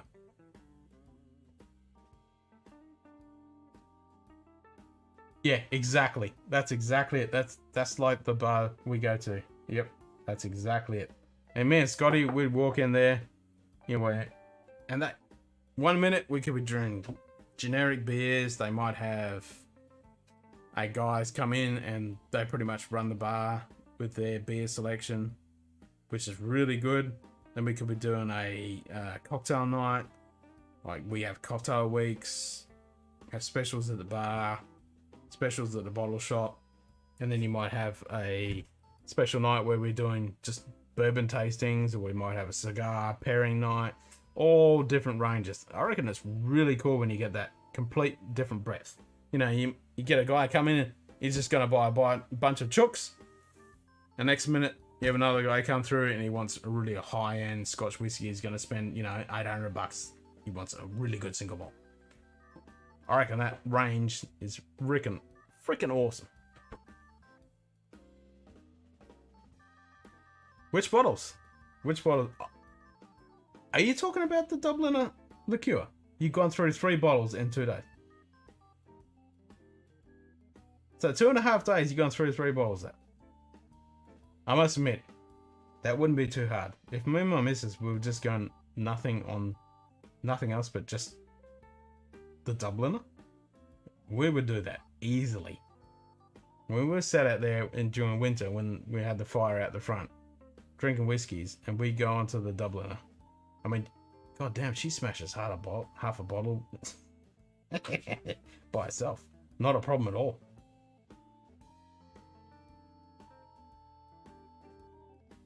I mean, that's so cool. Did you guys really hit it off when you met up? I mean, that's so cool that you guys met up in the chat. That's wicked. I know. It's so easy to drink. And every time you taste it, like every single time, you can drink 2 bottles of that and still go, wow, this is amazing stuff. Whereas some stuff you go 2 bottles and you're like, oh, I'm gonna die. That stuff you just keep drinking. And that's exactly what's happened to me and the missus. Like, we literally have 4 bottles of it.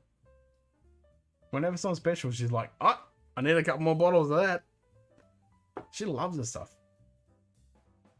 Which is great because I love it too. But that's so cool. What did you guys drink when you met up? And was it freaking awesome meeting up, even though you only just met on the chat? I mean, that's wicked. That's what whiskey's about. Bringing people together. I mean, that is so cool that you guys met up. Chatting on this chat. Hell yeah, man. I mean, to long-lasting friendships and distant, never forgetting memories. That is it. Slanchavar. Whiskey. The bonding element of great friendship. That's what this stuff is about. It's not the liquid.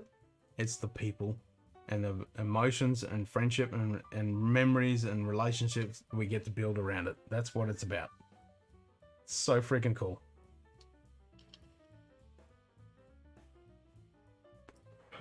Well, I'm definitely going to have to join you in some bloody Dubliner now.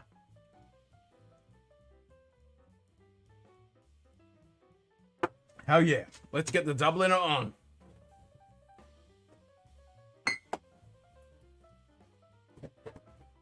Just don't tell my missus. So if I smash half a bottle of this... Well, we still have another 3 bottles, but still. She won't be happy. Because she didn't get to drink it.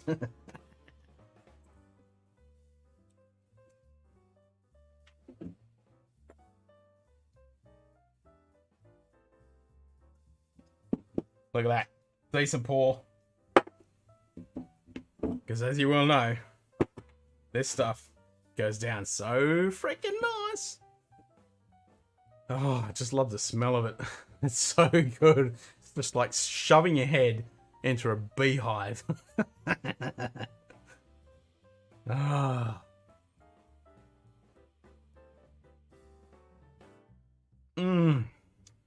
Oh, yes. Yep. I've just had a chubby in my pants. Oh my god.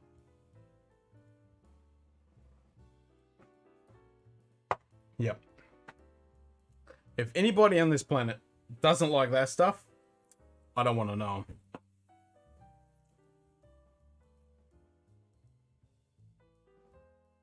Oh my god. There you go. What more do you want? What more do you want? Don't you love that shit? That is so cool. That is so cool. So what does he order when he comes into the pub? This is a question. Let's say you judge somebody. Well, not judge them, but get to know a little bit more about them. What they like. Does he come in and just grab a bog standard thing, or does he ask for a decent cocktail, or is he after something a little bit higher end on the shelf?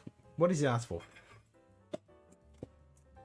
Is he in here watching, or we can just talk? Because no one's gonna watch this shit. I've been on here for like 4 hours. No one's gonna watch this stream afterwards. So we can be candid.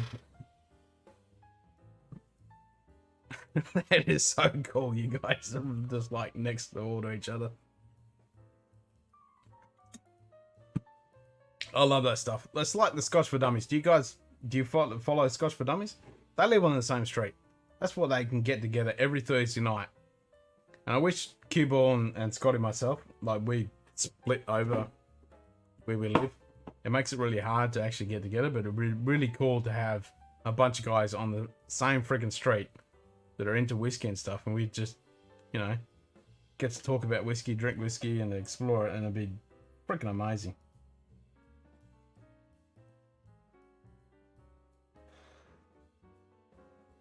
I love everything about this stuff. Price, the nose, the flavour. Double shot of Glenfiddich on the rocks every Thursday. I can respect that. I can respect that. Man, it's you're not blowing your budget. And he's not doing a single shot, which is completely distilling the liquid away, and you're not tasting anything. So he's doing a double shot on the rocks. He's consistent, so he knows what he likes. So there's breadth to explore. I can respect that. Yeah. And he's consistent. Nice.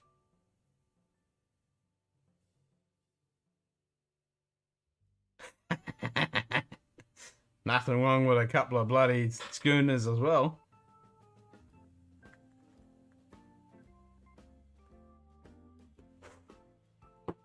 Yep.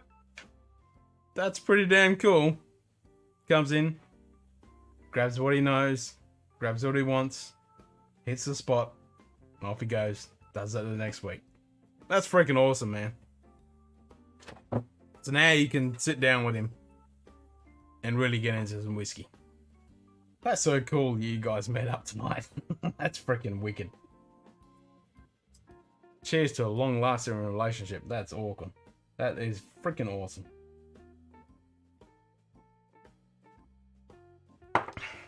But you gotta call yourselves the Little Holden Club. Just has to be.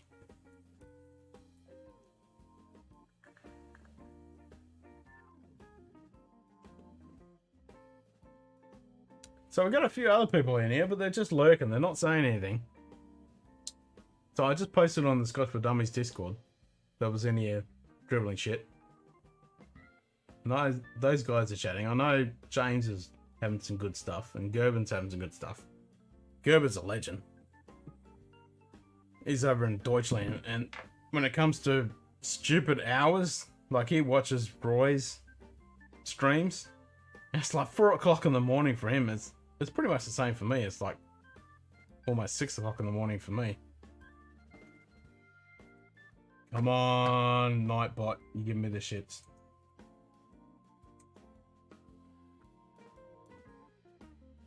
Hell yeah, make it happen. Make it happen. You guys are the foundation of the Little Holden Club. Make it happen. That's how the, believe it or not, this is how all this happened. I love my whiskey, and there's no point in drinking by yourself because that's just really sad and miserable. And I started I called it Glen & Co. Whiskey Club on YouTube. Oh no, sorry, not YouTube, Facebook. And it was just about us guys getting together once a month. You bring a bottle, and we just sit down, dribble shit, bring some whiskey, and we just have a good time. That's what all it was about. And we put a little bit of money away each month, and at the end of the year, we'd buy a nice, really good bottle that we could have and enjoy for the next meeting. And it got to a point where the numbers started falling down a little bit, and we're like, Scotty and Cube and myself, and we're like, well, actually, it was me who really pretty much initiated it. I was like, meh, well, let's just do a YouTube channel. You know, need to represent the Aussies. There's a lot of Americans and Scottish and Canadians doing the whiskey thing. Not much from the Australian side of things. Let's just do our side. Let's just make it happen. Doesn't matter if it doesn't go anywhere. We'll just get together, have some drams, dribble some shit, and see what happens. So that's what we've done. So it all started from us just wanting to explore whiskey. So there you go. Make it happen.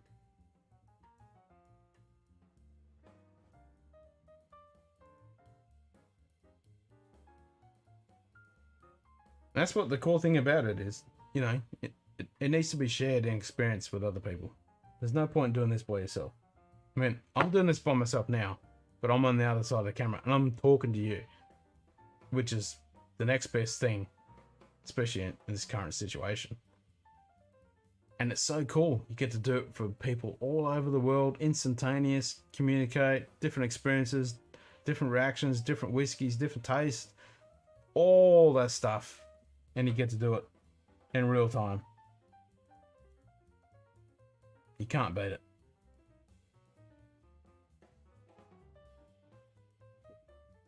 I mean, this stuff you could just drink like bloody water. God damn. God damn. And being an Aussie, as you well know, Violet Crumble and Crunchies, that's what's in this bottle.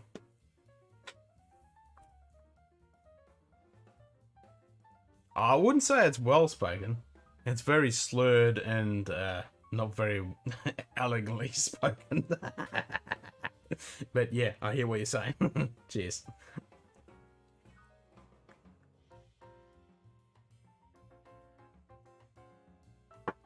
So what's your favorite cocktail? That's like me asking me, you know, what's my favorite whiskey and stuff.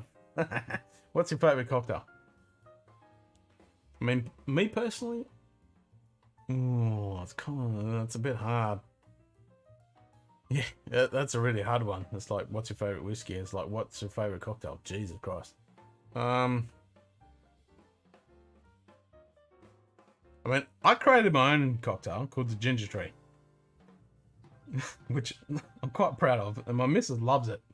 She was quite proud of it. So I'm using my own made ginger syrup, and then using shit, I can't remember what I add into it. I think I add 1-to-1 honey syrup. Fuck, I wrote it down because I knew this would happen. And then we use Fever Tree ginger beer. And then what's the bloody alcohol in it? Oh fuck.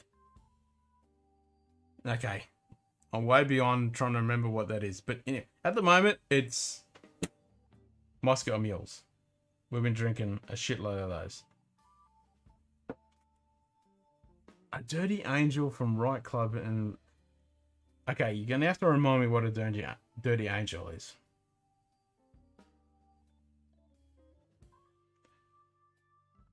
There's actually a whiskey, or not whiskey, a poker club in town. I do like poker. I don't want to get dragged right into it because I do like poker. I do like a bit of that kind of side of the coin. Hell yeah, I could do some poker. Poker, whiskey, cigars, bit of jazz in the background.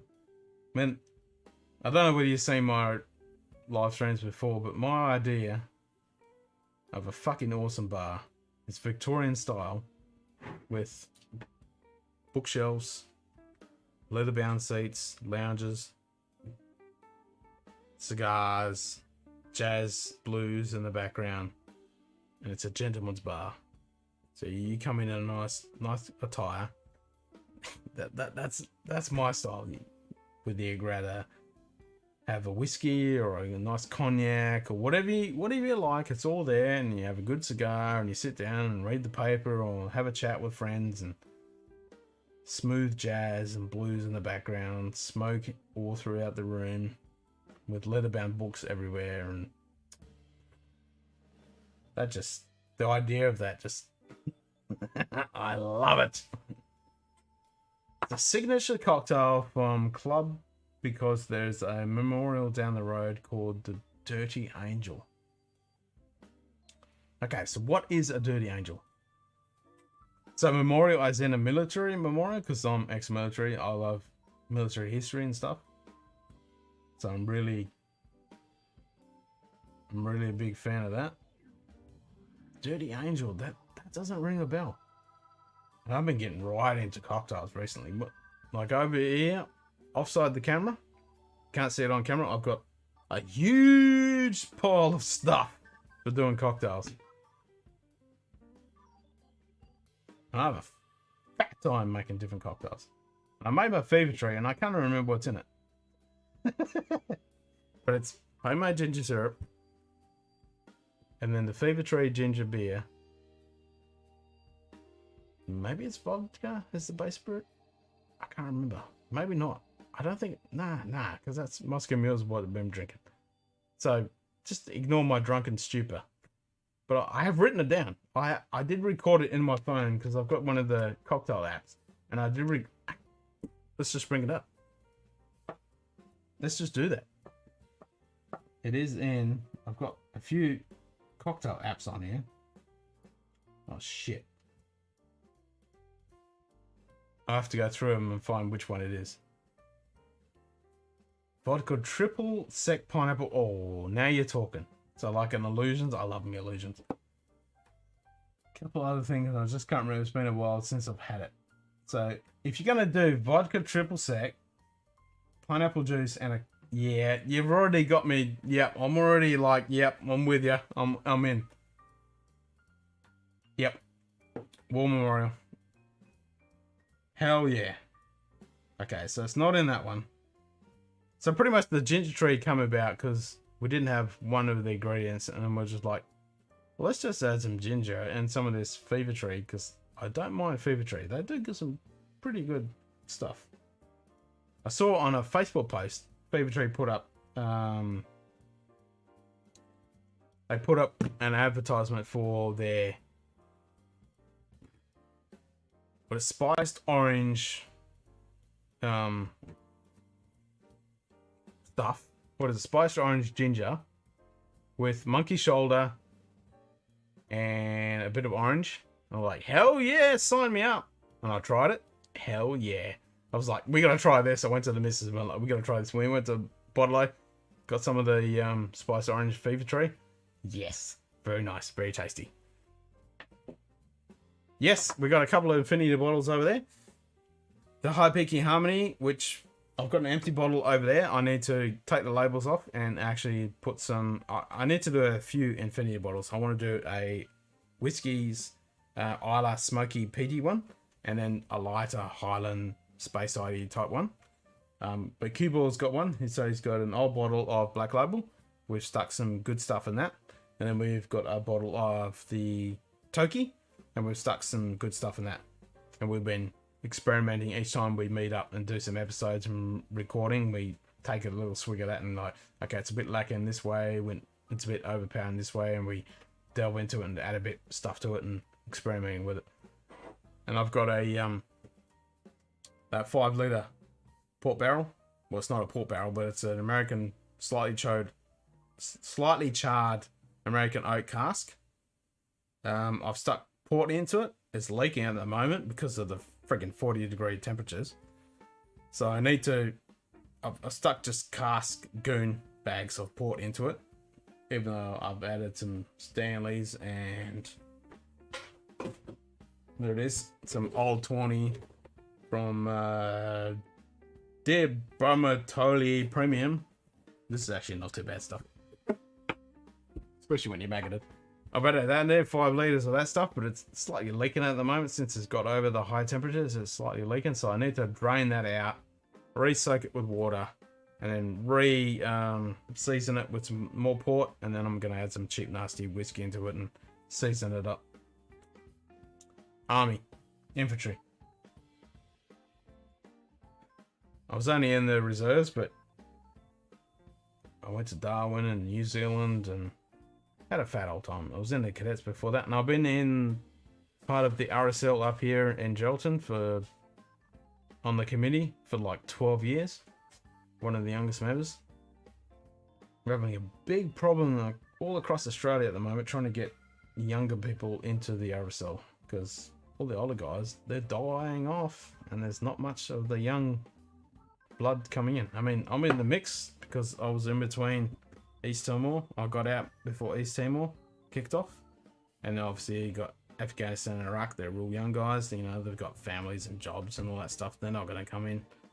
So we're in that real horrible time where it's just too old, too young. It's painful. But yeah, infantry. Oh, really? So how old are you at the moment? Must be a young whippersnapper then. Must mean you're a young lad.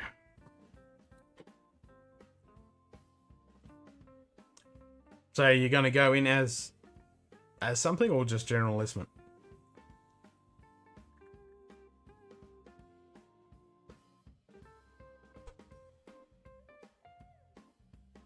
Young lad. Nice. Nice. You're going to join the military. Yeah. Do it, man. Do it. And it's one of those catch-22s. When I was in the military, it was like a love-hate relationship. Now I'm out of it. I fucking miss it so hard, man. I miss it so hard. I mean, the comradeship and the experiences. Oh, man, I crave for that shit. And that's with all ex-military. We just crave. That's what's so cool about the RSL. We get together because we all in that same boat. You know, whether you're end of the Second World War, Vietnam, Korea, Afghanistan, Iraq.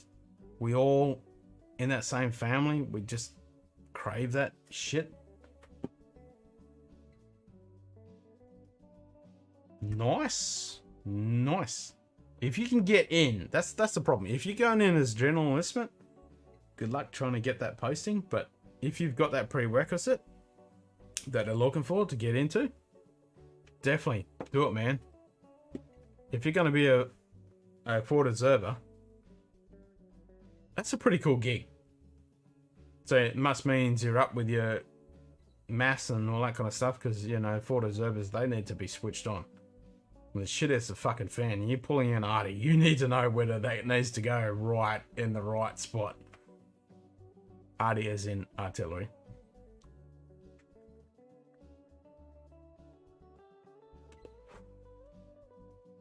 Artillery observer, or as in... I just complete memory blank. Just a complete blank then.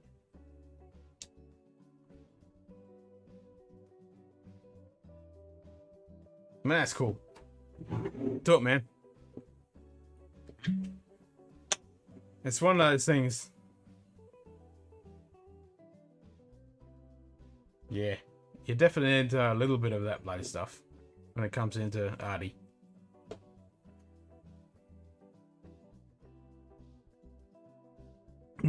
Are you still sipping this? Or we going on to something else? I could drink this till the cows come back. Yeah, I was just a grunt. Infantry. Proud of it. Proud of it, though. Damn straight. Sucks when you're in it and you just crave like hell to be back in it when you're out of it. It's one of those weird dichotomies that you just normal people just never understand. It really is one of those weird things. Another reason I got out because the military fucked over one of my mates. That's the only reason. I was going full time. He was going full time, and they fucked him over. And I was like, nah, if you're gonna do that, I'm out. And he was like, nah, don't do it on account of me. And I was like, nah, man, I'm not putting up with this shit. You only got one bottle. So we need more. Alright, let's pour some more. What else have we got? What else have we got in reach that we can sip on? And as you know, I've got a few. Hey, who was it said Ardbeg? Somebody earlier said Ardbeg. So I'm thinking we might have to go to Isle of the World.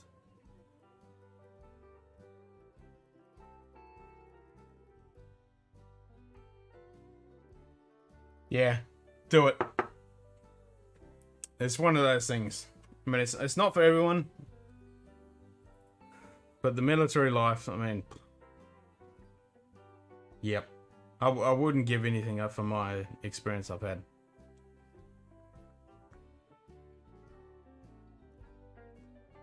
And being in the RSL for, 12 odd years, all the people I've met, I mean, their stories and stuff. I mean, I feel like a fucking, an imbecile, an imposter, but, to be part of that and to help those guys, I mean, it's just, there's nothing better, man. You got shivers. Believe it or not, I've got a bottle of shivers there for fucking 15 years. I've never opened the bastard. Never fucking open it. What else have we got?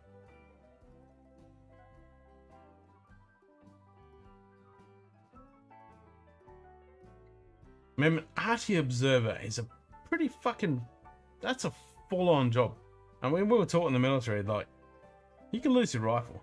You lose your radio, you're fucked. I mean, it's drilled into you, especially in the infantry. Your rifle is #1 key. But then, just above that, is your fucking radio. And that's where Arty comes in. Like, if you haven't got a radio, you're screwed. You're fucking screwed. So, if you're a frontline Arty guy, you're calling in the shots. I mean, it's life and death. The shit that you're calling in, that is so freaking integral to the life and death of so many people. That's a big thing, man. If that's what you're looking into going to do, I mean, hats off.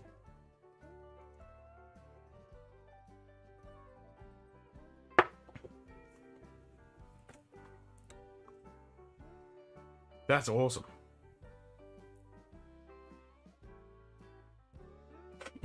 I'm enjoying this doubling, and this is going down way too easy.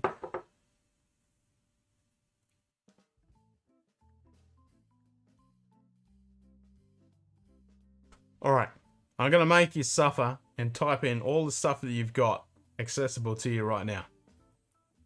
And then I'm going to find something in that list that you're going to type. And I'm going, fuck yeah, let's crack that sucker open. So what have you got? I hate to do it to you, but, this is part of your training. You need to be able to allocate all that shit and work out what you got and what you need to do. Boom. Pull this shit out. And I'll delegate what you need to crack open.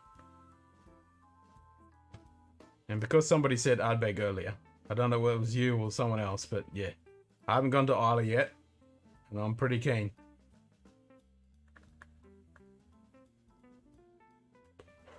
I mean, you work in a bar, I work for myself. It's now Monday morning. Well into the morning. You only live once. YOLO. Army recruiters came in. I talked to them for a while and it was really... Yep. Yeah, man. If you're keen to do it, fucking do it, eh? Seriously. Even if you just join your normal Army Reserve, just do it. I mean, that's a cool way to do it. If you got a reserve unit in your hometown, join them suckers, because then you can still work your day job, and you can still be committed to the army. I mean, you got to do it. It's changed now. You got to do quite a little bit of an investment into your initial training, but you can see whether it fits with you. And if it really fits and you fucking love it and you want to pursue it, you can jump in and go all ahead. Or if you're really committed, just bang, do it. So I think if there's a reserve unit in your local town, join up. Especially, you know, you're a young whippersnapper. Definitely. And if you're keen, do it, man. Totally. Now that Afghanistan and Iraq has died down quite a bit, you're not going to be shipped off as soon as you've done your fucking initial training and, you know, shipped into a fucking hellhole. Because of the fucking hellhole. I'm glad I didn't fucking do that shit. Fuck.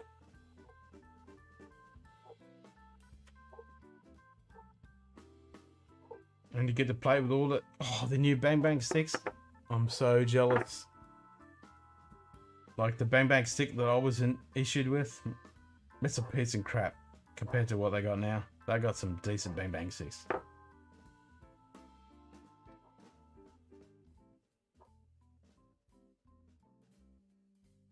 Oh, my dog's gone off her head.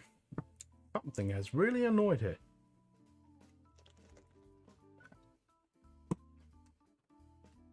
Yeah, if you're going to be a front observer for artillery, that's a really important job, man.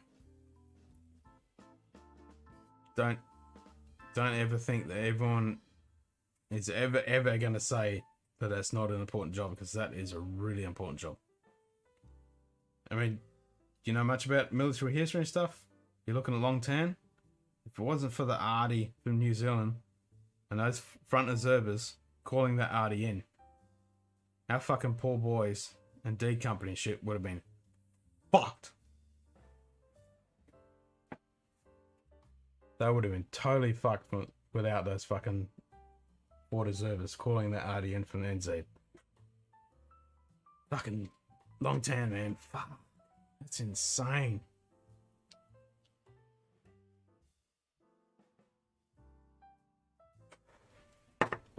Some Shiggers Regal, double in a Johnny Walker Green. Oh, now you're talking. Double Black, Glenfiddich, Hennessy, Dimples, Green, Monkey Shoulder, Woodford Reserve, Lefroy 10, Arbor 12, Glen Murray, the Singleton. So which Glen Murray have you got? Arbor 12. I've got to get some Arbor 12. I've only got the Albert and the Bunner, which I love, but the Arbor 12 and the Alberfeldy 12, they're really good. But yeah, you mentioned Lefroy 10. Yeah, Pete. It's definitely that time, mate. And a red label. Nah, well, that can go down the toilet. That's fucking horse piss.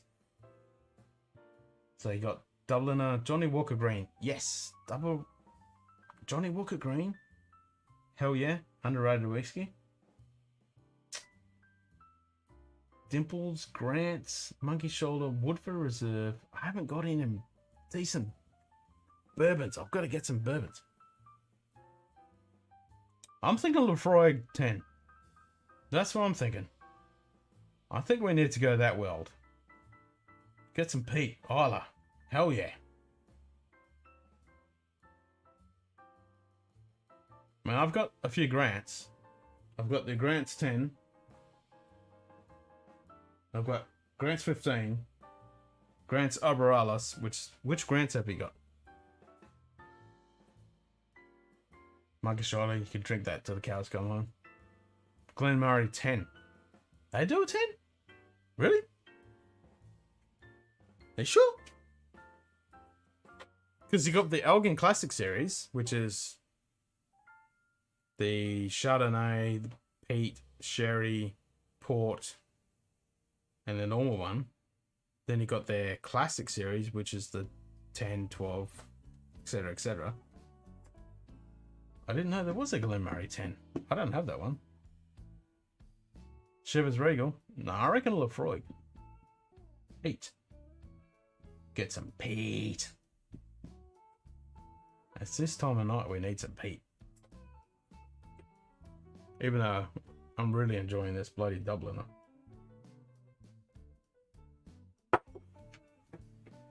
Well, I haven't cracked my Shivers. That's been sitting there for a long time, and it's just Shivers blend meh. Not really much of a fan of it, to be honest. That's why I haven't bothered opening it.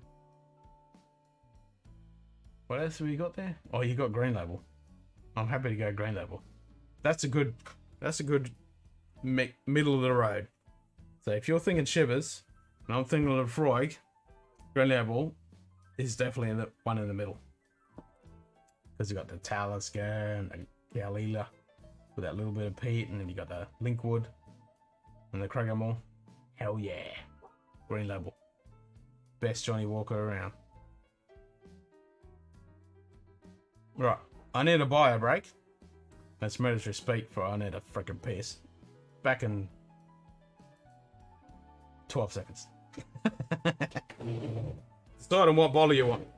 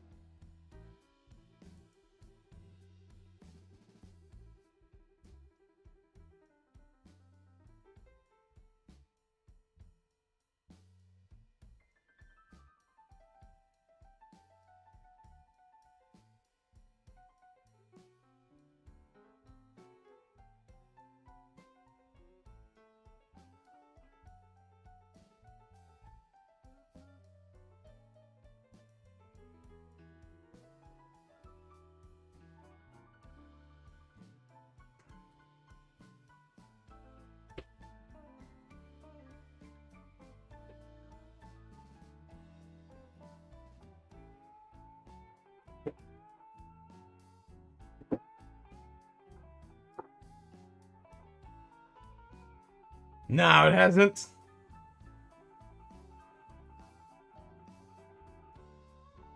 It's definitely not been longer than 12 seconds.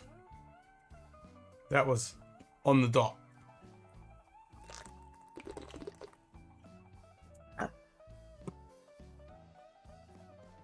I'm thinking Green Label. That's the best of both worlds.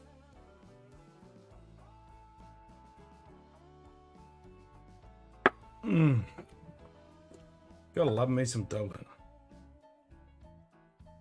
I'm not gonna tell the missus that I have Dubliner, because she'll be so jealous.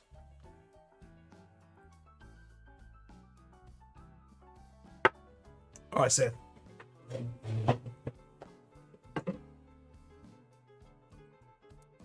Johnny Walker Green. The most underrated Johnny Walker whiskey in existence. I need to put some of these balls away.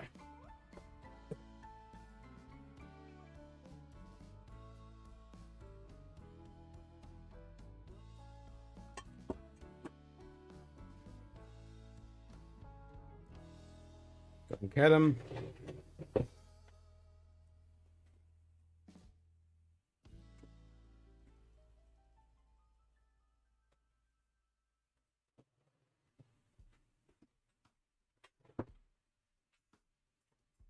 I do like Elijah Craig. I don't have any at the moment. I need to get some. My bourbon selection is fucking dismal at the moment. It could be better. I mean, my bourbon selection is fucking dismal. I've got Jim Beam. That's it.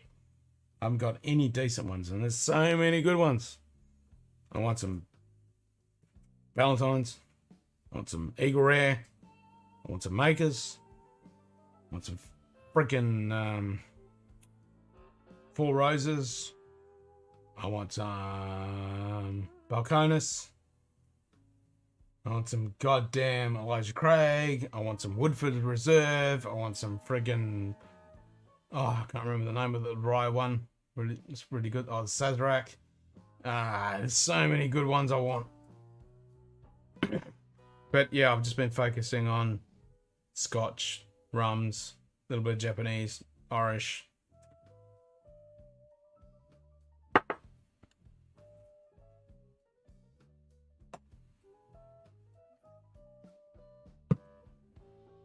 It's a decent collection, I must admit. I'm not too bloody ashamed of it, I must admit.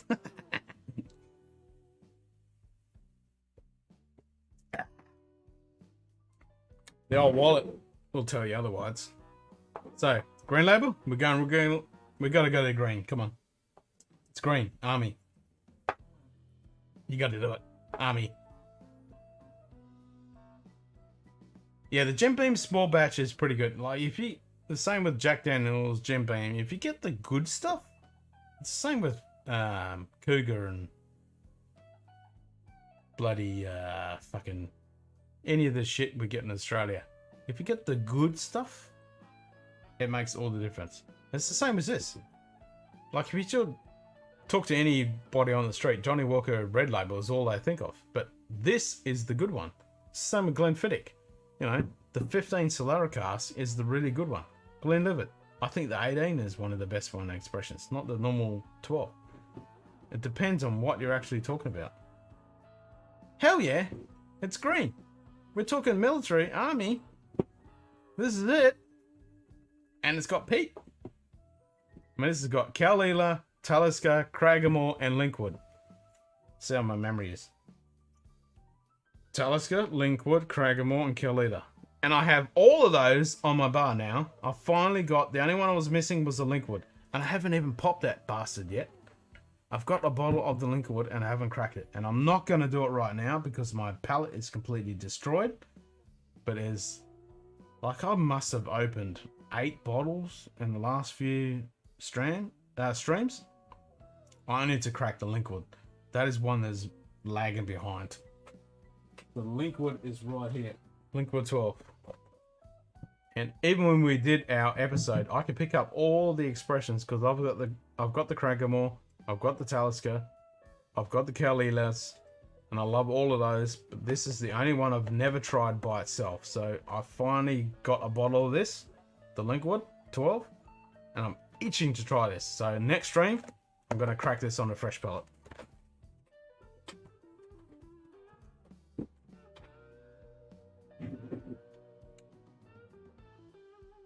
Do you have any bottles that you'll just crack open right now? Well, I've already cracked a couple open tonight.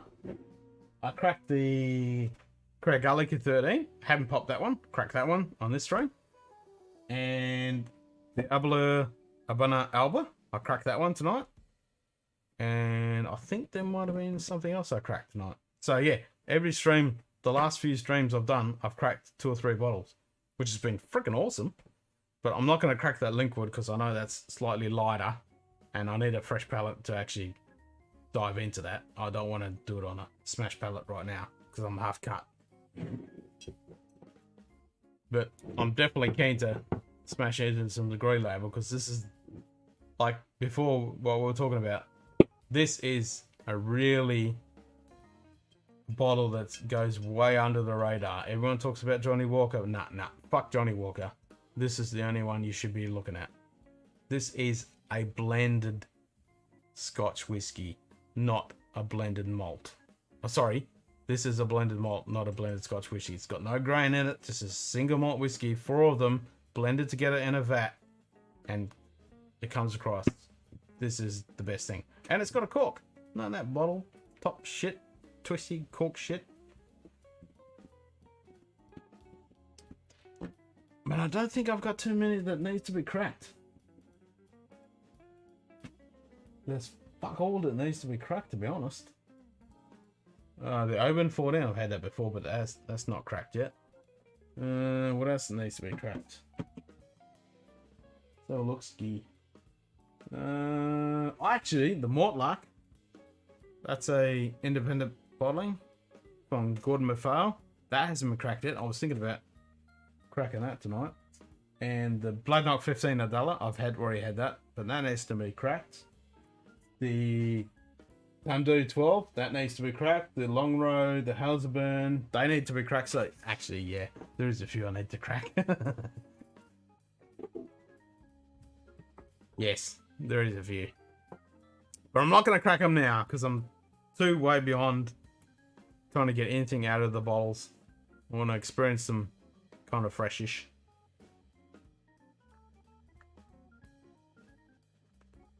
Hell yeah, you got to collect some. So have you got your bottle?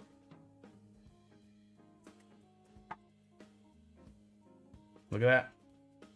That's khaki green. That is totally khaki green. Yeah. Army greens, mate. So you never get to experience the army greens. When I was in cadets, we had army greens. We had to iron them, those things. And they were like cardboard after you put all the starch on them. Literally spray can the starch on them. When I joined the reserves, we had the cams, the new cams that just come in. Man, they were such a change of world. Completely different from the old greens. You know, Vietnam era. Dark greens. Thick as cardboard. Oh. And now they've got some pretty amazing stuff. I'm so jealous of the stuff that these guys have in the military these days. Alright. The Tim Boone Distillery. Where's that? That must be over East, eh? So our next episode that's coming up on Friday will be from Hoochery, which is up in the Ord River. And those guys are awesome. They've been doing rum. So they're up in the Kimberleys. They've been doing some rum, but they've just brought out a American style whiskey with sorghum grain. And sorghum is a real old, ancient grain.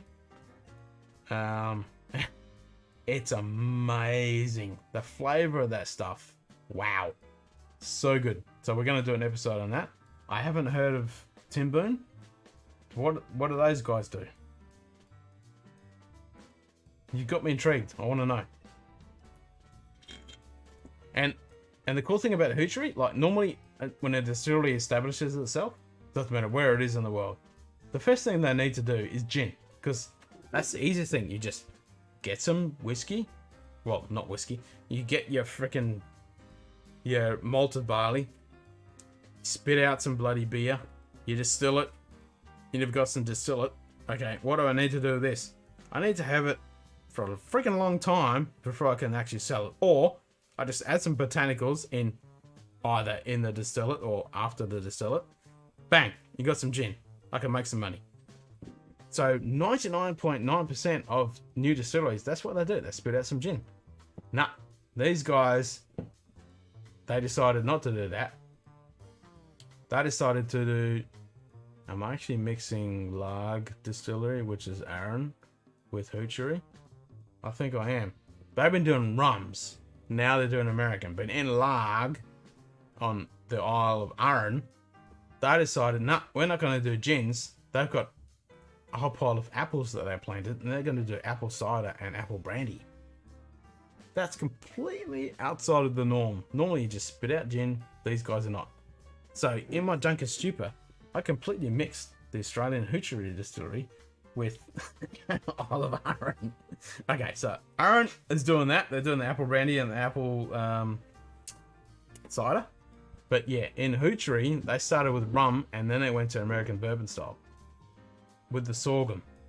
And these guys, they actually started with sugarcane and then they decided to do the rum, which is pretty iconic. But then they added the sorghum into the American style whiskey. Wow, it's so iconic. Camberdown, they make some really good whiskey. So they're doing single malts.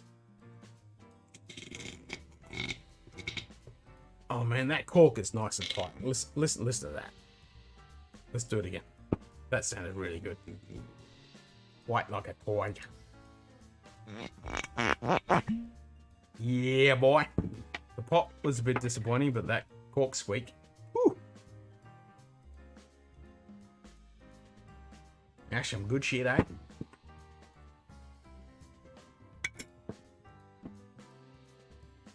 I'm pretty impressed that that's a Ford Observer. That's actually a position you can apply for. Is it like going to the army as you can apply to be that position straight up before you even fucking sign on the dotted line? That's what you want to do. Fuck, man. That's so different because normally you'd just be fucking GD, which is not GD, just general enlistment, and you'd have to work your way up to get fucking Ford Observer. But you can go in as that's your position. Fuck, that's amazing.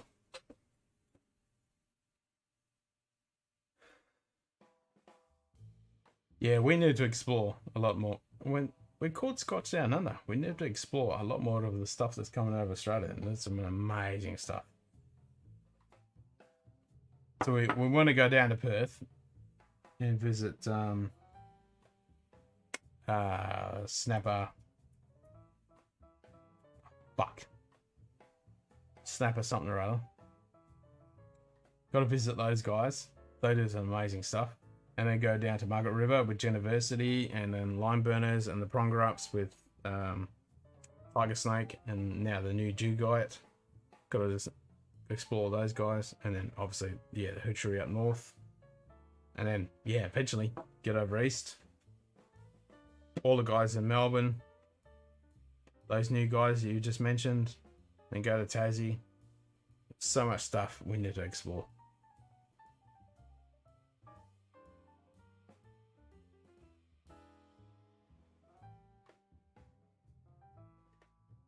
Geraldton, 400 k's north of Perth. Up in the middle of Dust Bowl, stinky, fucking hot, windy hellhole.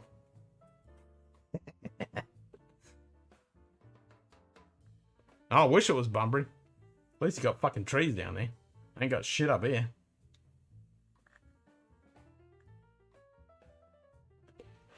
No, I'm up in Geraldton. So we do have a legal tender, which does rum, and I've just done some gin. So I've got their gin and I've got their rum. They're not bad. And then just like 15-20 minutes, you got Copperhead Road. I think it's Copperhead. Yeah, it's Copperhead. They do. I've got a bottle of their honey liqueur. So if you like the Dublin, you'll love this honey liqueur. And they do a few other liqueurs and gins and spirity type stuff. Nice stuff. But yeah, I'm up in the Midwest.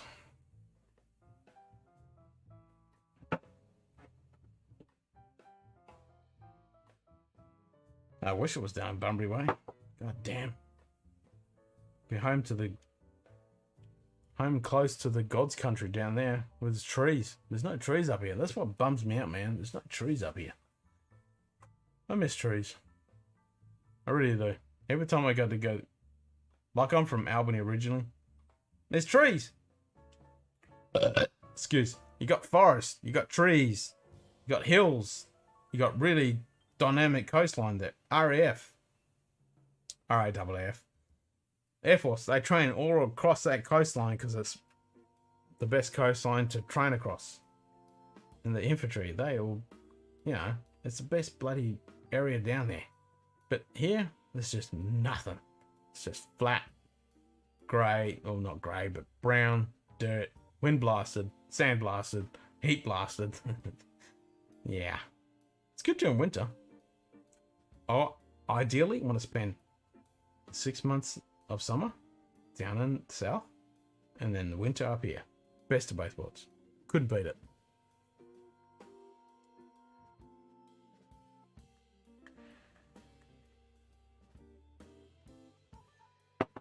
I mean, when I was a kid, I hated the fucking weather. It was always raining, it was always drizzly, it was always windy, it was always cold, blah, blah, blah. Wind, wind, wind, wind. Now I come up to here, I'm like, oh, give me that weather any day. And you would totally get it being in Victoria. You would totally get that same kind of temperament. You got trees, you got forests, you got beaches. Like, everyone raves about the beaches up here. Nah, man, these aren't beaches. Go down south. They're beaches. They don't know what they're fucking missing out on. But each their own. Grass is always greener on the other side. So what do you think of the Johnny Walker Green now that you've been sipping a shitload of bloody Dubliner? I love this stuff.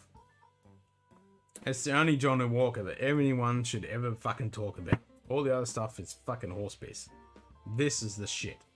And if Diageo fucking did more of this stuff, I reckon they'd be on a big fucking winner.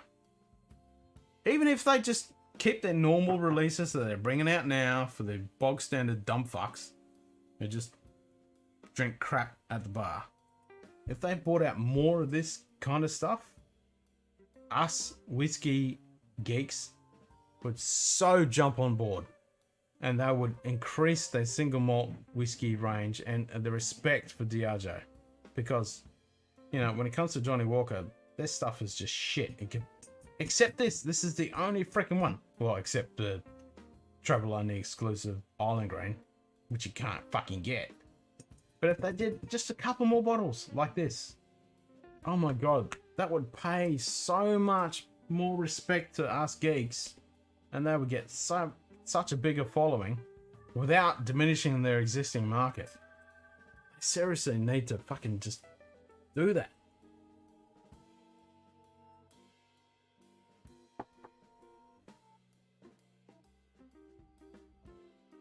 Totally, man. I mean, I probably expect you haven't seen the Lime Burners episode I did with Cameron Syme down at Lime Burners down in Albany. So that's my hometown. As soon as I left Albany and moved up, oh fuck no, I just spit some whiskey. That's not good.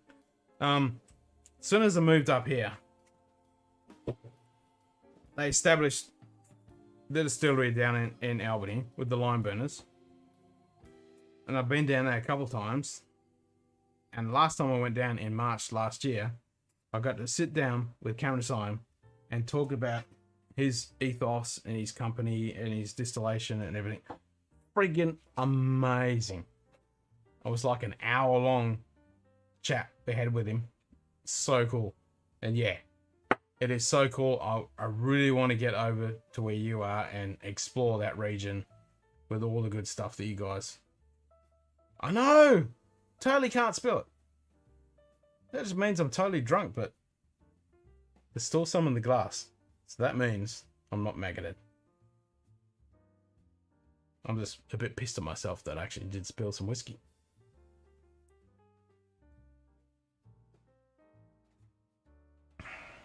Yeah. I mean, this is the only Johnny Walker you should be drinking. It's so good. I mean, there's no grain whiskey. It is 4 single malts stuck together in a vat.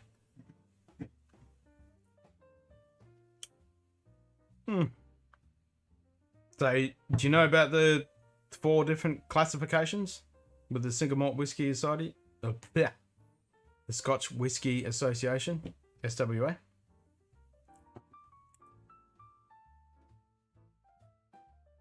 So you've got 4 classifications. You've got blended malts, grains, blended grains. That's it. And this is blended malts. So your single malt is all these ones behind me. Single malt whiskies. But the blended malt is just a combination of single malts blended together without grain whiskey. And then you've got the grain, which is like your Chivas Regal, your Johnny Walker Red, your Blanton's, your Naked Grouse, all those bog standard stuff. That's a blended whiskey. It's got grain whiskey and single malt added to it. But this is blended whiskey, no grain.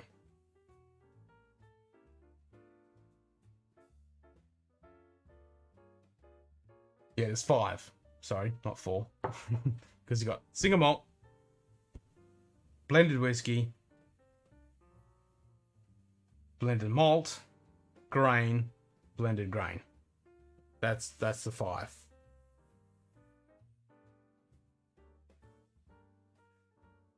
That's it. So your Shivers, that's a blend. Your Red Label, that's a blend. This is blended malt, which is only single malts. Then you go to single malts, which is just whiskey from the same distillery. Then you got grain, so just grain distillery, same distillery, but only just the straight grain.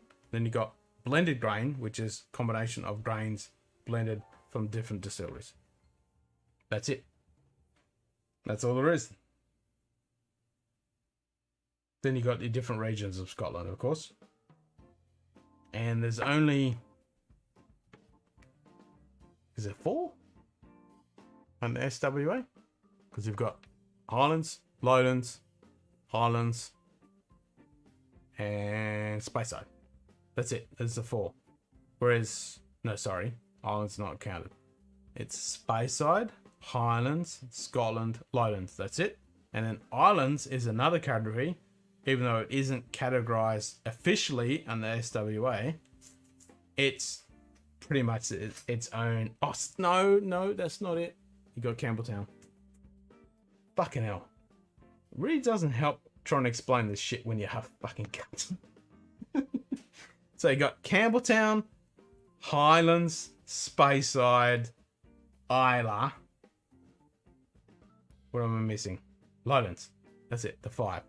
Then the 6th one is the Islands, which is Orkney, Isle of Skye, Arran, all those guys are in a separate category. A lot of people categorize them as a separate, but they're not recognized under the SWA. You only got the Highlands, Speyside, Lowlands, Campbelltown, and Isla. That's the 5 that are officially recognized.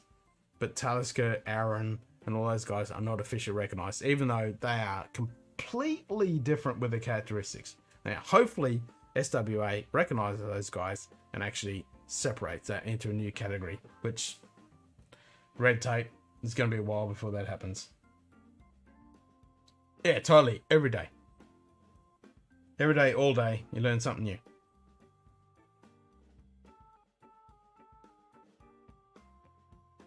So I say there's 4 people still watching me dribbling fucking shit. Shit. I can't even say the word shit. Out of drunken stupor at 1:41 a.m. my time.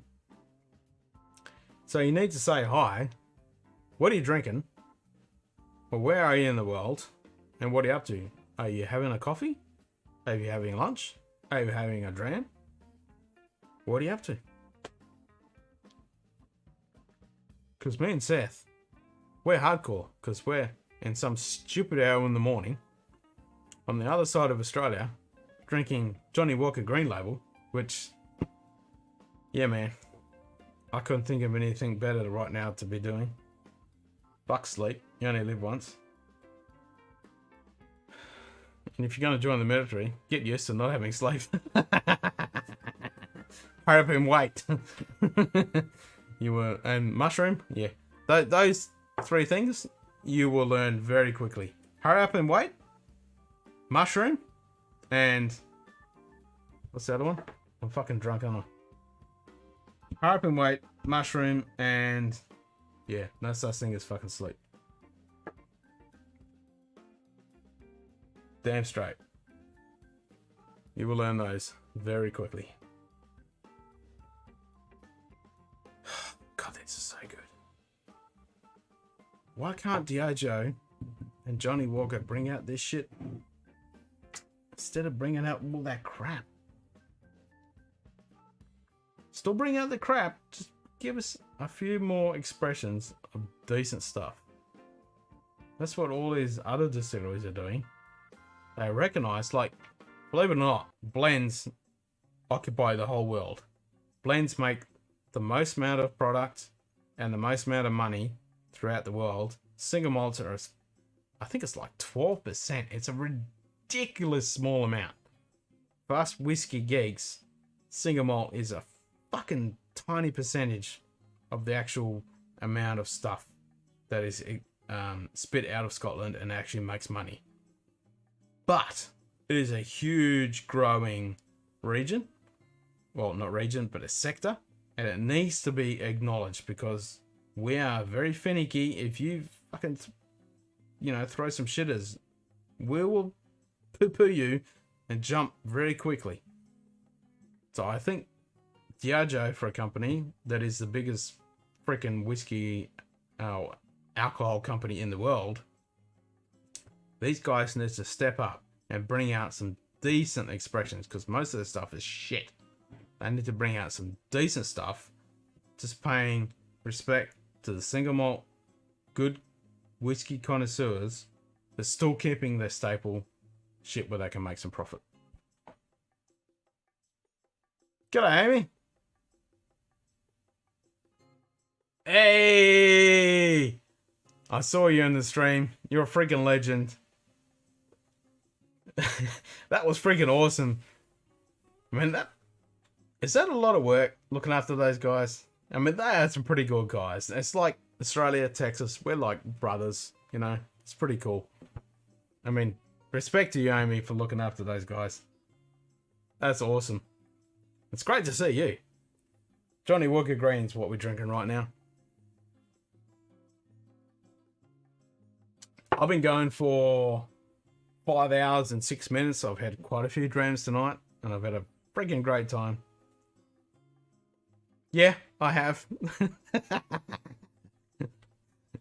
So, hot butter roll guys, they got to step it up. They've been doing 4-hour streams, but yeah, they need to step it up. Go hardcore. Go hard or go home, I say.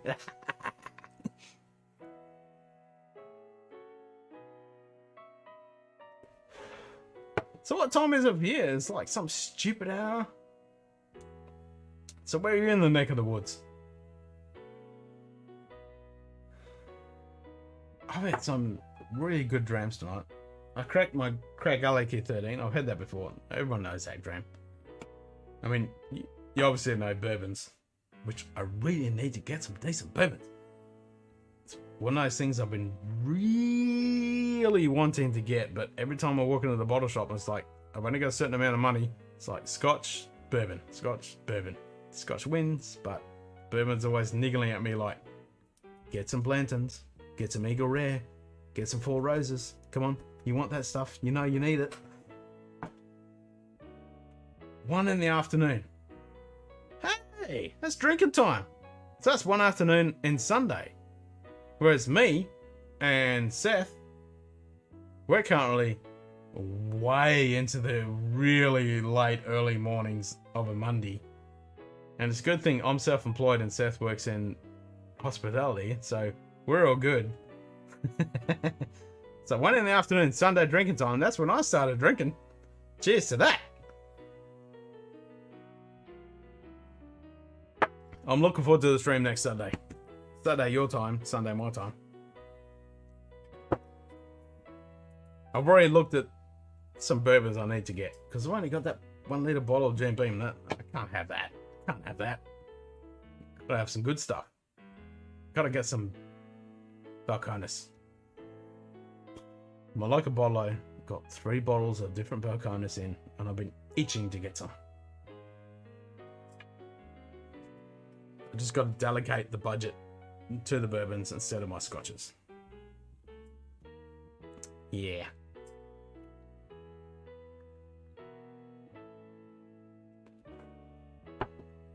So how are you surviving over in bloody North Carolina? Excuse me. So how's the COVID and how's the weather? We always talk about weather because it's stinking hot here in Australia, as you well know, but are you freezing your ass off? 4:50 a.m. So sun will be coming up. Nice. You better step outside and look at the Milky Way. It's coming up right now. Just got all three. What have you got all three? Seth, what all three have you have? What do you have all three of? I don't know about Australia, but Scotch is generally way more dollars than bourbon. Well, that makes sense. I mean, you're producing the product in America. It's gonna kind of be a bit more accessible, except for like Blanton's, for example. Like, you guys have a hard time. Allocation for Blanton's in the US is shite. Like, we can get some really good Blanton's in Australia, which doesn't make any sense to me. So, yeah, like for us, we're pretty lucky in Australia. We can get a really good mix between bourbons and Scotch. We're pretty lucky that way, but you have to deal with the stuff that's pretty much getting imported into the country. If you want import stuff in yourself, the taxes and excises we get hit with if you're trying to import it in yourself, ouch! It hurts big time. You might as well just double every single dollar you're looking at for a bottle. It bites big time.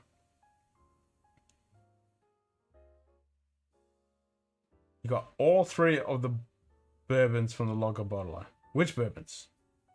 Yeah, which bourbons? I mean, you did say in your description before you had Woodfords. You did say that, didn't you? Because we were talking about what whiskies we could drink next. So you had, where are we at? Woodford Reserve. Yeah, nice.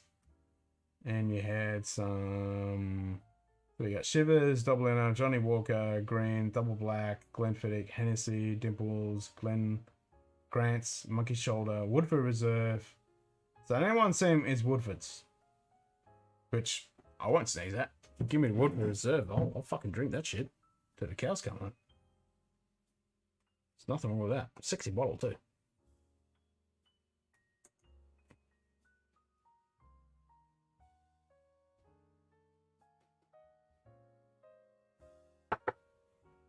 I want to get an Eagle Rare. I just love that bottle. And I love the liquid in it too. God damn, that stuff is nice.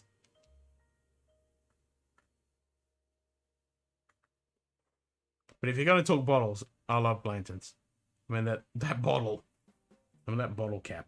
Oh, yeah. That's nice. Nice. It's amazing. That stuff is so limited in the States, but everywhere else is. Like that gold. Blanton's Gold? Is it Blanton's Gold? Is that what I'm thinking of? That's such a small limited release. It's so hard to get in the States. It's crazy, eh? All that bullshit, red tape stuff. Where it gets allocated, who gets what. It all comes down to money. Crazy. Now I was saying should get all three bourbons from the local bottler. Which ones though? Which ones? Are you talking Makers, Woodfords?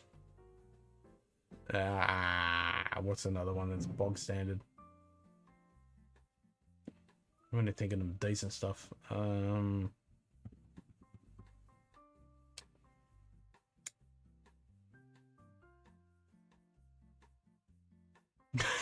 Yeah, I know. That's the thing. I was watching a live stream with the Blanton's guys, and that's what I was saying. Everyone was whinging and complaining they can't get it, especially like the Blanton's Gold. And you just can't get it. Whereas a few years ago, Blanton's was everywhere, and now it's like so hard to get. Even Australia now is starting to get hard to get. I do like it though. It's a sexy presentation. It's like Dimple. Like your Dimple 12 and your Dimple 15. It's not the greatest whiskey in the bottle, but the presentation, oh my god. It speaks words.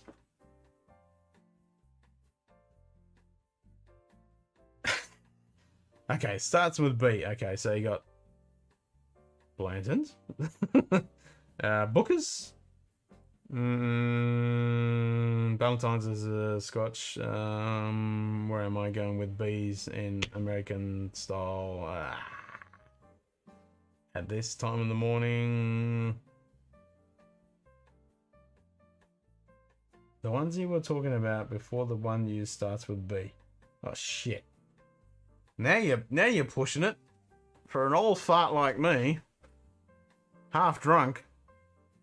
Booker's, Baker's, Billington's, Basil, Beam.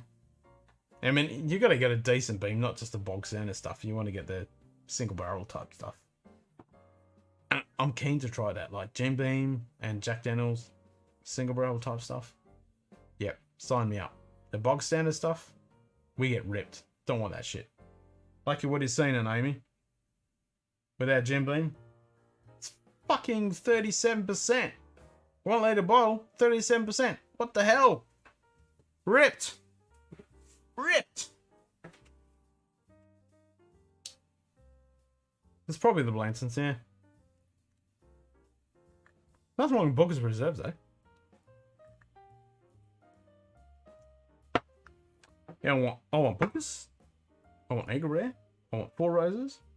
I want, the Blanson's Gold. I want Sazerac. I want some...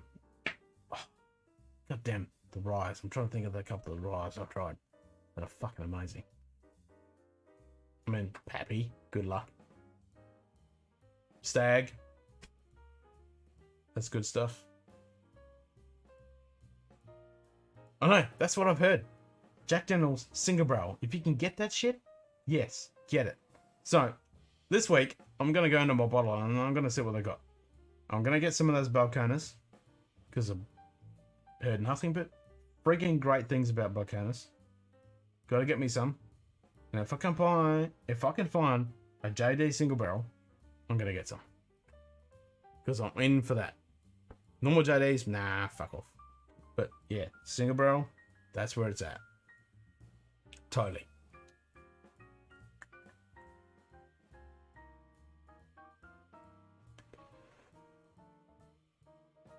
Yeah, Balcones, that's probably what I'm talking about, yeah. Yep. So my local bottle, they got a whole bunch of Balcones in. They got the Balcones Texas. I was talking to Zach Andrews. Because he's the Balcones king.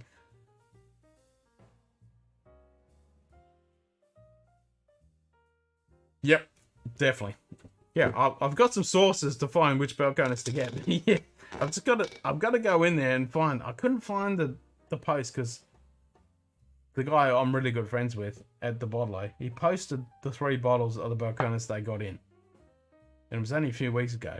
I can't find the freaking post, and I was gonna spit it over to Zach and say, you know, because he's Balcones. I was gonna say which ones to get.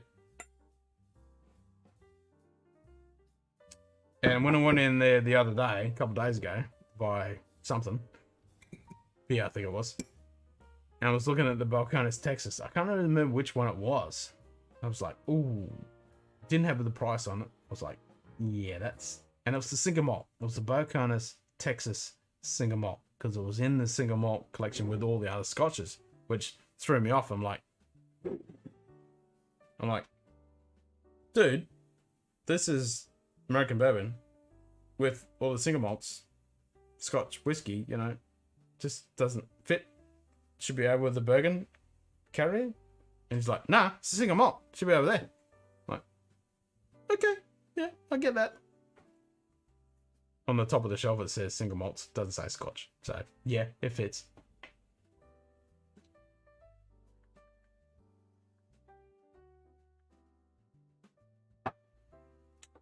I mean, everyone raves about Balcones. I've got to get some.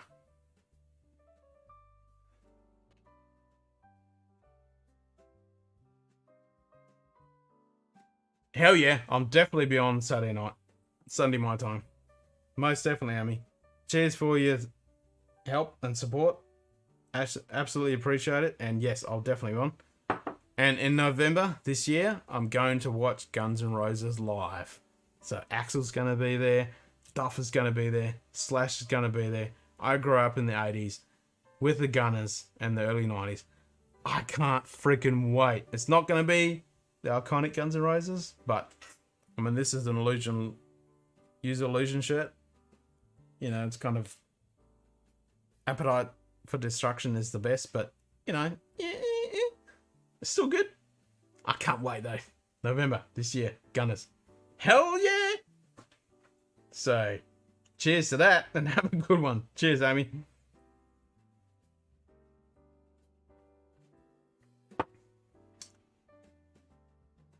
I don't know whether everyone else is on the stream, and we've got 5 people in here on the stream, and no one's saying hi. So, I have no idea. I think everyone is chuffed because from the hot buttered rolls, I was wearing a singlet with Black Sabbath earlier, and now I'm wearing a Gunners shirt. So I think Amy's pretty chuffed about that. Yeah, metal all the way, rock and roll. Oh, love me some November Rain. Love it. Yep.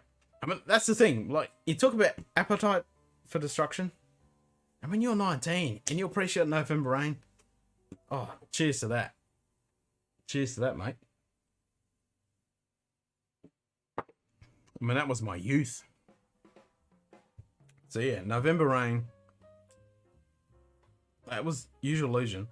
And the same with Estranged. That was Use Your Illusion. But Appetite for Destruction, like, those two kind of meld into each other. I love them. I can't wait. Go down to Perth. Got some really good tickets with my friend who I grew up with. Gonna watch the Gunners. Man, that's gonna be so good. I just hope it happens.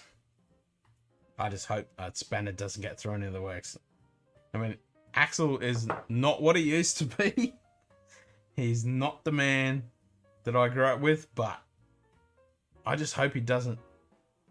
Because I've seen a few videos with concerts, and he's changed his voice a little bit, and he's trying to go into this different direction. Like when he did the stuff with AC/DC, I mean, that was pretty cool, but he needs to go back. If he's going to do Gunners, he's got to go back to his roots.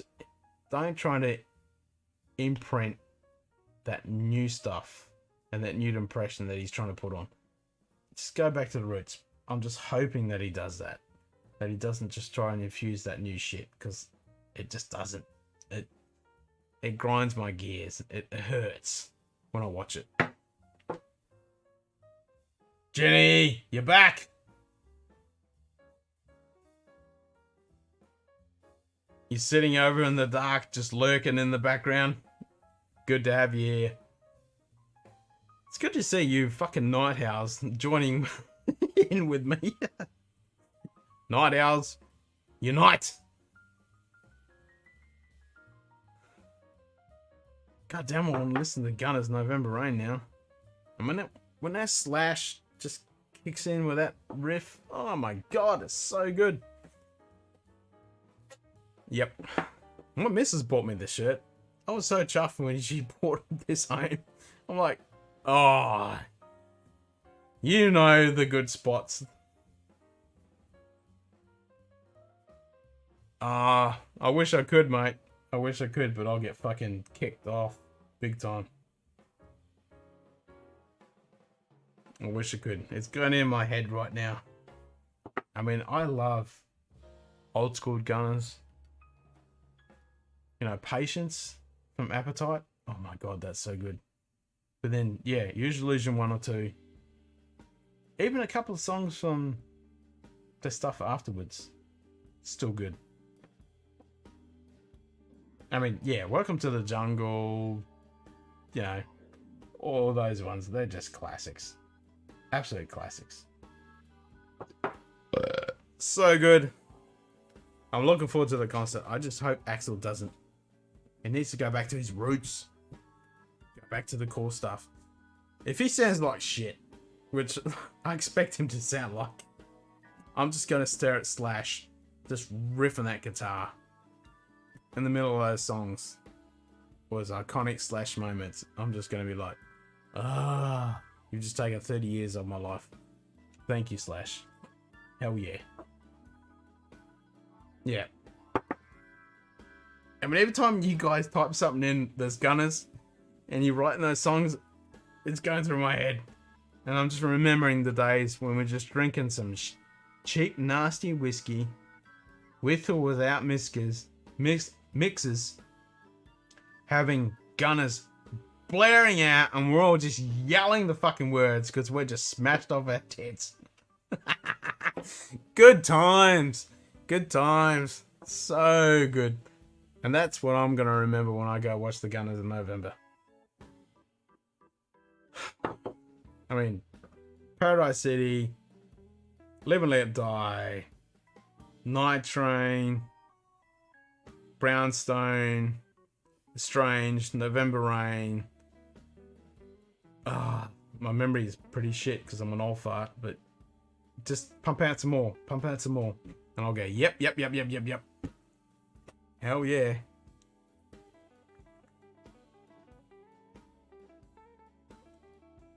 Oh, Beautiful People. Love that song. Absolutely love that song. Play it all the time. The beautiful people, the beautiful people. Love that. And what's the other one?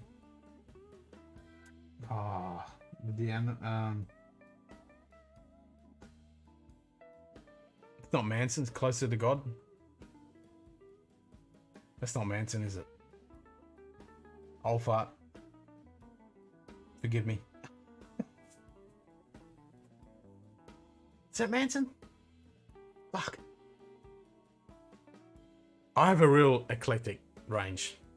I can go from Wagner, Beethoven, all the way up to the hardcore, like fucking Rammstein. I'll go all day talking about Rammstein. I saw them in the big day out. Oh, so good. So Rammstein, Amon Amarth, Sepultura, Sabaton, Love Me Military History, Sabaton, Seth, Military History, Sabaton, come on, Sabaton. Oh, Metallica, come on, I grew up with that shit. Hell yeah, brother. Hell yeah. God damn yes. Fuck yes.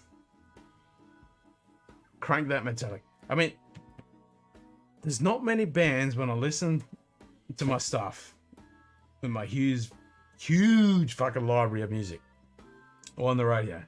I mean, the only thing that I kind of just skip past is AC/DC because I've heard it for so long, like 40 fucking years of AC/DC. It just, I just want to skip past it because I love Akadaka. I mean, don't get me wrong, I love them, but I've heard them for so long. But Metallica, I won't skip them. Gunners, won't skip them. Fucking all those guys, you know, fucking shit. You name it.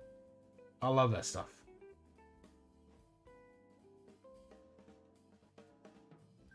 Hell yeah. And I'm a Master Puppets album. Oh my god. So fucking good. So fucking good. But I love my 60s and 70s stuff as well. You know, Procol Harum, Doors, fucking Black Sabbath.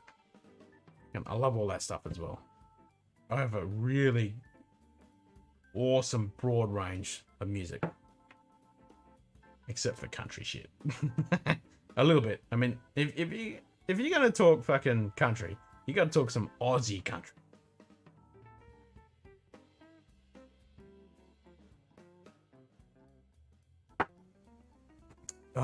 Iron Maiden. Yes. Like Passchendaele, Iron Maiden. I love my military history. That's why I love Sabaton. But Iron Maiden, Passchendaele, with that video clip that guy, he should be given a medal. That movie of Passchendaele with Iron Maiden's Passchendaele music over the top of it.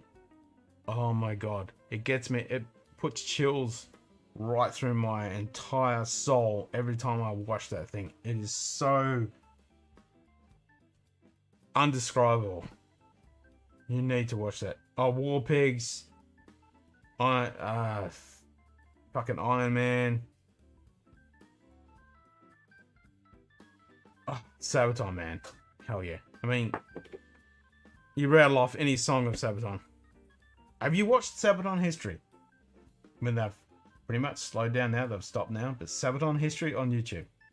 So if you're a fan of Sabaton, Sabaton history. Every Thursday they brought out a new episode. Oh my god.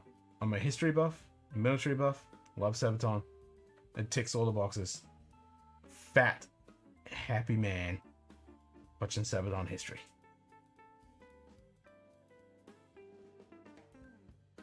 Yeah, 5-finger death punch. Hell yeah, brother. Damn straight. Yeah, and that's what I mean. I love all the good shit. I love it. I love it. Yeah, War Pigs. Oh, so good. I just want to crank that shit right now. So fucking hard, man.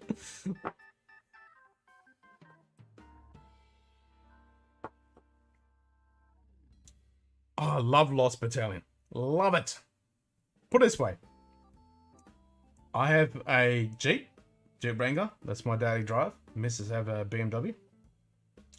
The only music I have cranking on my fucking Bluetooth is Metallica. Sorry. Until recently, the only thing I had was fucking Rammstein for months, almost a couple of years worth. And now I've just gone, okay, I'll get my whole collection of shit. So I've got Sabaton, Black Sabbath, Rammstein, Metallica, all that good shit just smashed into there. And my son loves it. He fucking loves that shit, which is awesome. Yeah, Lost Battalion is so good. I mean, have you seen Sabaton history? Seriously, man, Seth. If you love Sabaton and you want to join the military, and you love his military history, have you seen Sabaton history? Because if you haven't, you are fucking in for a treat, man. Totally. I mean, Indian Idol. I don't know if you know that name. So Indian Idol pretty much does the Sabaton history stuff, but here he's done a day-by-day World War One history thing, and he's halfway through World War Two at the moment. It's so fucking good, man, and he covers everything, not just the American perspective or the European perspective or the Chinese perspective. He covers the whole fucking lot. It is so good. Oh, you're in for a treat. Sabaton history. Check it out. I mean, you got Pa and oh fucking hell, old fart brain. Sabaton, come on. Pa and oh Jesus Christ, I can see his face right. Yeah, the lead singer. Fuck. Give me a second. I'm gonna put a fucking Sabaton shirt on. Has to be done. 5 secs.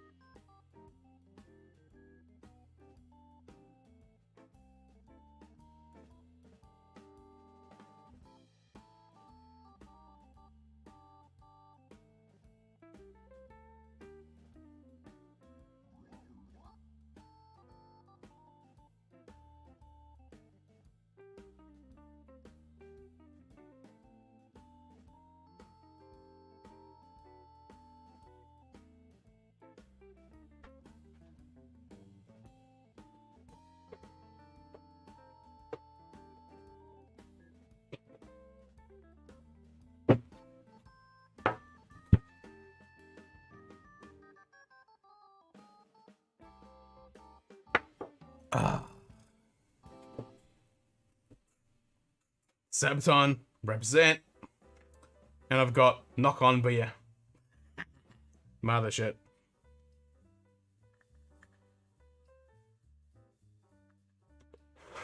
It's totally worth. You gotta watch Sabaton history. It's so good. I wish I could put on Lost Battalion, but YouTube will kick me in the nuts. And I don't really want that. But I would so love to crank that right now. So YouTube will kick me off. My missus will stab me in the neck, and my son will kick me in the balls. But I would so love to fucking crank that right now. Oh yeah. This is one of my fave shirts. My other shirt is Knock on Beer. And behind the back is United We Stand. And I'm so missed out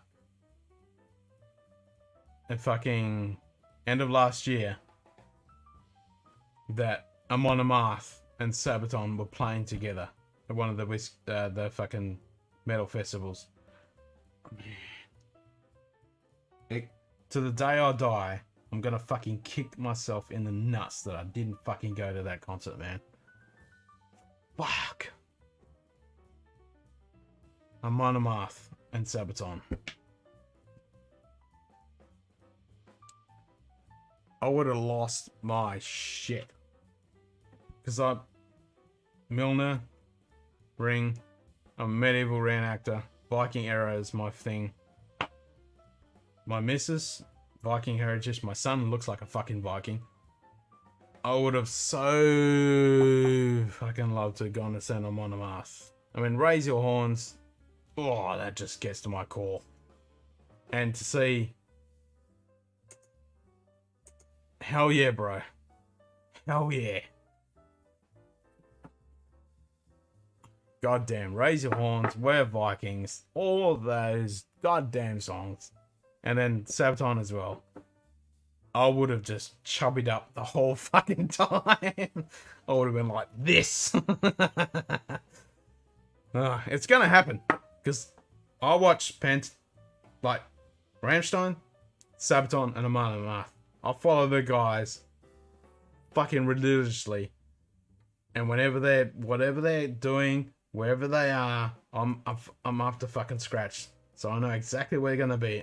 And I've always said, before I saw Rammstein in Perth, I always said, I don't care where the fuck they are, when they are, but wherever they're fucking touring, I'm traveling to where they are, and I'm fucking going. And I fucking did. They came down to Perth for the second or third last big day out. Fucking saw them with me, mate. Fucking had a fat time. And we both love Tool. And we watched Rammstein, and we walked past the Tool, and we went, meh. Rammstein should have been the fucking headline act. Tool was fucking awesome and epic, but Rammstein should have been the headline act. And whenever fucking Sabaton gets to fucking tour again, and whenever Aromatherapy gets to tour again, and whenever Rammstein gets to tour again, I don't care where the fuck they are in the world, I'm going. Damn straight. Pantera. Well, that mate I was just talking about, we're going to go and watch Gunners, and we went and watched Rammstein together, and he introduced me to Pantera, so headbutts and broken glass.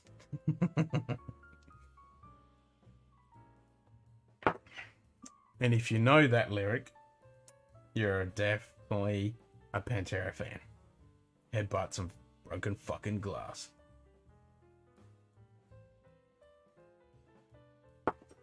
Now you got fucking Pantera songs going through my fucking head. Great Southern Tranquil. Fuck, man. God damn. I want to crank out some fucking tunes.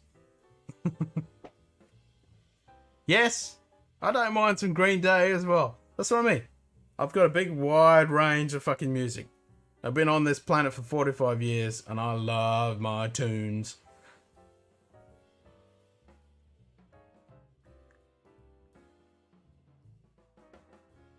Green Day cranks out some fucking good shit. Fuck yeah. Fuck yeah, Cowboys from Hell. Damn straight, bro. Damn fucking... I really want to play some shit on Pantera right now. I mean... When Dimebag got wasted, man, that was fucked. Don't get me started on that, man. That was fucked. Fuck. Good times, good times. To all the metal. Cheers.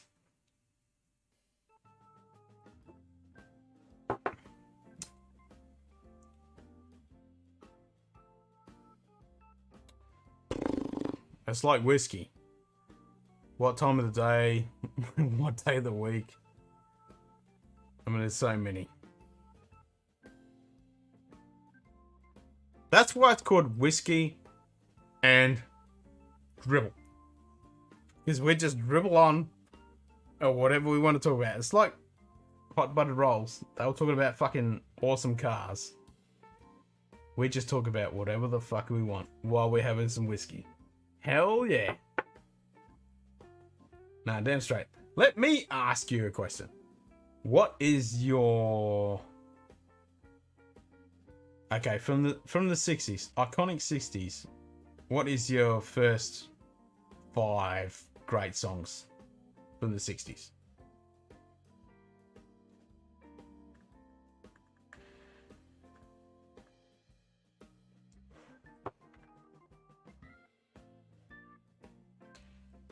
Let's take it back to the 60s.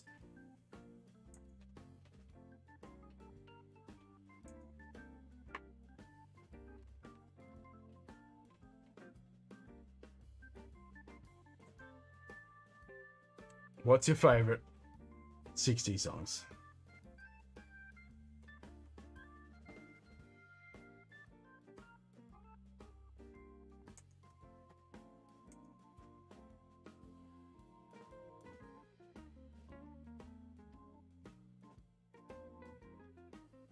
I definitely like Holy Trilogy though. If we're talking Star Wars, I'm gonna put on Star Wars shirt. I've got some pretty classic. So yesterday, or last night, sorry, I was building Baby Yoda, Grogu. And if you look in my channel, I built the 10,000 fucking piece Darth Vader art piece. Up here, you can't see it, but I'm pointing.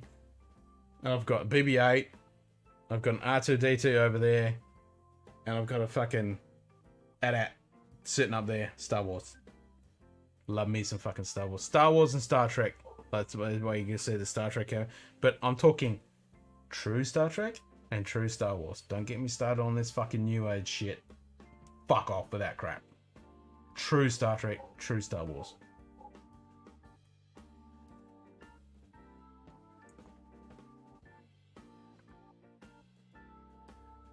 Hell yeah. Nothing wrong with some Johnny Cash. That's what I mean. I like all good music. If it's fucking good, I like it.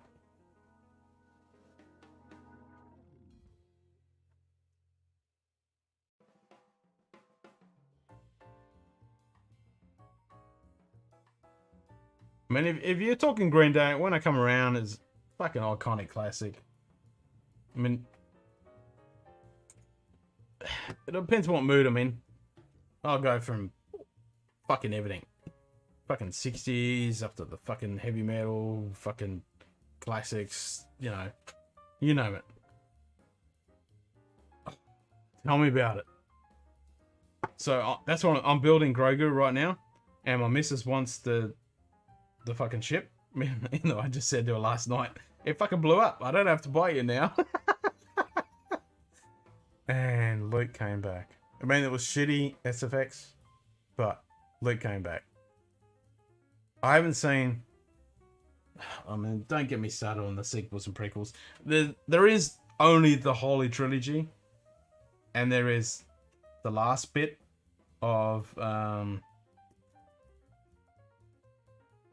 Rogue One, and there's the Mandalorian.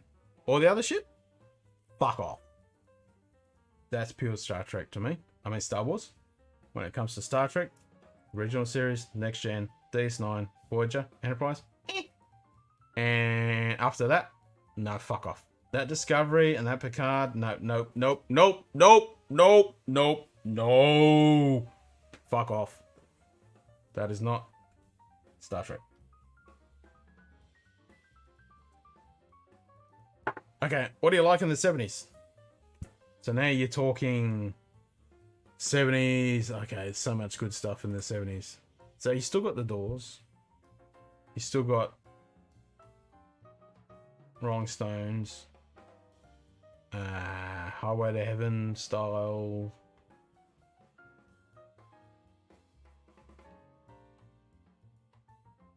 You can look into the 60s, man. If you know the 70s, you can look into the 60s. That was some good shit. I reckon I was born a little bit fucking too late. I reckon my era was the 60s. Good shit. Love that stuff. Like Floyd, man. Oh, fuck me. Floyd. Come on. Come on. Floyd, Queen. God damn. You don't get much better than that shit.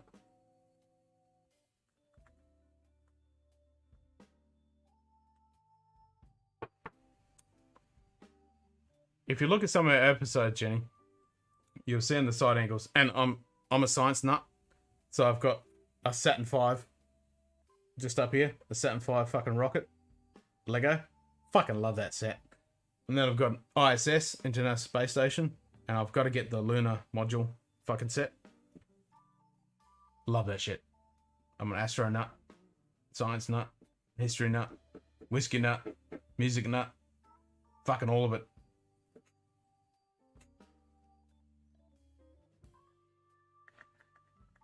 Oh, Watching It Sun by Credence. Now you're talking Credence. Fuck yes. Fuck yes. Paint It Black. My missus hates that song. I will play that till the Green Reaper rings me around the neck.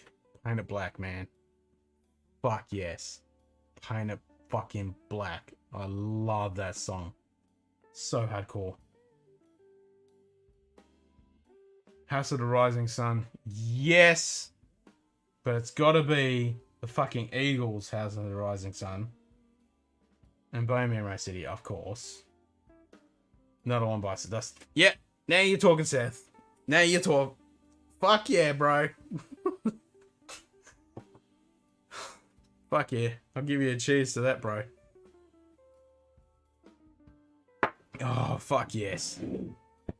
All those ones you just listed, man. Fuck yeah.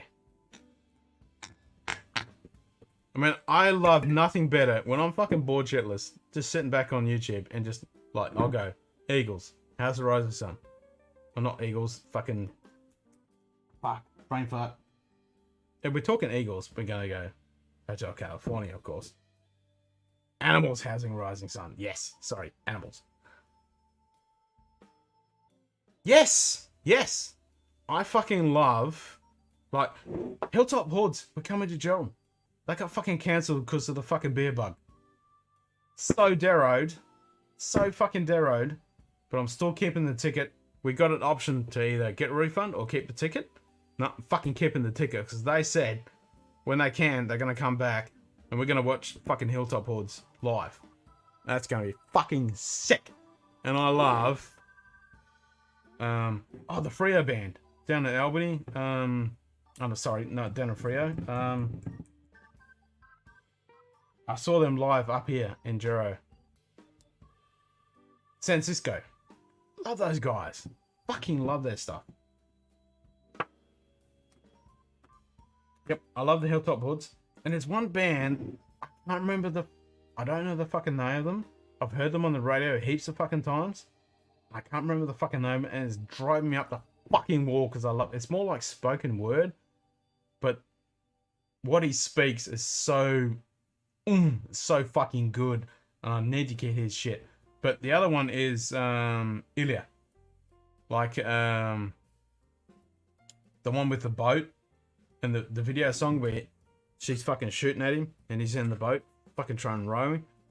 That I fucking love that. Ilya, man.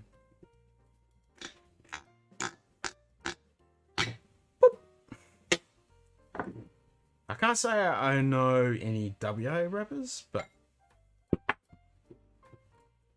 Ilya, Hilltop Hoods. I mean, rap is kind of, I'm a bit touchy with that kind of stuff. Tight Rope, yes! Fucking love that shit. And the chick from San Francisco, she did the vocals. Like, it's like 4 different people. There's one person playing the character on the video. There's another person doing live. And she does the singing from San Francisco, the drummer. She's got awesome vocals. Yeah, I fucking love Tightrope. Ilya Tightrope. Yeah, that's the one. That's it. That's That's the one. I fucking love that. I play that so many times.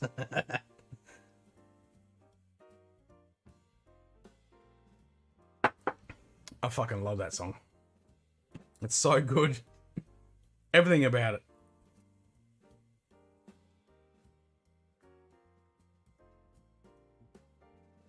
That's it, man. I got a huge range. I can go from fucking...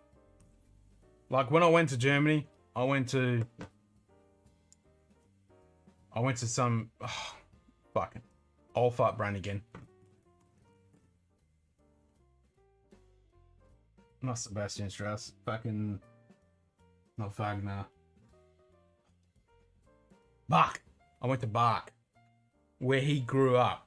The first pianos he learned to fucking play. I went there and listened to all the fucking music and shit all through his age, how he progressed. Love that shit. And then all the way up to fucking Amon Amarth, Pantera, Sepultura, fucking Five Finger Death Punch. You know, all that stuff. Fucking all of it. Yes.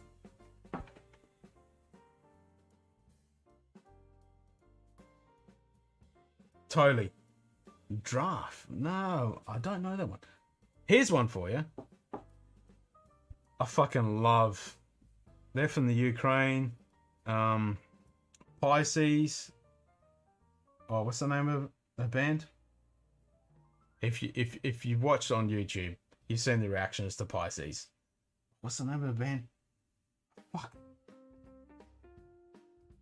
I mean, she's such a talented singer, but when she goes into heavy metal mode, oh my god, it's so fucking... It's out of this world. Oh, fuck. What's the fucking name? It's gone. I'm gonna have to Google it. I just love watch people's reactions, and I love introducing it to people who never heard of her. Like, she does Pisces and Gemini. And all of other stuff as well. It's fucking kick-ass. Ukraine. Die Antwort? Is that German? Ich spreche ein bisschen Deutsch, aber nicht so gut. Die Antwort. Yeah, I love some German stuff. I mean, obviously Rammstein. But then, Culture Cool Club. I butchered that. And there's a few other German ones. There's some German rap stuff I fucking love. We're going deep, man. This is fucking sick.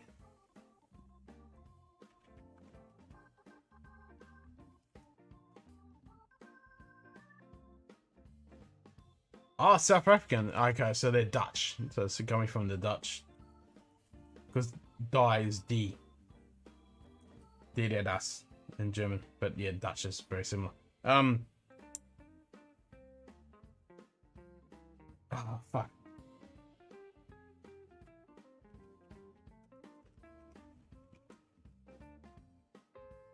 I'm trying to think of fucking what Pisces.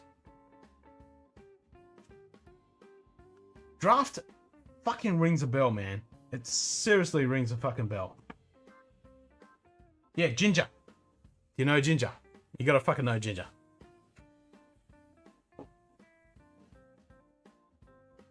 Peaky Blinders. Here's my answer to Peaky Blinders. 5 seconds. 5 seconds. 5 seconds.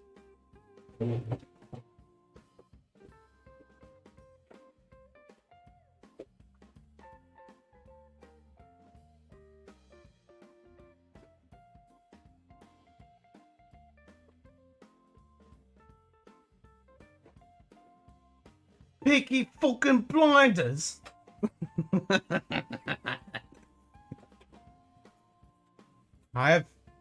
If you haven't seen my episodes, there's quite a few episodes where I'm wearing a fucking flat cap. Peaky fucking Blinders. And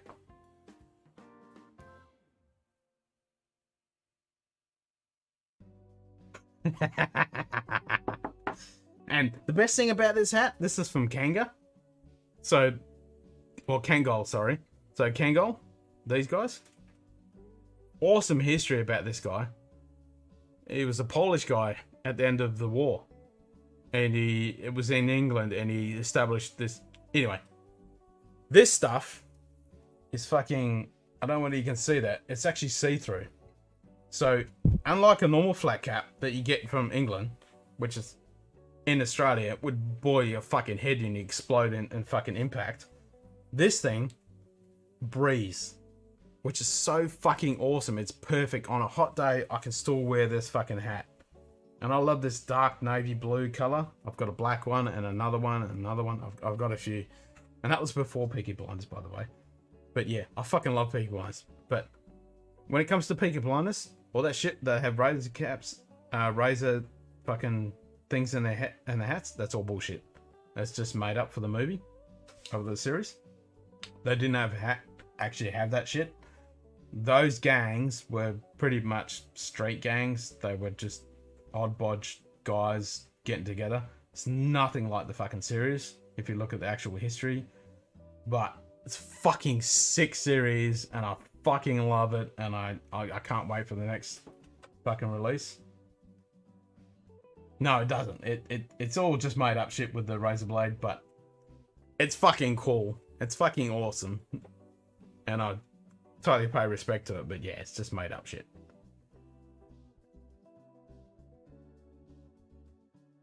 I haven't tried the whiskey yet. I wouldn't mind getting it. But anyway, go back to Pisces. Have you seen Pisces?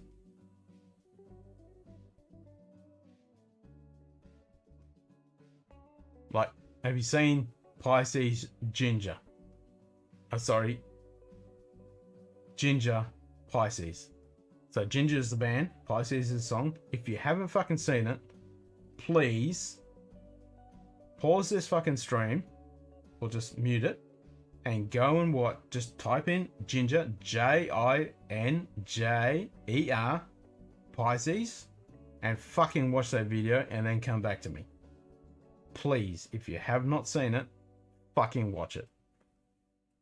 It will be worth every split second that you watch that shit. It will revolutionize your whole experience of reality. Believe me. Yep. If you haven't seen it, watch it right now, please. I'll put the fucking link of the video right now. Because, oh my fucking god, I would love to see this live. He's doing it right now. Yes. Alright, Seth, you gotta fucking find it. I'm going there right now. I'm gonna fucking find it. And the reaction videos are priceless. I tell you. They are fucking priceless. I've seen so fucking many. I was gonna say, I just looked at YouTube and I was like, oh, someone's live. No, it's me, dickhead.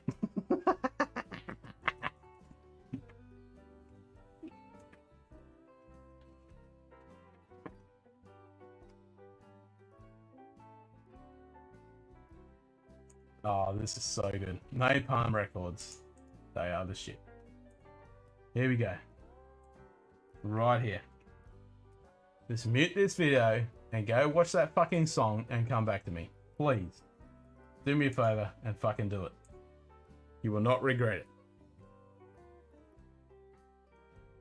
I will wait. No, I haven't tried it yet. I really do want to try it. The problem with, you know, you got that branded stuff that's come from, like, McGregor, like, the, oh,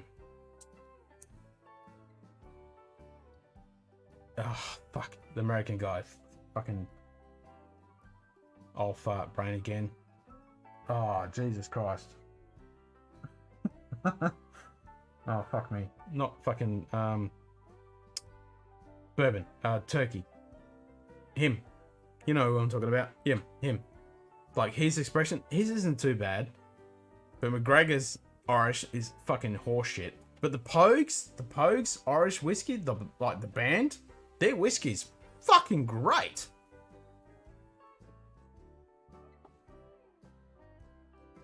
That's it. So I haven't tried the Peaky Blinders one. I mean, you've got even Star Trek has brought out like a Klingon one, and they brought out a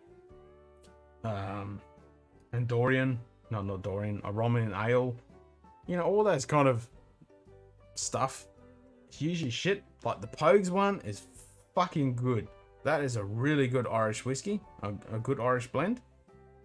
We did an episode on that, me and Cooper, because he brought it around, and Scotty was meant to come around. We were meant to do filming, and it didn't happen. And he brought it around, and I had a sip, and I went, "Oh fuck, we need an episode right fucking now." And we did, and it would, yeah, totally. But yeah, like some of the name brand stuff, like that. Yeah, you did, didn't you? Did you watch the whole thing? It's so fucking good, isn't it? And the first time you watch it, without knowing who she is, you're like, nah, fuck, that's someone else. Nah, that's fucking her. Draft, I've seen that shit. I've seen it. I'm fucking damn sure I've seen that shit. It's every time you type that in the fucking chat, I'm looking at it going, yeah, I fucking know that shit. And I'll fucking type it later. And I'll go, yep, I know that shit. I know, Ginger. So the other song that I really like of hers is Astronomy. I'm an astronomy guy. I love astronomy.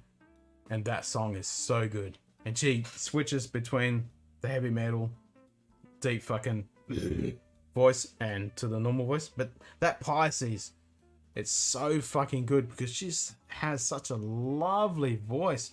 And watching the reactions of people reacting to her, like we're talking fucking musicians and instructors, voice actors, not voice actors, voice, what's the word when you coach, voice coaches, those kind of people, when they're reacting to her, and she's saying, they're all saying, yeah, she's got an amazing voice, the melody is really nice, you know, the band is really, and then when she goes into the heavy stuff, and they're just, every single one of them, and these are people like fucking early 20s females to fucking 60, 70-year-old old guys. The breadth of the range of the reactions is so priceless. It's so good. Oh, it's amazing. It is fucking amazing watching the reactions. I never get sick of watching the people's reactions because I know exactly what's coming up. Oh, and the nannies, the two nannies that listen to hot metal stuff, heavy metal stuff. They're like in the fucking 80s. What is it? Two heavy nannies or two metal nannies or something like that. Seth, you will experience this when you get to my age. It really sucks when you get fucking old, and especially after you had a few drinks, your memory just goes poof. It fucking sucks. What the fuck is it? It's two fucking something grannies. And they listen to heavy metal. I mean, everything from Five Finger Death Punch to fucking Chop Suey, you know, fucking Disturbed, fucking all those guys. They listen to fucking all of it. Rammstein, they listen to fucking all of it, and it's so cool watching the reactions.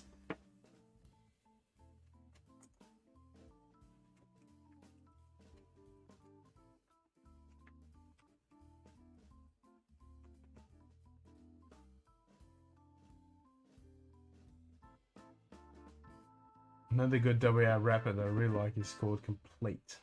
And a bitter belled and mystic. And I'm gonna have to check those guys out. Two rockin' grannies. Yep, there we go. Two rockin' grannies. Check these two gals out. They are fucking awesome, man. Here we go. Hobson. No, I haven't heard of Hobson. That's one I can't say I've heard of. There's the link to two rockin' grannies. These girls are so awesome. I mean, Akadak, fucking Kiss, Queens, you name it. They listen to it. And they get into some really good shit. I mean, some hardcore shit. You just look at their thing and they react to everything under the sun. It's so good. quite refreshing. And their t-shirts are literally them going like that. That's so good. SBX. I'm gonna have to check this out when I'm sober. It's good that you girls and guys are typing this shit in here, so I can check this out later when I'm not fucking maggoted. Because I will definitely check this stuff out. The Who. Since we're talking cool, different, iconic music, The Who. Have you guys checked out The Who? And if you have you checked out their live stuff?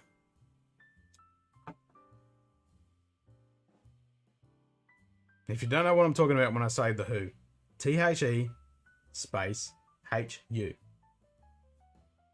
If you haven't heard of them, stop, just pause, kill the audio of this, and go watch The Who. Whatever the one that comes up when you type it into YouTube, watch The Who. Oh my god. Like Totem, just watch that. Please, watch that. Mongolian heavy metal. Oh, so fucking good.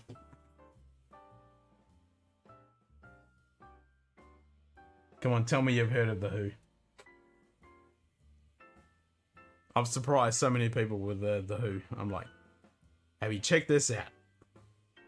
And they're like, oh my god, this shit is amazing. Yes, I know. That's why I suggested it.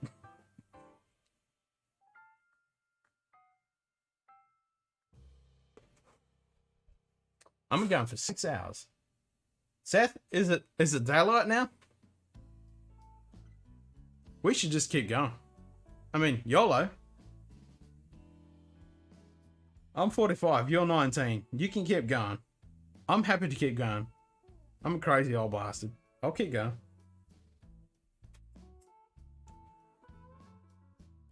No, they're not from the 70s. They're very recent. The Who. THE space HU. Hotel uniform. Phonetic alphabet. You need to learn that if you're going to go in the military. Hotel uniform. So THE, Tango Hotel Echo, space, hotel uniform. That's all you're going to put in.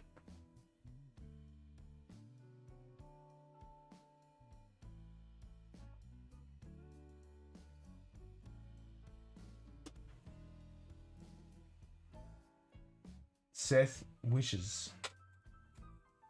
Seth wishes.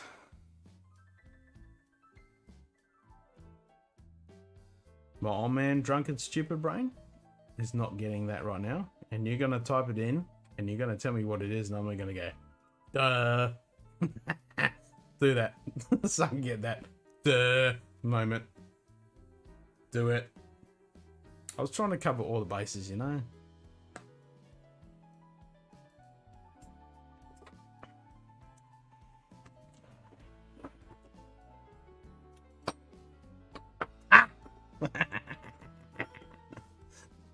You're funny. Fuck, this pipe's a bit empty. Go to this one.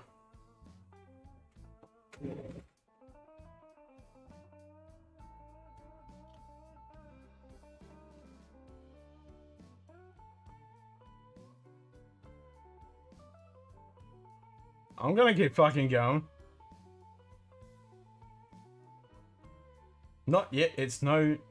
It's not no. And I'm happy to keep going. Does that mean you're gonna get fucking cranking? Stupid joke. Hey, it's a fucking good joke. If it's a joke, it's fucking good.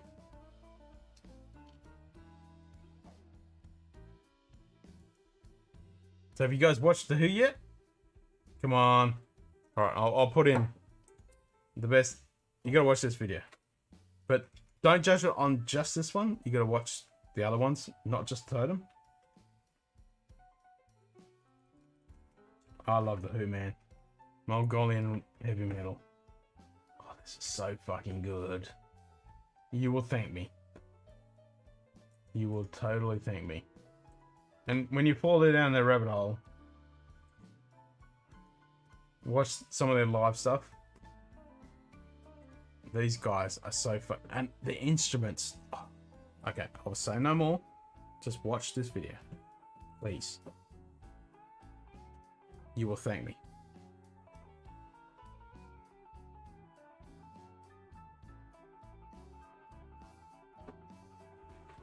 You're not tired? Yeah, you're 19, man. You can go on. I miss those days when I was that age. I could just go for 3 days non-stop, no sleep. Fuck. Wish I could keep doing that. But I'm maggoted. I'm full of piss. And I'm wearing my flat cap, so I'm happy. I got Johnny Walker Green. I'm wearing my flat cap. I'm talking to you. Life could get much better.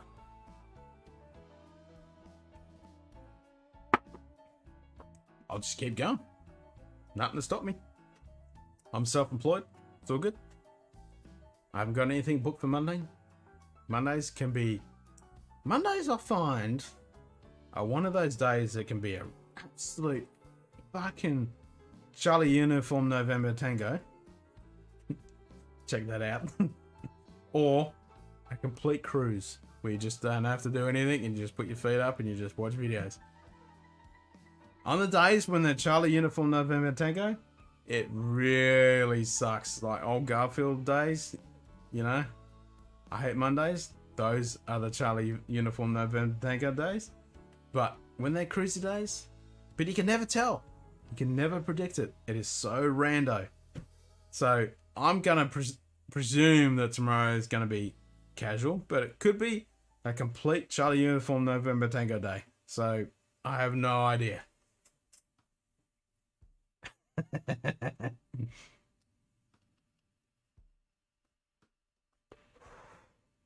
So have you worked out what Charlie Uniform November Tango is? You're gonna have to learn this, Seth. It's the phonetic of it. And if you're gonna be a Ford observer, you're gonna have to know this off by heart. It just reminds me of when I was we were doing this training exercise, and one of the guys, we were doing RATEL, which is radio and telephone communications protocol. we're practicing a phonetic alphabet, which is Charlie Uniform November Tango, etc., etc. And he was reading the commands back, and he goes, with the radio, at the press a switch down on the handset, and he goes, what the fuck is and he's holding it out like this. He's sort of holding it down. He goes, and it's like the captain, fucking sergeants, lieutenants, and us grunts all around. So everyone could fucking hear him, and he's just pulling out the fucking handset. He's still holding on the depressor switch, so everyone can fucking hear him on our end and their end. He'd go, what the fuck is So he had a brain fart. It was so... I've never forgot it. I mean, that was fucking 30 years ago. I've never fucking forgot... Well, almost 30 years ago. I've never fucking forgotten that. It was so fucking classic, man. Right. R is Romeo. If you're talking the normal phonetic alphabet, if you're talking the American phonetic alphabet, it's a little bit different.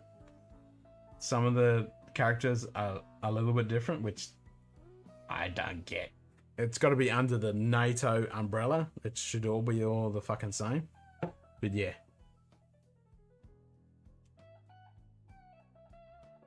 There you go. You done it in cadets. Yeah, that's where I actually learned it from my old man. He was a volunteer with the... Oh, fuck. Wasn't search and rescue. It was fucking... something similar to that. Like, was before police cadets. It was like search and rescue kind of cadets. And I learned it from him. And I must have been like 8 years old or some shit. And then I helped him out. And I went to those cadets. And then I went to the police cadets. And then I went to the army cadets. And then I went to the army reserve. So I knew the phonetic alphabet was always good. But it was so good watching other people struggle trying to learn that shit.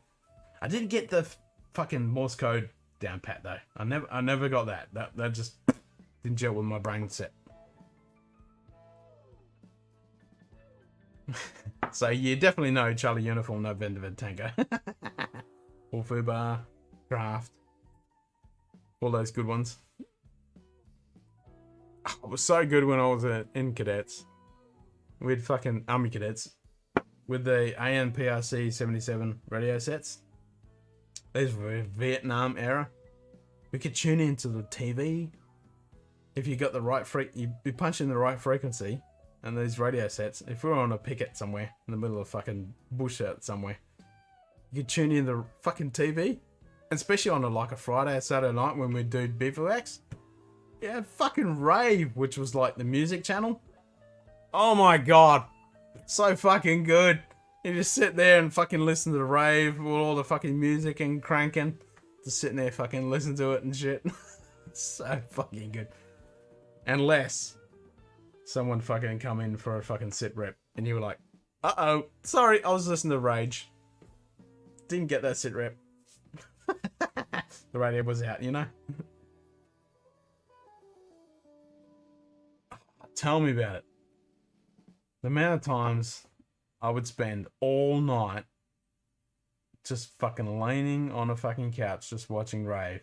Especially if it was a guest guy coming in and you knew you loved that guy, no matter what band he was from, and you're waiting for that iconic stuff. Oh, I remember VHS. Like, before I put this shirt on, I was wearing the Gunners shirt.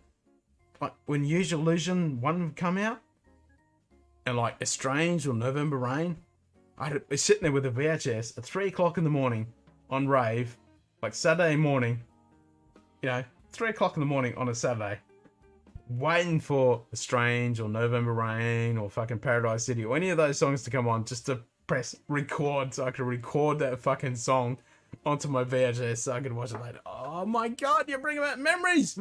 God damn! Yes.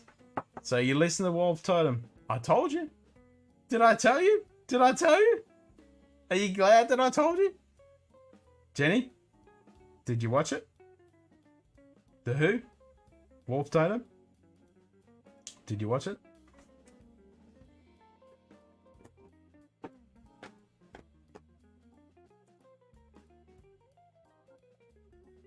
Medevac, Medevac. Oh, raves on. Fuck yes. Fuck you, sit rep. Fuck off you, Medevac. He can fucking bleed out. I'm listening to rave. That's a good song.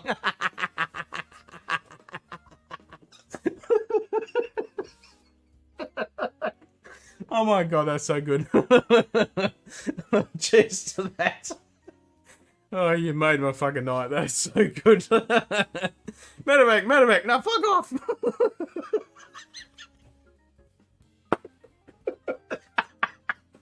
Artie. Nah, fuck off. Oh my god, that's so fucking good. Oh, fuck.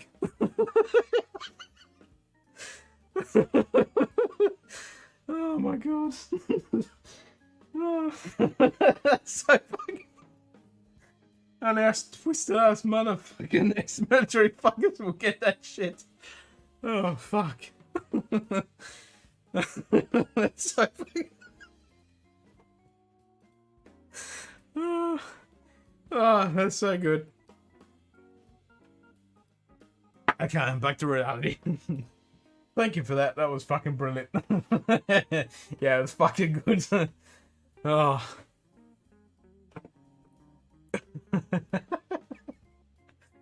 Oh.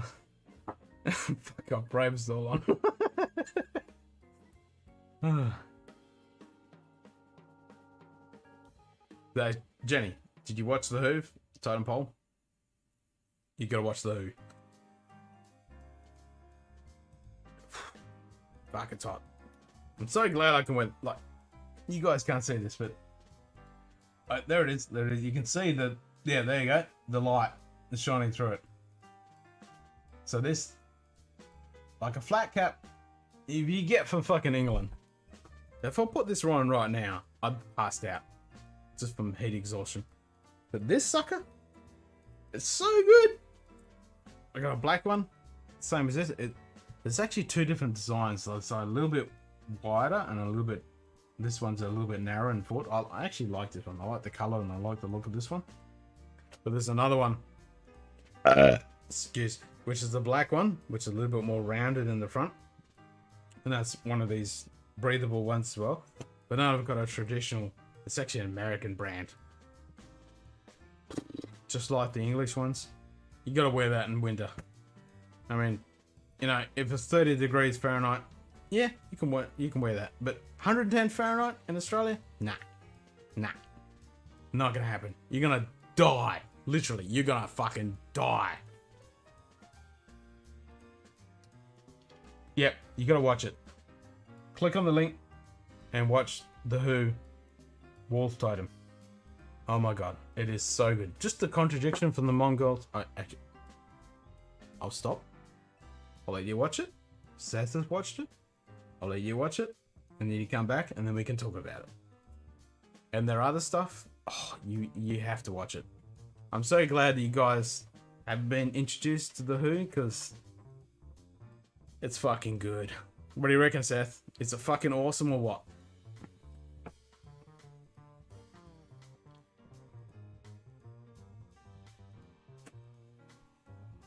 I can't even fucking see that. It's all blurry. It's Attila?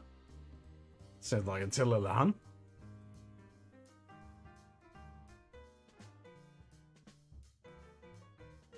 I think that's what it says. It's fucking good, eh? Seriously, watch their other stuff, and then watch some of their videos that are done at live shows and stuff. Oh man, it is so good. I just love their instruments. They're so cool. I won't say any more because Jenny hasn't watched it, but yeah, when they come back, we'll discuss. It's so fucking good, eh?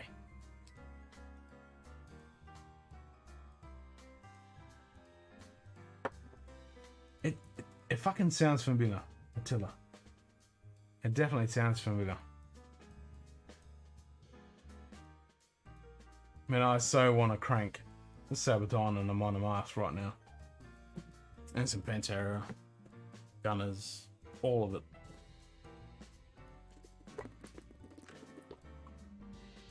I really wish that you guys were standing on the street waiting for me, because I'd just fucking close your shit down and walk outside with a couple of bottles of whiskey, and we'd just carry on through the whole fucking day, cranking some music, drinking some whiskey, having a fat old time.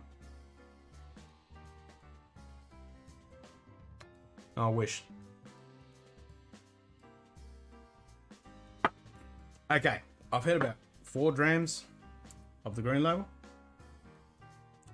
I'm thinking we're gonna have to go to Isla, because in this journey towards the end,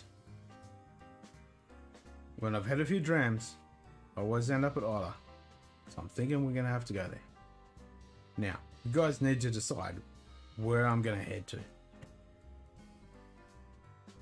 Whereabouts in Isla? Or Island Pete, but somewhere peaty. So you might go Ulster Bay, you might go Ardmore Legacy, you might go Benrick, or you're going straight to Isla. So you're going Lagavulin, Talisker, I beg. Where are we going? Because I'm thinking I need some peat. Peat is calling. And I love peat. Back for some dessert with Dubliner Red. Well, it's not Dubliner Red, it's just Dubliner Irish whiskey liqueur. You'll have to watch our whiskey review. I actually need to do a revisit of that episode and get the missus on, because she fucking loves that stuff. So going back to the liqueur, I'm going to Pete. I want to go Pete Land.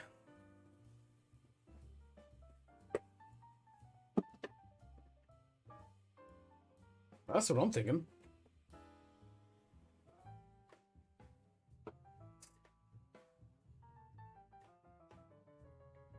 When I could go Annock, I could go Talisker, I could go Highland Park, could go Kilherman, or Brooklady, or Bunnahabhain.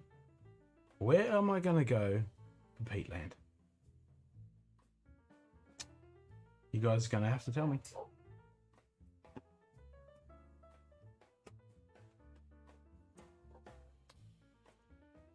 dog is barking her head off.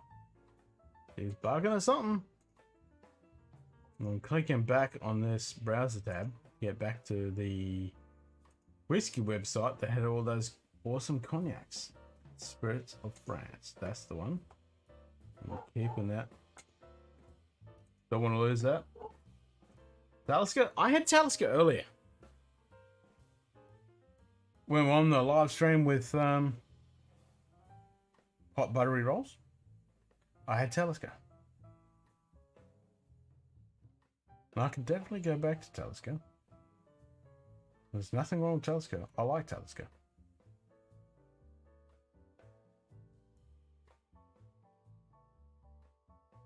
Let's see what Jenny says. After they come back and watched The Who, Wolf Totem. Add some water to this. Now, you didn't have any Talisker on your list, did you? Or did you? Let's scroll up through the chat. Did you have Talisker in your list? I don't recall that you had Talisker. Scrolling. Ooh, that's a while back we were scrolling. Okay, so we got Shivers Regal, Double in a Johnny Walker, Green, Double Black, Horse Piss, Glenfiddich, Hennessy. Which Hennessy have you got? We got Dimple, Grants, Monkey Shoulder, Woodford Reserve, Lefroy 10. Okay, you got Lefroy 10.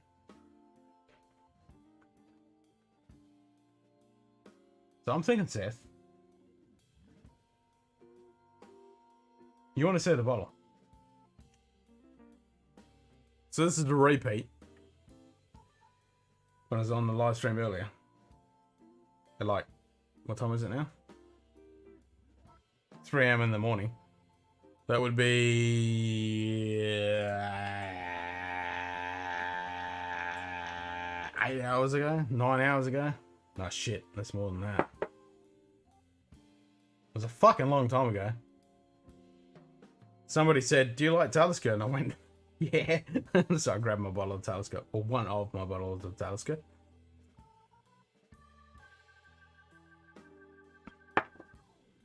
Fuck me, I can't believe it's 3 AM in the morning. You want to see the bottle? I've got 3 bottles of Talisker. I've been going for 6.5 hours. So I've got Talisker Storm, Talisker 10, and Talisker 15. And Talisker 10 is what I had earlier.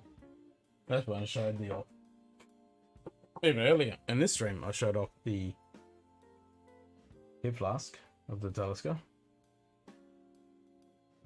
Gotta love me some Talisker. But since you have Lefroy, I reckon we should go Lefroy 10. I've got Lefroy 10. I've got multiple bottles of Lefroy 10. Then I've got Ugida, I'm sorry, PX cask, Law. I've finished my quarter cask and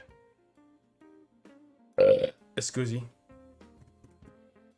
The other one, Triple Wood. They're all gone. So I've only got 2 bottles of Lefroy 10, the PX, and the Law.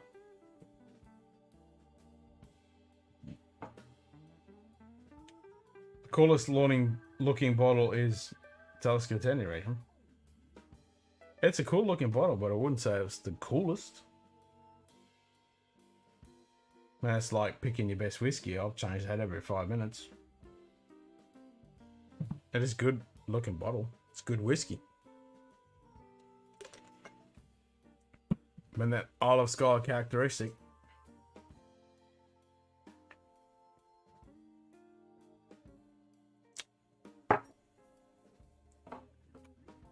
I'm thinking Lefroy 10. You've got it. I've got it. It's Pete time.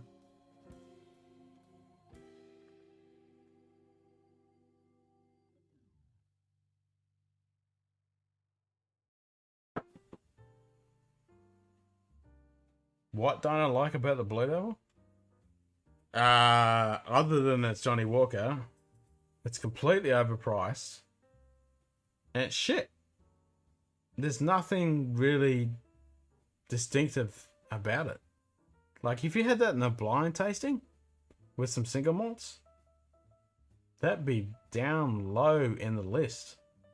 There's nothing interesting. Oh, why am I flipping around? Looks like I'm lagging. Okay, I'm back. There's nothing interesting about it. It's overpriced and it's overhyped. Blue Label is just like every other Johnny Walker is shit, other than the Green Label. It's the only one that really stands out above the rest. Now, I haven't tried the Centenary Edition.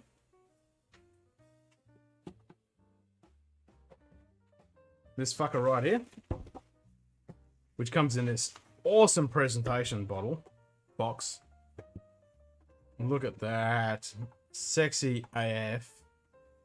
With some awesome history. Man, that is awesome. I haven't cracked this sucker yet. I've heard mixed reviews. Some people like it, some people just meh. And I'm tending towards the meh side of a coin. Because it is just Johnny Walker. The only one that is good out of the Johnny Walker range from Diageo is the Green Label. Blue Label is just overhyped, overpriced crap.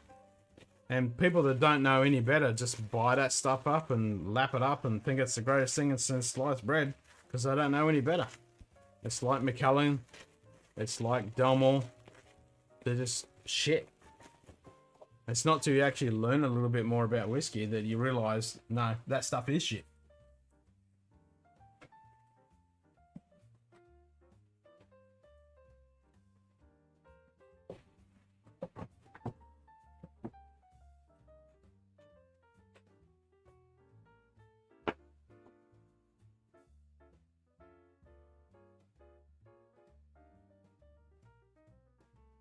You like The Who, Jenny? What did you think? Wolf Totem? Good song? You gotta check out their other stuff and look at their live shows. They are amazing.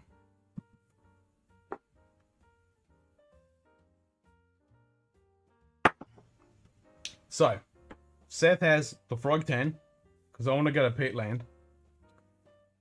And have you got Frog 10, Jenny? If not, where are we going in Peatland? Are we going to Arran? Are we going to Annock? Are we going to Highland Peats? Are we going to Isla? Where are we going in Peatland? Gotta go somewhere in the land of peat. Fucking good, hey?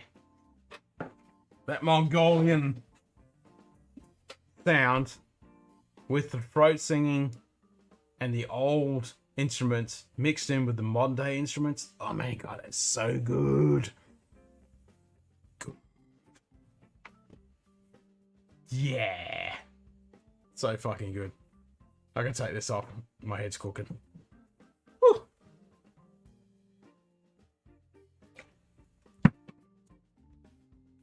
Right, I'll stick this back on my desk with the other flat caps.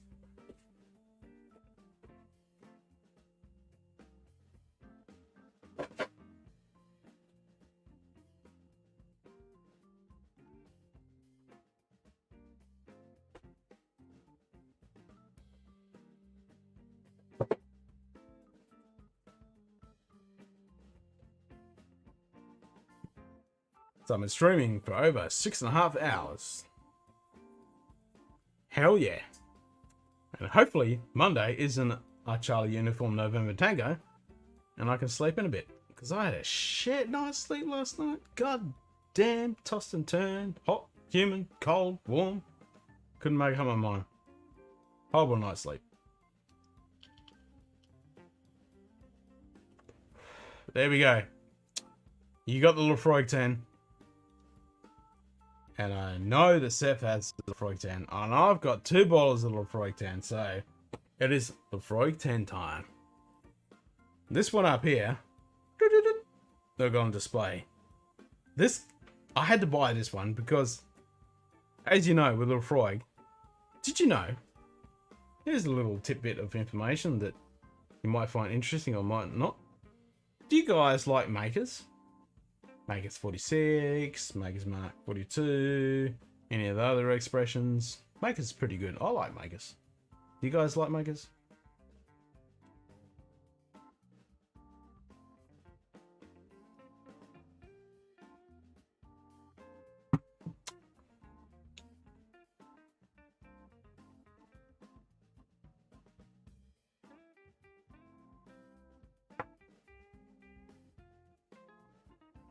Hell yeah. Makers is good. Did you know that all of the casks that Lefroy puts their distill it into comes from Makers? Like 99.5% or some bullshit like that. If it's like, I've got the PX cask, you know, that's obviously an extra cask, but pretty much every single cask that Lefroy gets put into comes from Makers. How freaking awesome is that? They have an agreement with Makers that all their casks, as soon as Makers is finished with them, boom, go straight to Lefroy. How awesome is that? It's freaking wicked. So this bottle that I've got up on the shelf, so I'll move Lieutenant Commander Worf over to the side. So as you know, with Lefroy, they have their cool little slogans that they have that people with the friends of Lefroy don't get missed out on that. All their points. Anyway. So this tube they bought out last year, you can rotate it and change what the actual saying is. It's fucking wicked. So I've got it set like, tastes like a smoky dragon's kiss, the best gift. Sounds pretty good to me. So yeah, each one of these bits is a segmented in the tube and you can rotate it around to what you want it to be. How fucking cool is that?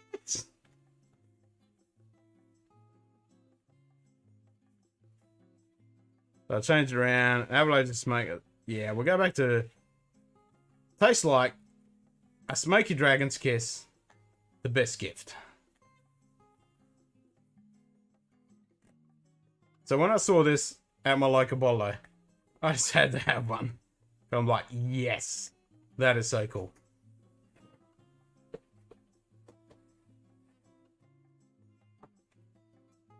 So we'll put Lieutenant Commander Worf back in front of that. And then some other Lefroy things I do have. I have this snifter glass. This is a nice little snifter glass with the Lefroy branding on it. On the back of it says, tastes like heaven smells in hell. On the front it's got Lefroy.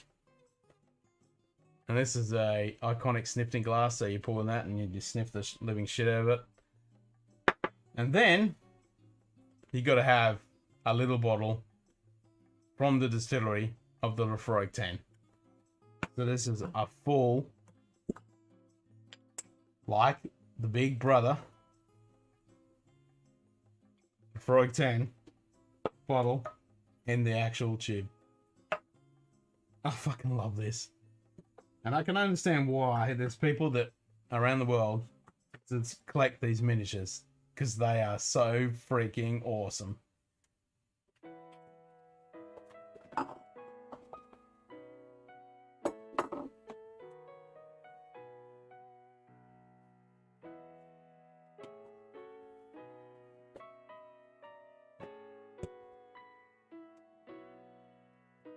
So I got those. And I got my bottle of normal, bog standard Lefroy 10. That's a nice pop.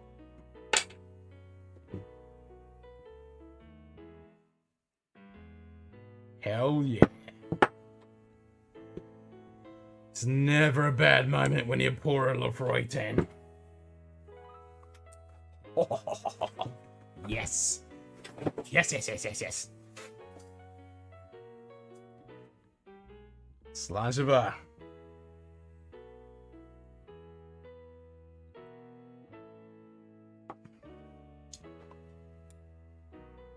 Oh, yes, yes, yes.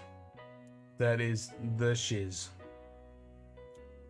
I mean, those 3 distilleries down the bottom of Isla.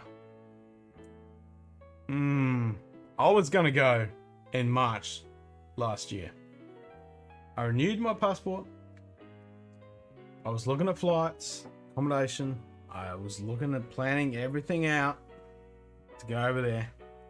And then this stupid little beer bug decided to rear its ugly little head and completely ruin my plans. I was so looking forward to going. It will happen. I just have to wait. I was going to stay... What? Is it Lagavulin? It's got the cottages where they used to have the guys that used to work at the distillery. I think it's Lagavulin. Anyway. You can stay at these cottages right where the distillery is. I know Beaumore's got them as well. Oh. So doing it. And I want to go to Fishel. Fishel is a bit of a nightmare though, because you need to book that like in 2 years before you want to go. Because it's so booked out so early. But yeah. Oh god. I so want to go there.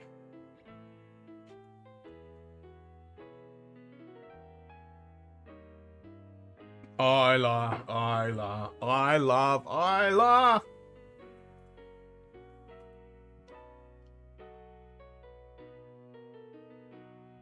Hell yeah. How can you not love this? If you don't, come back to me in a few years when you get to appreciate this stuff, because, oh my god. Lefroy, Ardbeg, Lagavulin. Those 3. Oof. And then everything else from there is just bliss. Kilhoman. Kilhoman. 2018 Lochgorn. Oh my god. I cracked that a couple nights ago. Amazing. Beaumore. Like, Beaumore, it's one of the oldest distilleries in Ireland. They're getting a really bad rap because their expressions they bring out are pretty bleh. And the independents are really amazing. But they need to just pull their heads in and bring out some good stuff. I still like Beaumore number 1. Their Beaumore, what is it? Got it up there. The one underneath the Beaumore number 1. It's pretty ordinary. It's still good. But yeah, they need to pull their heads in and bring out good stuff. Brook Lady. What can you say? Amazing. Port Charlotte. Blackheart. Octomores. Ugh. Amaze balls. And then you've got Kalila. Like, we did an episode on that 18 Kalila unpeated. Wow. That's an amazing dram. But just a normal Kalila 12. Hell yeah. Always have that on my shelf. Always have the bog standard Islas on my shelf. Boy Norman number 1. Have a Kilhoman. Have a Brick Lady 10 Classic Lady. Lefroy, Ardbeg, Lagavulin 16. I've got 9 bottles of Lagavulin 16, so I'm always going to have that. Ardbeg 10. Lefroy 10. What else is there? I'm missing a couple. Come on. There's 9 distilleries in Isla. What am I missing? Cheers, Jenny. Have a good one. And we'll see you on the next time. See you next week, if not before.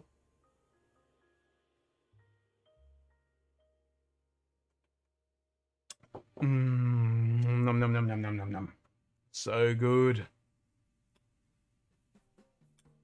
That is some tasty whiskey. First decent peat I've had all night. After 6 hours of streaming. Actually, almost 7 hours of streaming. Going to a little Lefroy 10. Oh, that is some good stuff. It'd be the same reaction with an Ardbeg 10 or a Lagavulin 16 or Brook Laddie, any of those. Just Isla in general.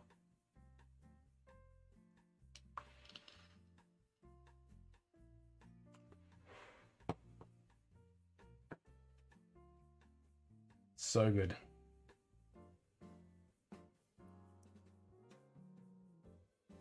Come on, Seth. You're not falling asleep on me, are you? Come on, you're way underneath half my age. Come on. This is training for you. Gonna join the military. No sleep. That's a common thing. Gotta get used to it.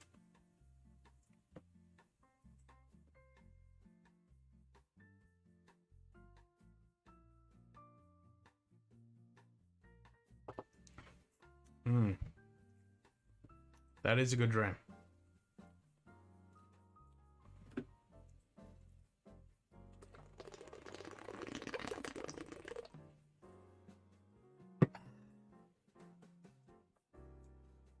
What's happening on the interwebs? Let's have a look on Discord and see what's happening. Is anybody chatting on there?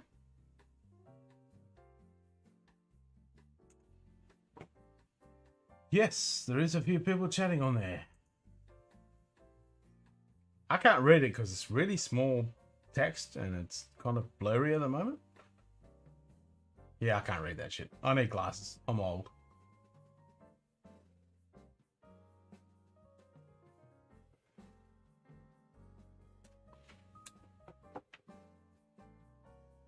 I can read the last couple of sentences. I got mine on Friday. Wonderful juice. Just because I know Kilhoman.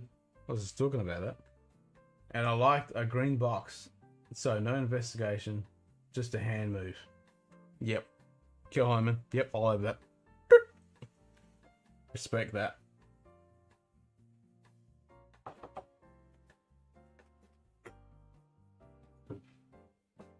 Alright, move these glasses out of the way so I don't throw them over on the desk, table, bench,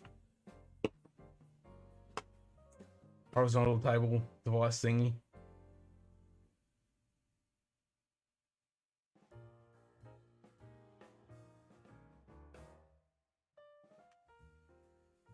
Zach is typing.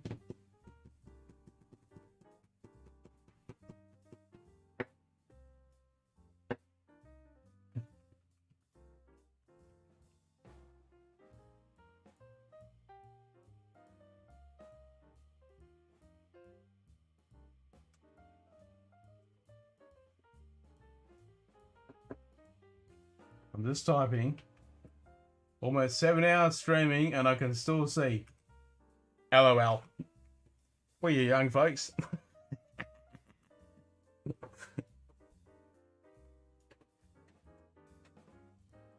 Are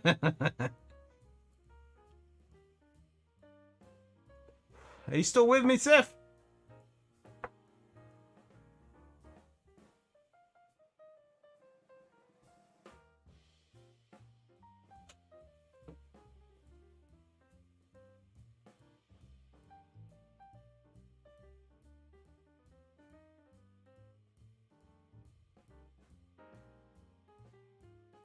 I'm doing it all wrong. What am I doing all wrong?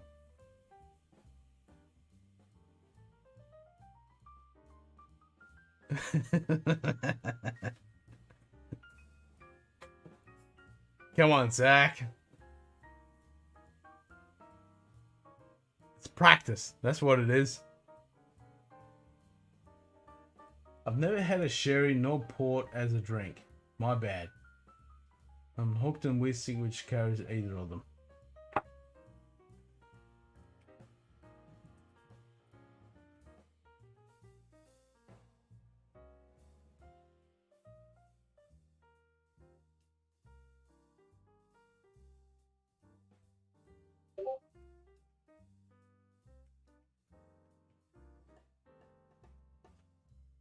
Oh, Michael, for some Sunday evening scotch.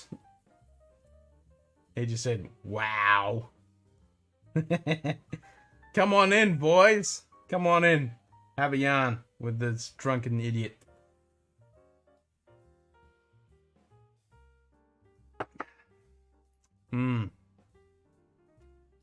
I think Seth has passed out. I think he's passed out. Can't keep up with the old farts.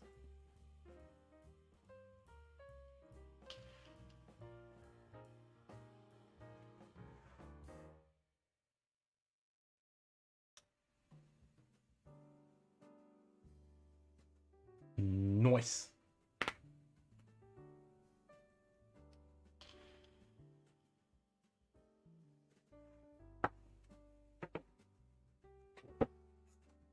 Well, if it's 6 o'clock in the morning, oh wait a minute, it's 3 o'clock in the afternoon for them. Most of those guys, give or take an hour or two, and that's only a Sunday for them, so they should be coming in for Sunday drinks. That's what I'm thinking.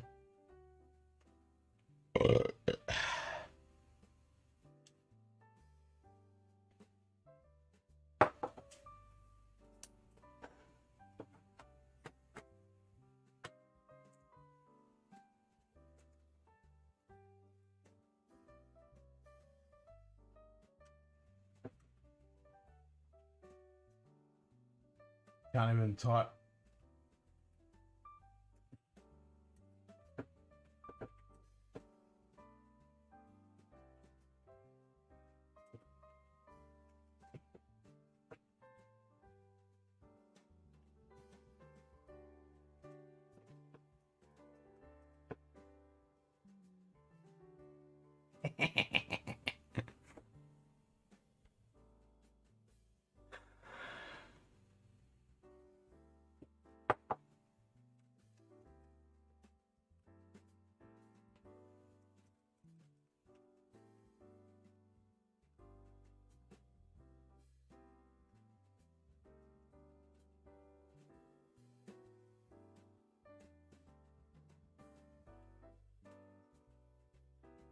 I think Seth has died. He's passed out.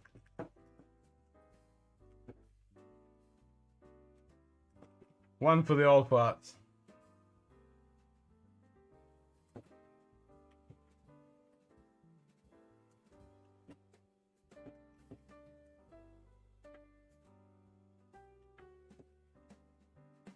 What time is it?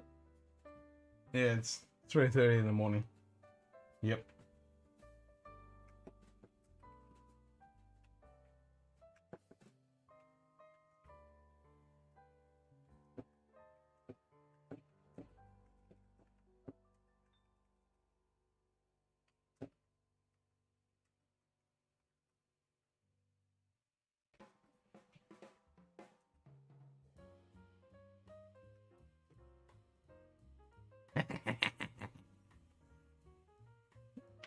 Come on, Michael.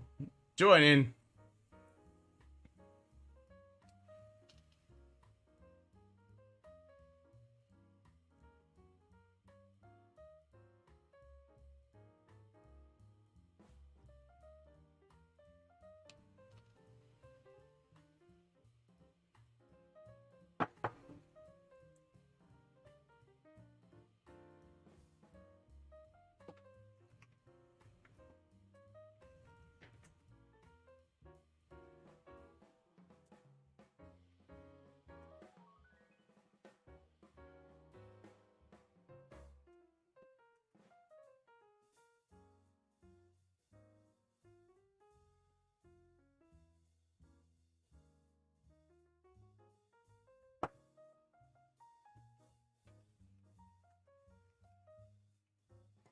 Oops. That's not what I want to have posted. Kill that one.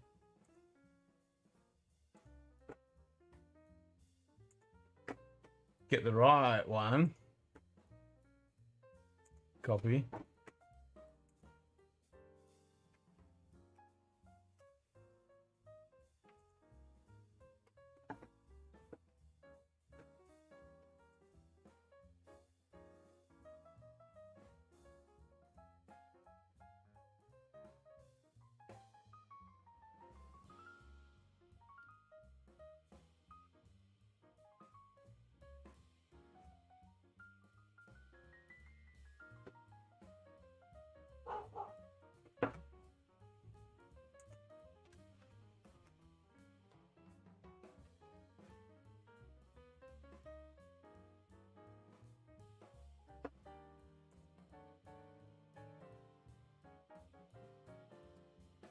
don't want a dot. I want a slash. There we go. Guten Morgen, Abend. Done.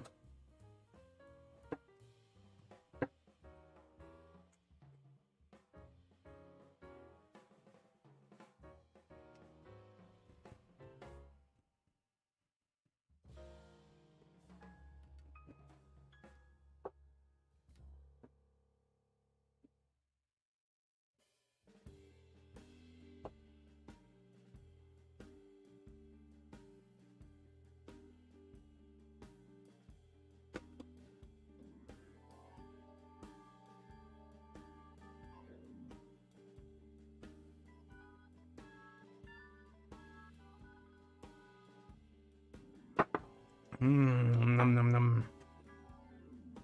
Gotta love me some Freud then. Might just have to have another little tipple of that.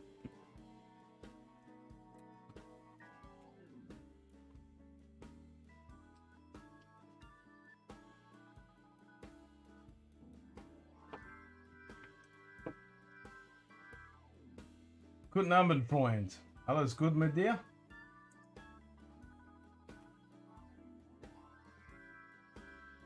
Ja. Sehr gut.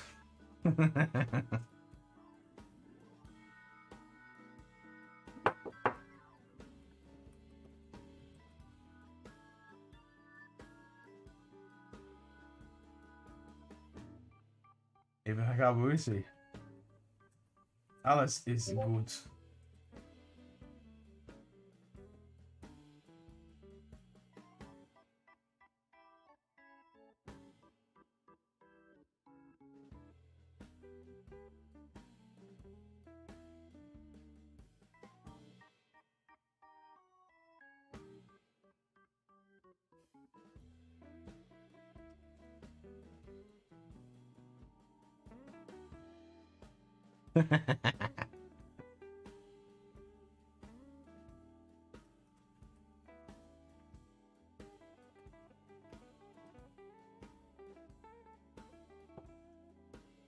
Alright, I need to bring this keyboard closer to me so I can actually type in the Discord chat.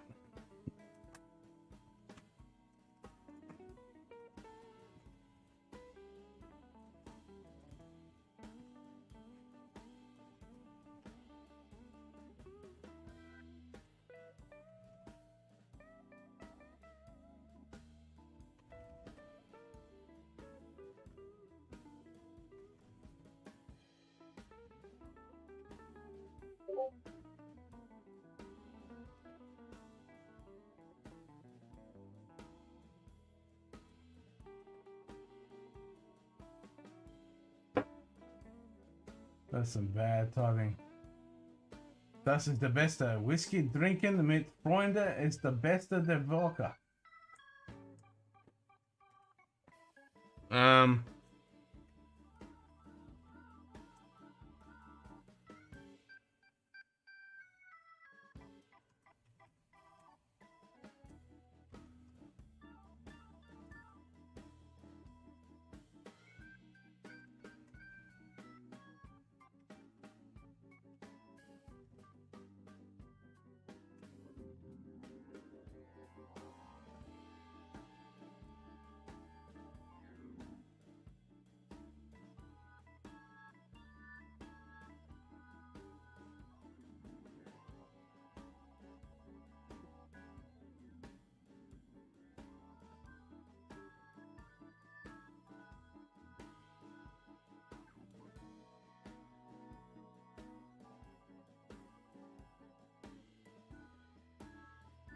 Yep. Das ist der Beste. Trinken mit Freunden ist der Beste der Woche. Toll. Genau. Das ist sehr richtig.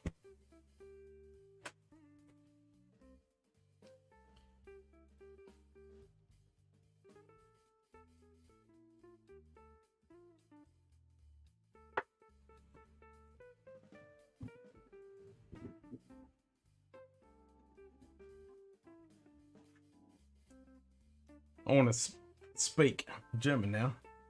Aber ich vergesse sehr viele Wörter auf Deutsch. Das ist mein Problem. Ich kann nicht vergessen. Scheiße. I can't remember the German words for things. I can't even say that in German. God damn it. That's so bad. Can't remember the opposite. Jimmy!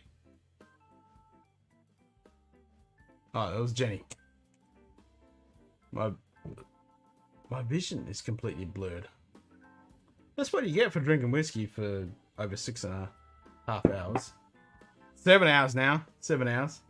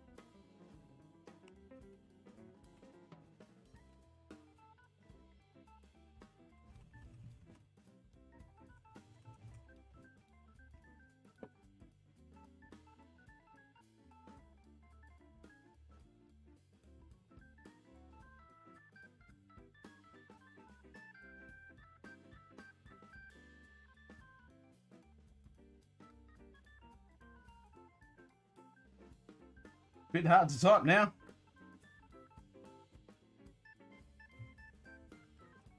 Ich bin ein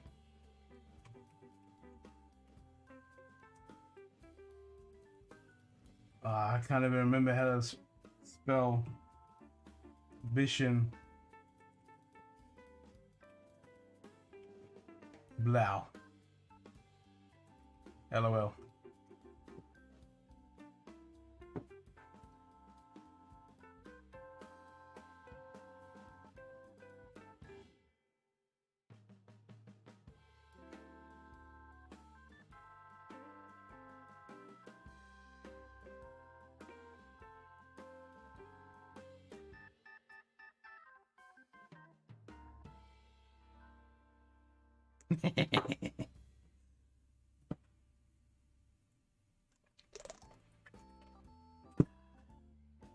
Seth couldn't handle it.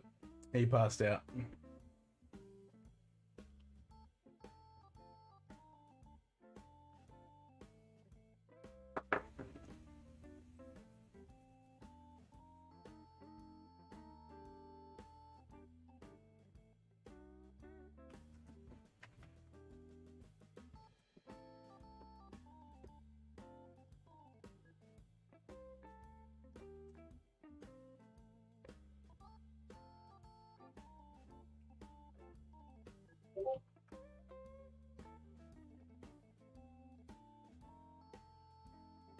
I broke off with the mystery.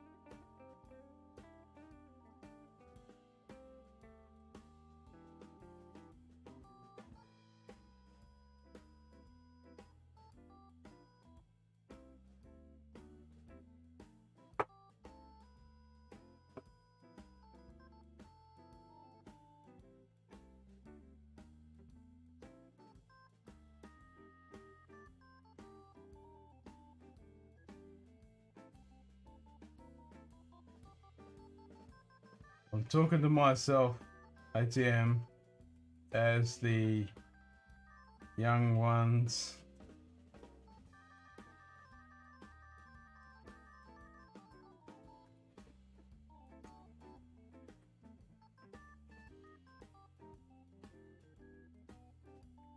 Couldn't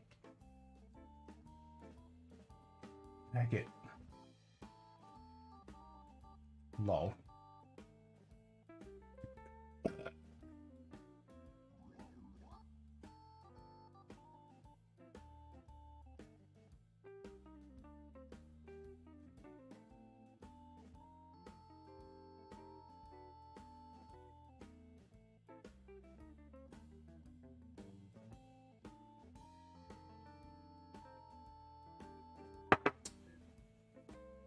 Want somebody to talk to.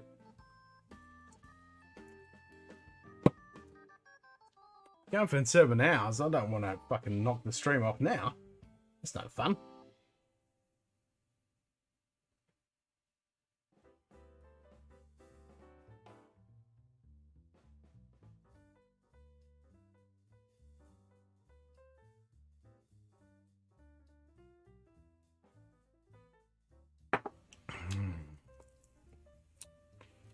Num num num num num num.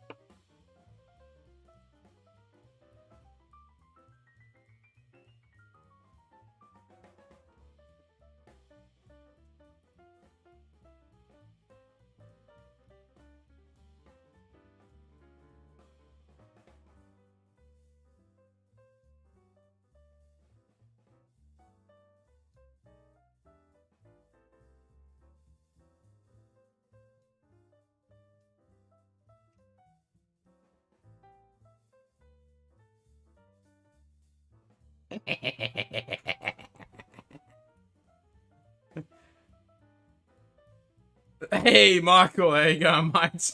Yeah, as I just said, pop in, poke some fun at the old drunk bastard. It was a fucking good fun earlier. I was talking to Jenny and Seth, and they're both... Actually, it was really cool earlier. There was 2 guys in the chat here, and they're literally 10 minutes away in the same town. They've never met each other, and so they met up tonight and actually drink some whiskey together.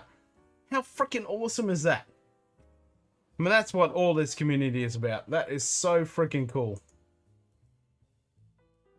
So one of the guys was a 19-year-old.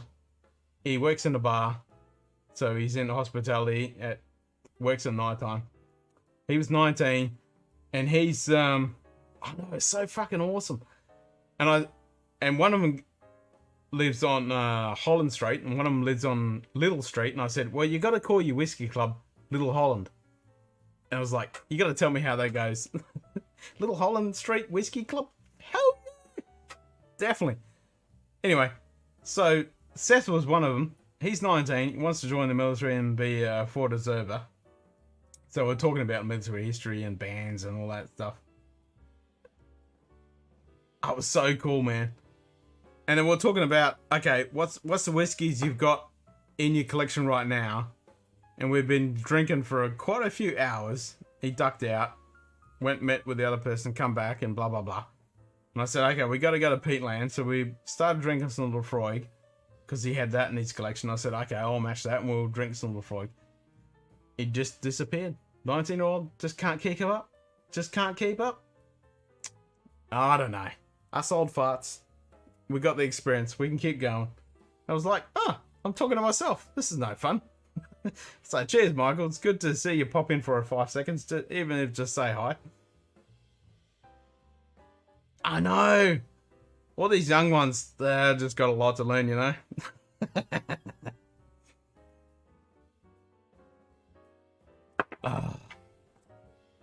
This is my first peated whiskey of the night. From 7 hours of streaming. Oh my god. So good to be in peat land. I've had some really good drams tonight though. I started with, it was actually really good. I said to the missus, before I even started the stream, I said, do me a blind pour. So she poured a blind pour. I sat down at the desk, started the stream, and I thought, okay, what am I going to have for a whiskey to start off with? I thought, hell yeah, peatland is the best. Well, I'm going to touch on that. What's the best whiskey I've had for the night? Anyway, so she poured the dram. I started the stream, and I thought, okay, what am I going to start with? So I thought, I looked over the shelf and I went, okay, I'll have the Tomatin 14-year-old podcast. Because I've only just got through the neck of that, and I thought, okay, I need to get below the shoulder and evaluate it and see how it's going before we do the review. So I poured that, and then she was in the other room watching it on the stream. She comes down 5 minutes later, looking at me, glaring eyes, like, okay, what's wrong? I had a couple of sniffs of it. I thought, okay, what's this about? Because she wasn't going to tell me what it was. And I sniffed it and went, you didn't just pour that one that I just poured. She went, yes, you can keep drinking that. I just poured that. And I'm like, fuck. So my blind tasting, poof, out the freaking window. She poured the same one that I had the first pour of the night. Bugger. Anyway, so I had a double pour of that. And then I went to, oh, Jesus, what did I have tonight? After that, I went to, actually, Nigel, my mate down south. He went, his daughter, who just got into whiskey, she's only young, and she's getting into whiskey and cognac and rums and all sorts of stuff, which is freaking amazing. Thumbs up. She goes, what's that bottle over your left shoulder, blah, blah, blah. It was the Craig Leaky 13. Haven't had that for a while. Hadn't cracked the bottle. And in the last few streams, I've been cracking bottles. So I grabbed that sucker, bought that over, opened that, had a few drams of that, and I went, yes, Craig Leaky, bring me back. Hell yeah.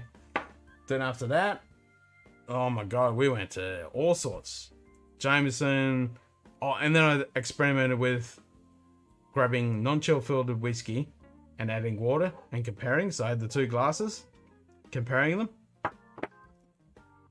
seeing which ones were doing the flocking, mixing up. That was great fun. Did a bunch of experiments for that. It's awesome malt. I'm so glad I grabbed that bottle. And then I went to Glencairn 10. I went to, oh, Jesus, I've had so many drams tonight. I can't remember all of them. I have to go back and look at the, actually, I'll rephrase that. I'm not going to go back and look at this 7+ hour stream and watch all of it and see which drams I've had. There's been a few. Quite a few, and we're talking about music, and I was introducing him to the young ones. There's some music that I've just gotten into. I even changed my shirt. I was wearing a Guns N' Roses shirt, and now I switched to Sabaton, and anyway, freaking great night.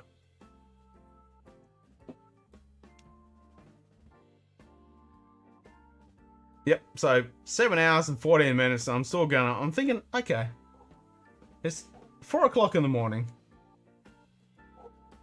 I need to keep going. Just hit that 8-hour mark.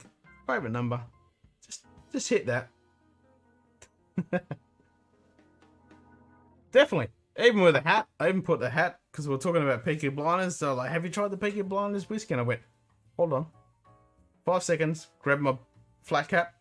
Put that on. And I went, and I gave him a bit of a history lesson. Okay. So the razor blades and the Peaky Blinders hats, no, they're not real. They weren't in the history. That's part of the show. Blah, blah, blah. Awesome fun. I've had a fat time. Absolute fat time. Hell yeah. It's been good fun. So I was on earlier today, actually yesterday now. I was on the Hot Buttered Rolls stream. So I was chatting with those guys. Well, actually before that, I went on to Phil's First for Whiskey in New Zealand at 6 o'clock in the morning. Catched his stream. Went on to Whiskey Crusader stream. And she was talking about Hot Buttered Rolls stream.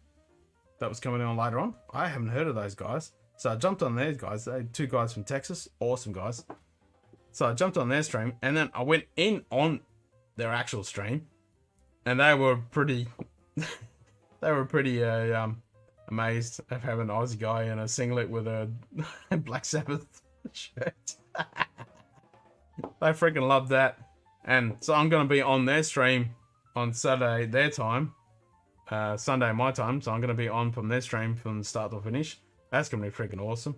I need to get some American bourbons. I've been wanting to get some American bourbons. Every time I go to walk into the big whiskey shop, I've got some money.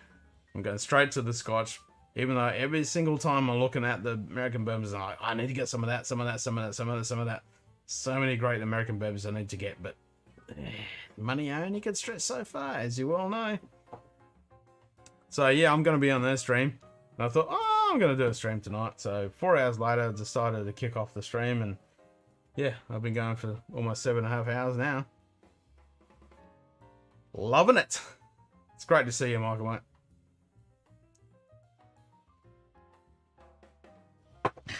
Gotta love some Lafroig just to kick off the peak for the night.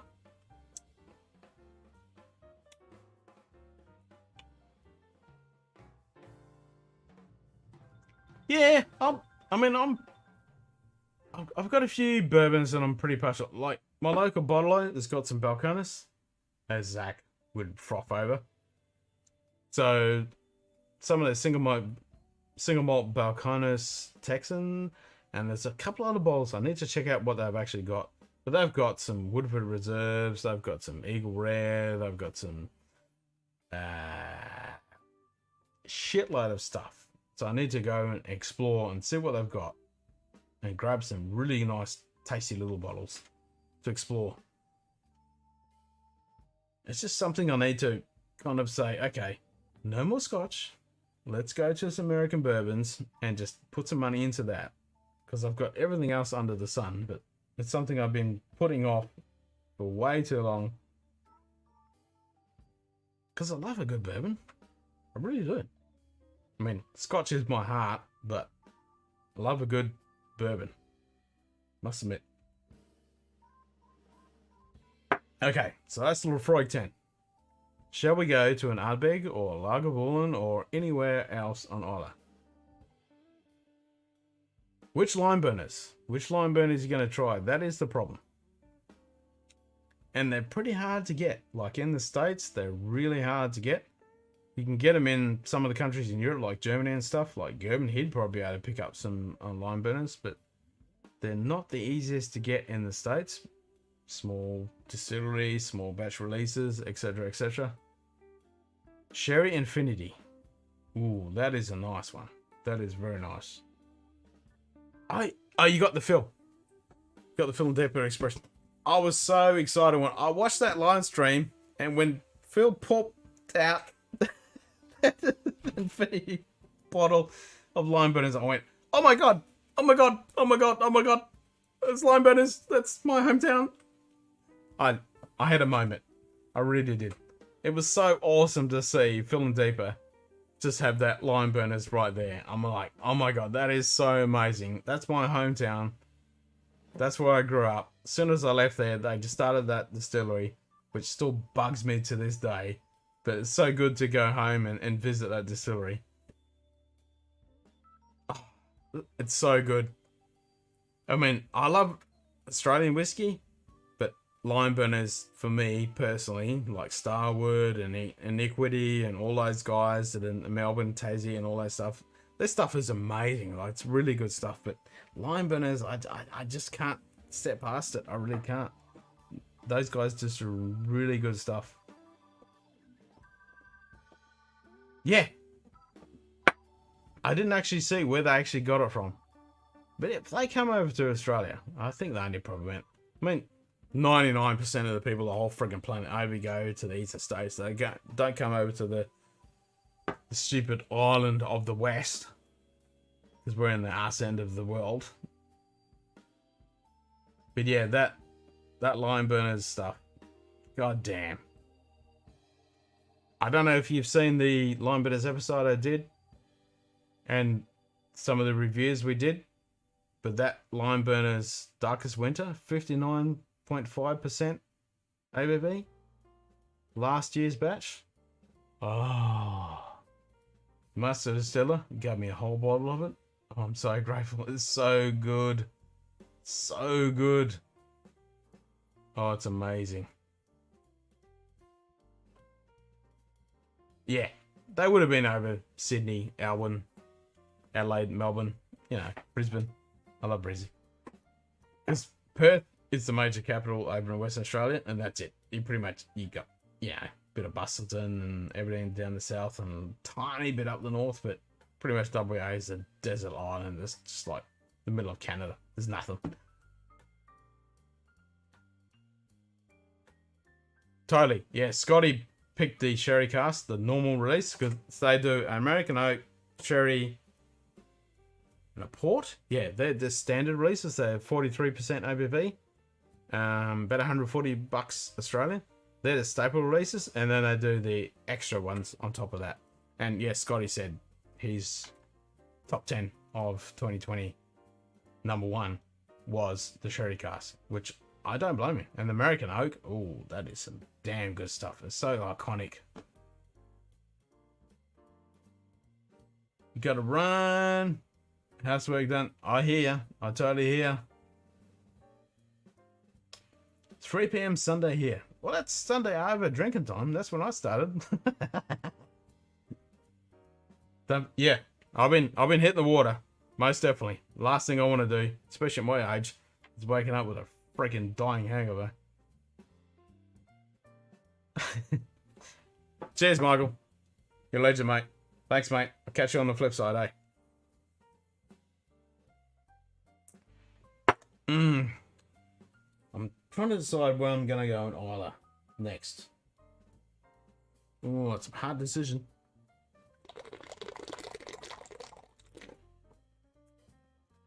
So I smashed that whole bottle on there to go into the next bottle. And, you know, making sure I'm getting the water in. Lots of alcohol drinking learns you that very quickly. Drink your freaking water if you're going to drink whiskey. Even though you're just sipping it and exploring it and tasting it, this stuff will mess you up if you don't respect it. So get your water in. Damn straight.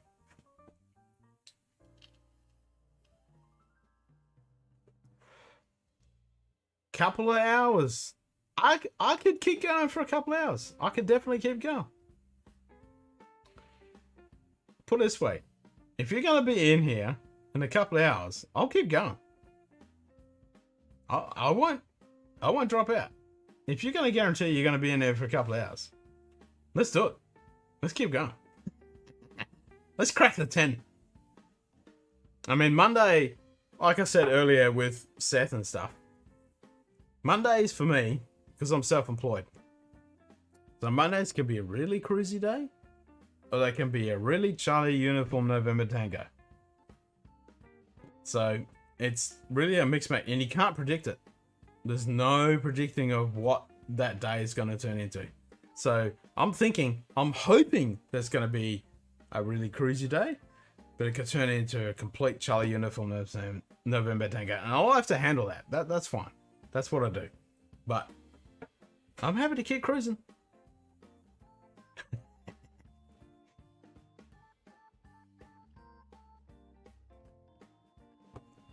Right. So this bottle of water is empty. My Glen is empty. So what whiskey am I... Oh, I just glanced over and saw the Highland Park Tour. The old bottling with the old labeling. I haven't had a tickle of that for a long time. So I'm thinking that's where I need to go. Orkney Islands, here we go.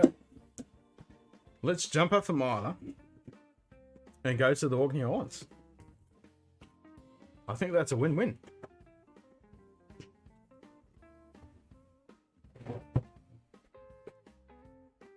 Highland Park 12.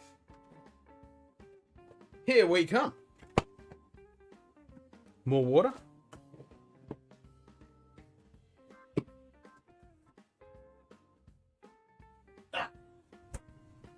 Here we go. Prepared earlier.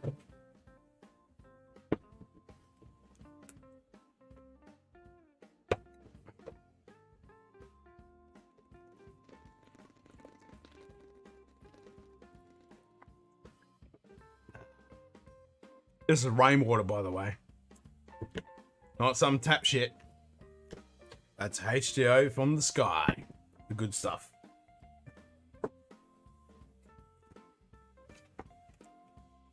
Highland Park. I have a pretty much love-hate relationship with Highland Park. I love what these guys are doing, but I wish they just cut back their expressions. They just bring out way too many. It's impossible to keep track of. They all kind of blend into each other. I mean, I'm a Viking history guy, and I love their stuff. Their labeling, their packaging, their descriptions, and the whole ethos, but just dial it back a bit, guys. Just dial it back a bit.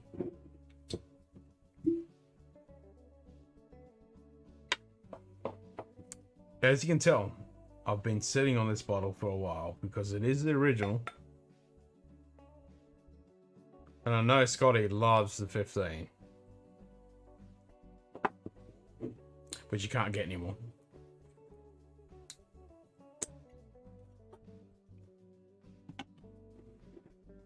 Highland Park 12. Oh my god, that smells so good.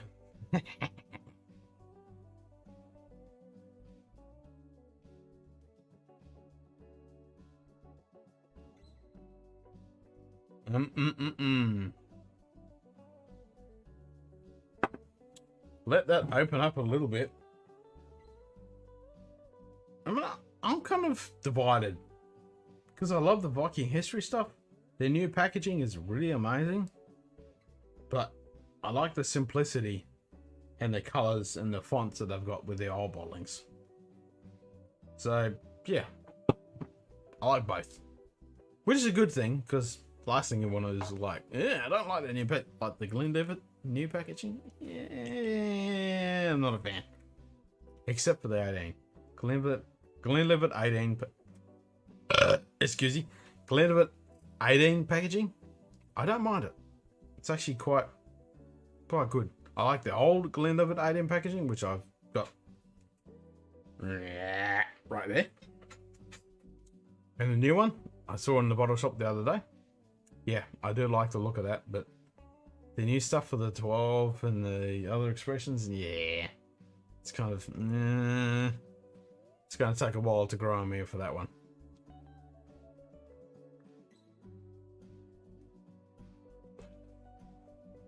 So I think Seth, the old 19-year-old lad, I think it's completely piped out and he's still on the stream because it says there's 2 concurrent viewers and one of them is me and the other one would be him passed out because Michael's got errands to do and things to do, considering it's middle of the day for him, and there's no one else here. So I'm talking to myself once again, but I can handle that. This Highland Park smells freaking delicious. Yeah, it's been a while since I've had this.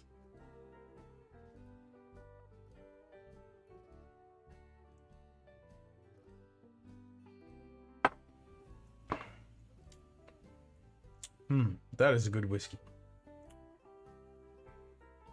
Yep, there's nothing to sneeze about that. That is a good dram. I wouldn't mind comparing the new 12 with this one.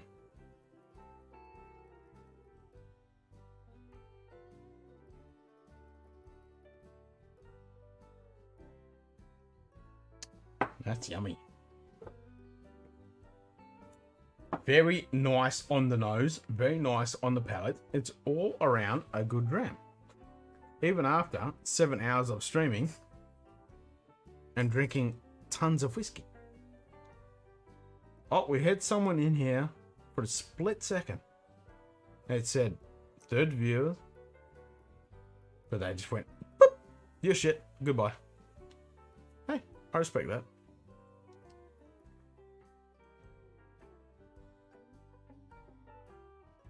But I'm gonna keep going. I'm gonna keep doing it. It's 4:15 in the morning.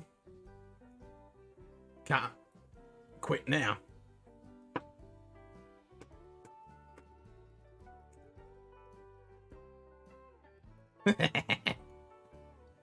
Gonna keep going.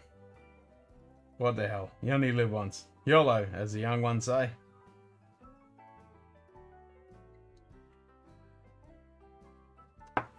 I probably do need to take a bio break though.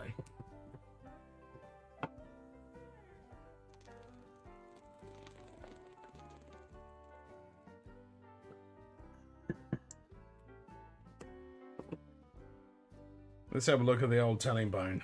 Nothing on there, which I don't expect it. It's some 4 o'clock in the morning. This pipe needs a refill, which I can't be bothered doing right now.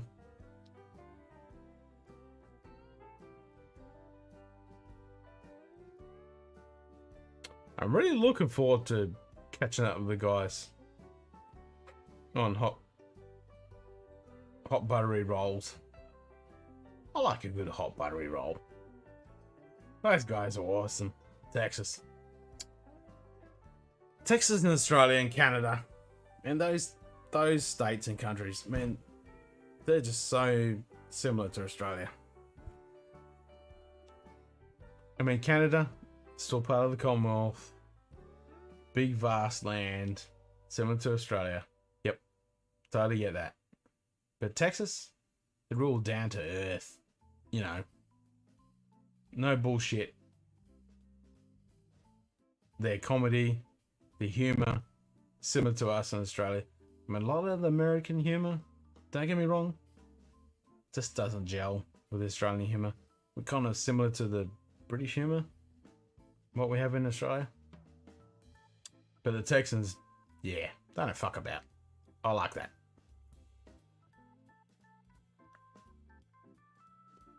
And the temperatures, you know, they boil in the summer like we do. So, yeah, we got that in common, that's for sure.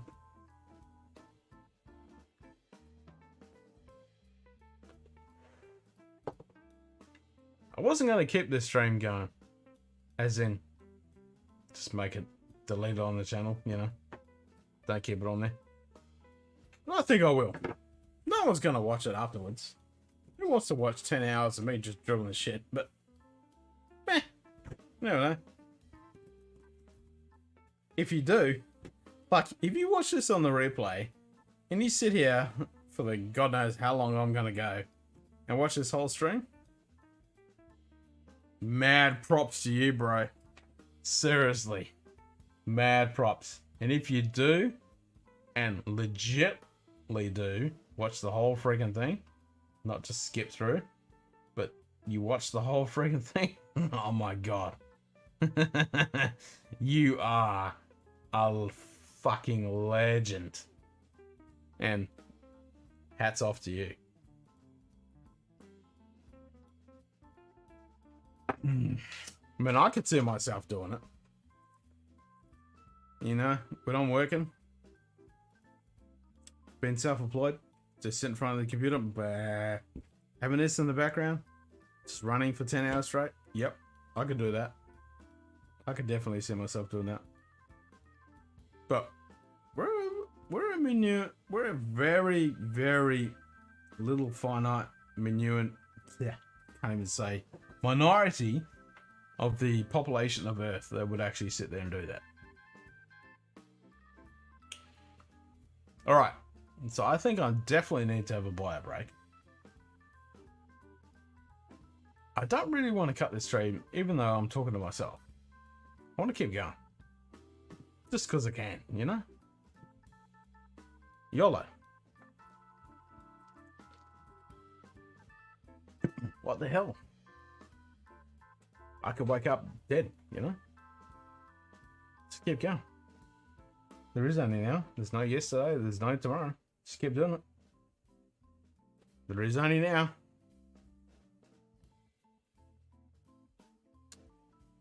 Harlem Pack 12. This is some good stuff. Sweet. So much stuff going on in this class. Even though I'm completely maggot after 7 hours of drinking whiskey and streaming, but I can tell this is some good shit. Alright. Buy a break and I'll be back. Actually, I'm going to take a sip before I go.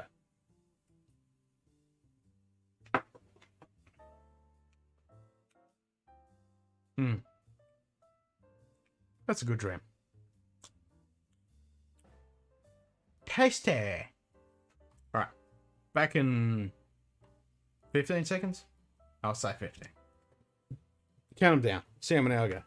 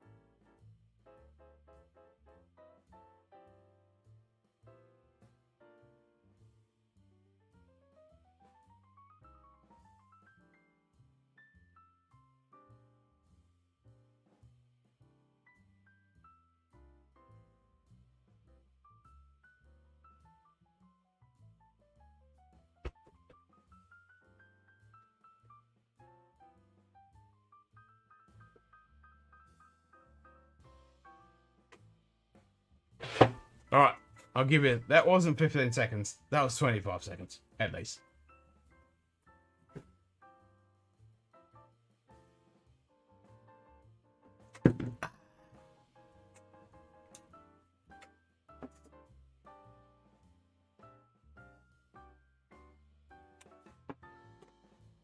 It's pretty quiet on the Discord. Very quiet on this channel. That's some nice mushrooms. Look at that later. Go back to the whiskey channels. Nothing's happening in the whiskey land. Man, I don't want to kill this stream. I want to keep going.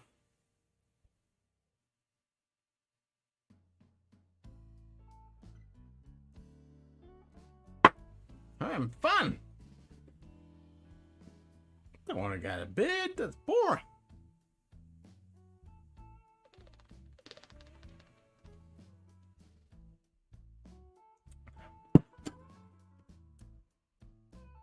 That made a good sound. Rip earphones. The old tube lid. And that made a really good racket.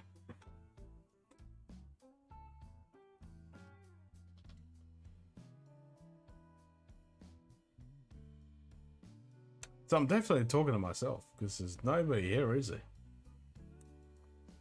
That's pretty sad, isn't it? Yeah, I think it is.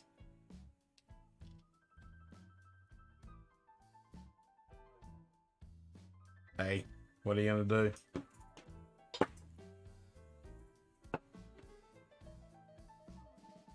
Swatch up vapes. That's all you're gonna do. Swatch up the vapes. Switch up the whiskey. And just keep going.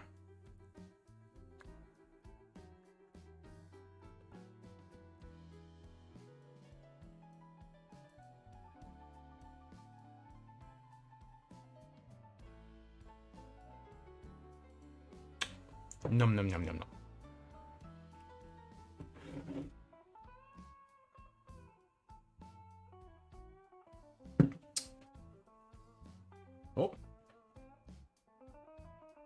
Somebody's alive on the Discord.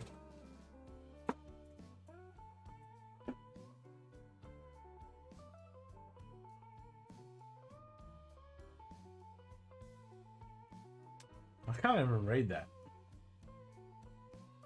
Just re-upped my Glendro lineup. Good prices at third base for anyone in the States, especially on the 12 to 15. The 18 is super, in my honest opinion. I know Remedy has it for $10 less.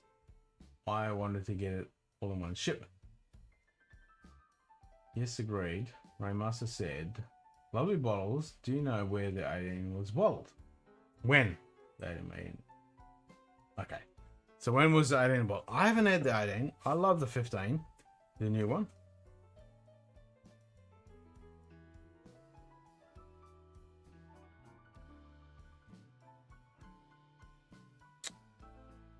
Well, I'm just going to have to call this quits, I think. That's a real shame.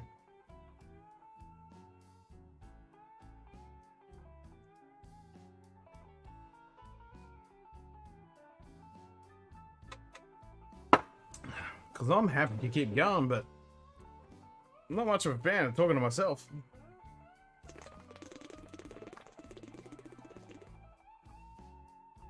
Oh. Allenheim Park, though. We can keep going on that. Yum, yum. Alright. That's it. Gonna have to call it quits. No one is here to keep me edging on. So I'm just gonna have to cut the cord. Alright. I'll pour a tiny bit of dram just to taste this all out. If you're actually watching this at the end of the stream, which I very much doubt, if you are, you're a fucking legend, and put it in the comments below that you did see, and without skipping, that you did watch this whole of Drams and Dribbles. I don't know why you would, but anyway, if you did, you're a goddamn legend. And my hat's off to you. And I hope to one day sit down with you and have a really good discussion over some really good whiskies. And let's cheers to that day. Because I think that's something we all need. Excuse me. Especially with these hard times that we live in, to be able to sit down with some good friends, with some good whiskey, and have some good times. I think that's something we all very much wanted to have, and we very much wish we could have. And it will happen very soon, but who knows when. So let's think, okay, it's going to happen. Let's do it. Alright. I've dribbled on well and truly long enough. Until next time, have a good one. Slanchva.